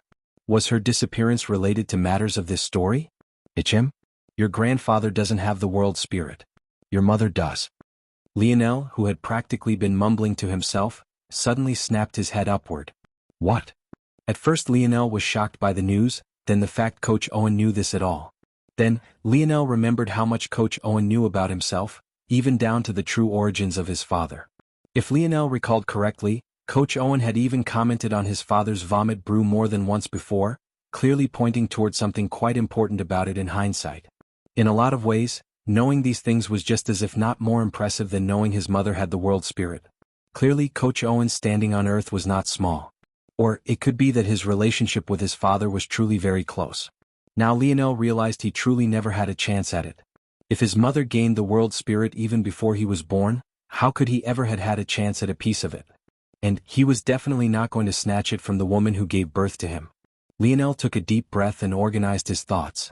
It was fine, it just meant that he had no fate with Earth's world spirit. It didn't matter. He didn't need it.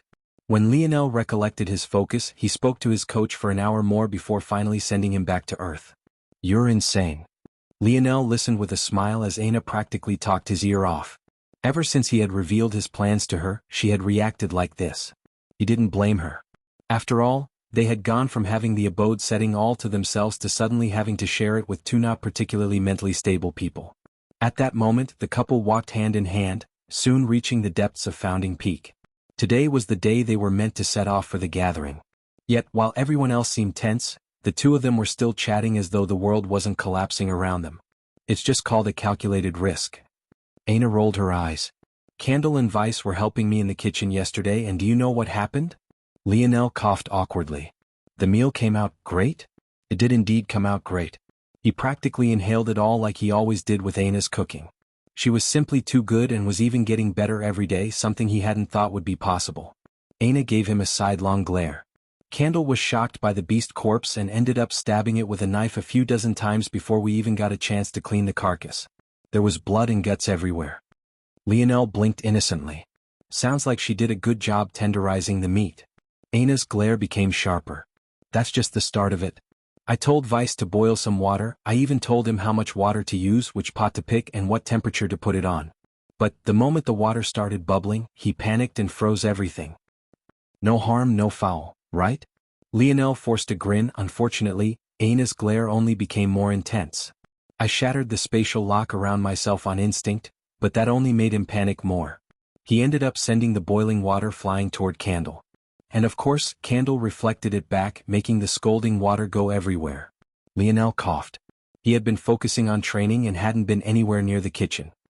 He knew that if something went wrong, Aina was more than strong enough to handle it, especially since the two savants had yet to properly mature. Usually boiling water wouldn't be an issue. After all, it was just 100 degrees Celsius. But that was only in the third dimension. The kind of water Aina was talking about now was the cleansing waters that ran all throughout the segmented cube. If it had been brought to boiling, it was practically bubbling lava. Did the steel table survive? Lionel asked. No. Aina replied shortly. All the food that had been on it fell to the ground too. You want a foot massage? Aina's harsh gaze vanished into a brilliant smile that seemed to illuminate the world around them. At least you know. Yes, ma'am. The two laughed, oblivious to the heavy atmosphere around them. Soon they entered a clearing. Before them, the familiar youths they had gone into the Valiant Zone with came into view alongside a cohort of 5 elders, of which Lionel only recognized one, Head Hutchin. The others tried to hide it, but Lionel's senses were too sharp. Each and every one of them was more powerful than Head Hutchin by a large margin. It seemed that Valiant Heart Mountain was going all out. For them, this was a matter of life and death.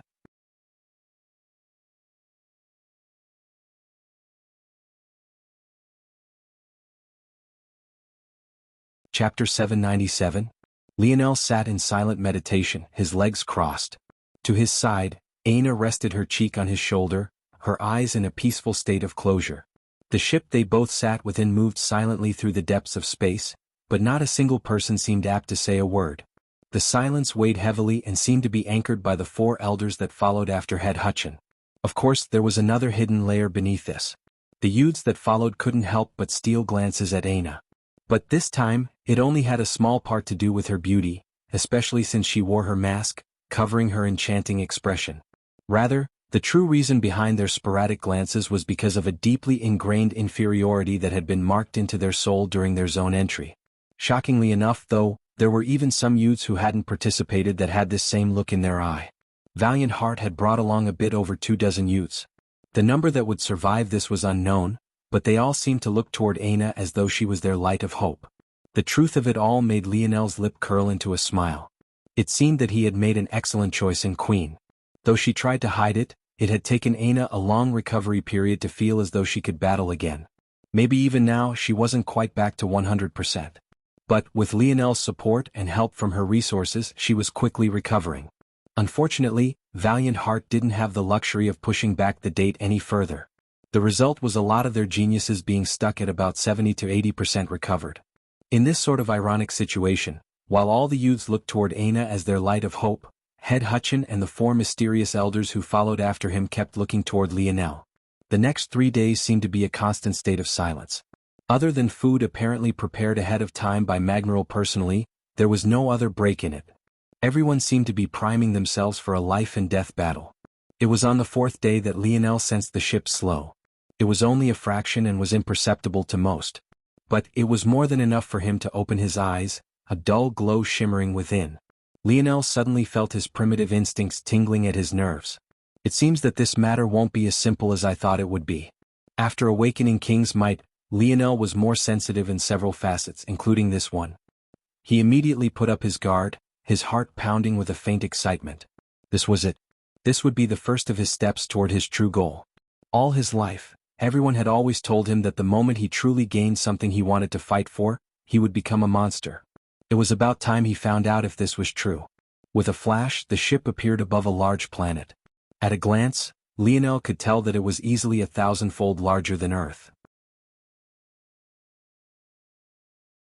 Usually, within the 3rd dimension, such a planet would be gaseous. But, in what seemed to be the 5th dimension, its state was likely even a greater state of solid than even Earth itself. The planet was quite beautiful. From their vantage point, it was possible to see a swirl of several cloud formations, a radiant green and blue making it shine like a polished marble. However, beauty didn't always equate to safety. Those gorgeous swirls of clouds were all hurricane formations. The planet, despite its large size, was completely covered in just a handful of these massive storms, making one wonder just how violent they were. As expected, when the ship broke into the atmosphere, the harsh winds and natural death traps began to make their presence known. The vessel, which had been steady up until this point, began to rattle and quake, threatening to break apart into its many pieces. This is Planet Vincero. Head Hutchin's voice was like a sudden gunshot amidst an endlessly silent night. Though it was nowhere near as abrasive as a true fired shot, and was even quite soothing after so many days of silence, it felt just as jarring. It is a world with a disaster rating of 2 stars. Lionel's eyes narrowed. He had learned about disaster ratings during his force crafting studies. This was because planets with great disaster ratings had difficult-to-reach resources and were thus also great sources of food for metal spirits.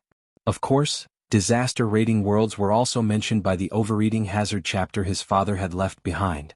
Metal spirits that had lost their rationality were even known to swallow entire planets of this caliber, causing catastrophic events.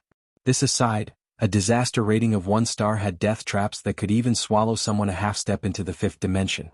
A disaster of 2 stars could destroy someone even a half-step into the 6th dimension. It was safe to say that such a world wasn't just a little bit dangerous. The fact that the gathering was being held here. This world is the property of the neutral third party overseeing this event and was chosen as a neutral site. There are some marked safe zones, one of which we will be landing on. Do not stray from these zones unless you want to forfeit your life. The ship continued to descend. Lionel's senses latched onto the hull, following its trajectory like a hawk. He very quickly realized that there was a planned route of descent, almost like how rockets back during Earth's 21st century had to re-enter the atmosphere at a specific angle to avoid burning up. But this technique was clearly most complex. The turbulence reached near disaster levels, but the vessel seemed to hold up well, not wavering. I will now explain how this gathering will work. Stay sharp, understanding will decide your life and death. You're tuning in to the Han Lee's Wuxia Chronicles YouTube channel. We're so grateful for your support, and don't forget to subscribe to join us on this incredible journey through captivating stories. Your generosity through donations truly makes a world of difference, as it's the primary source of revenue that allows me to expand and enhance this channel for you. Thank you from the bottom of my heart for being a part of this adventure.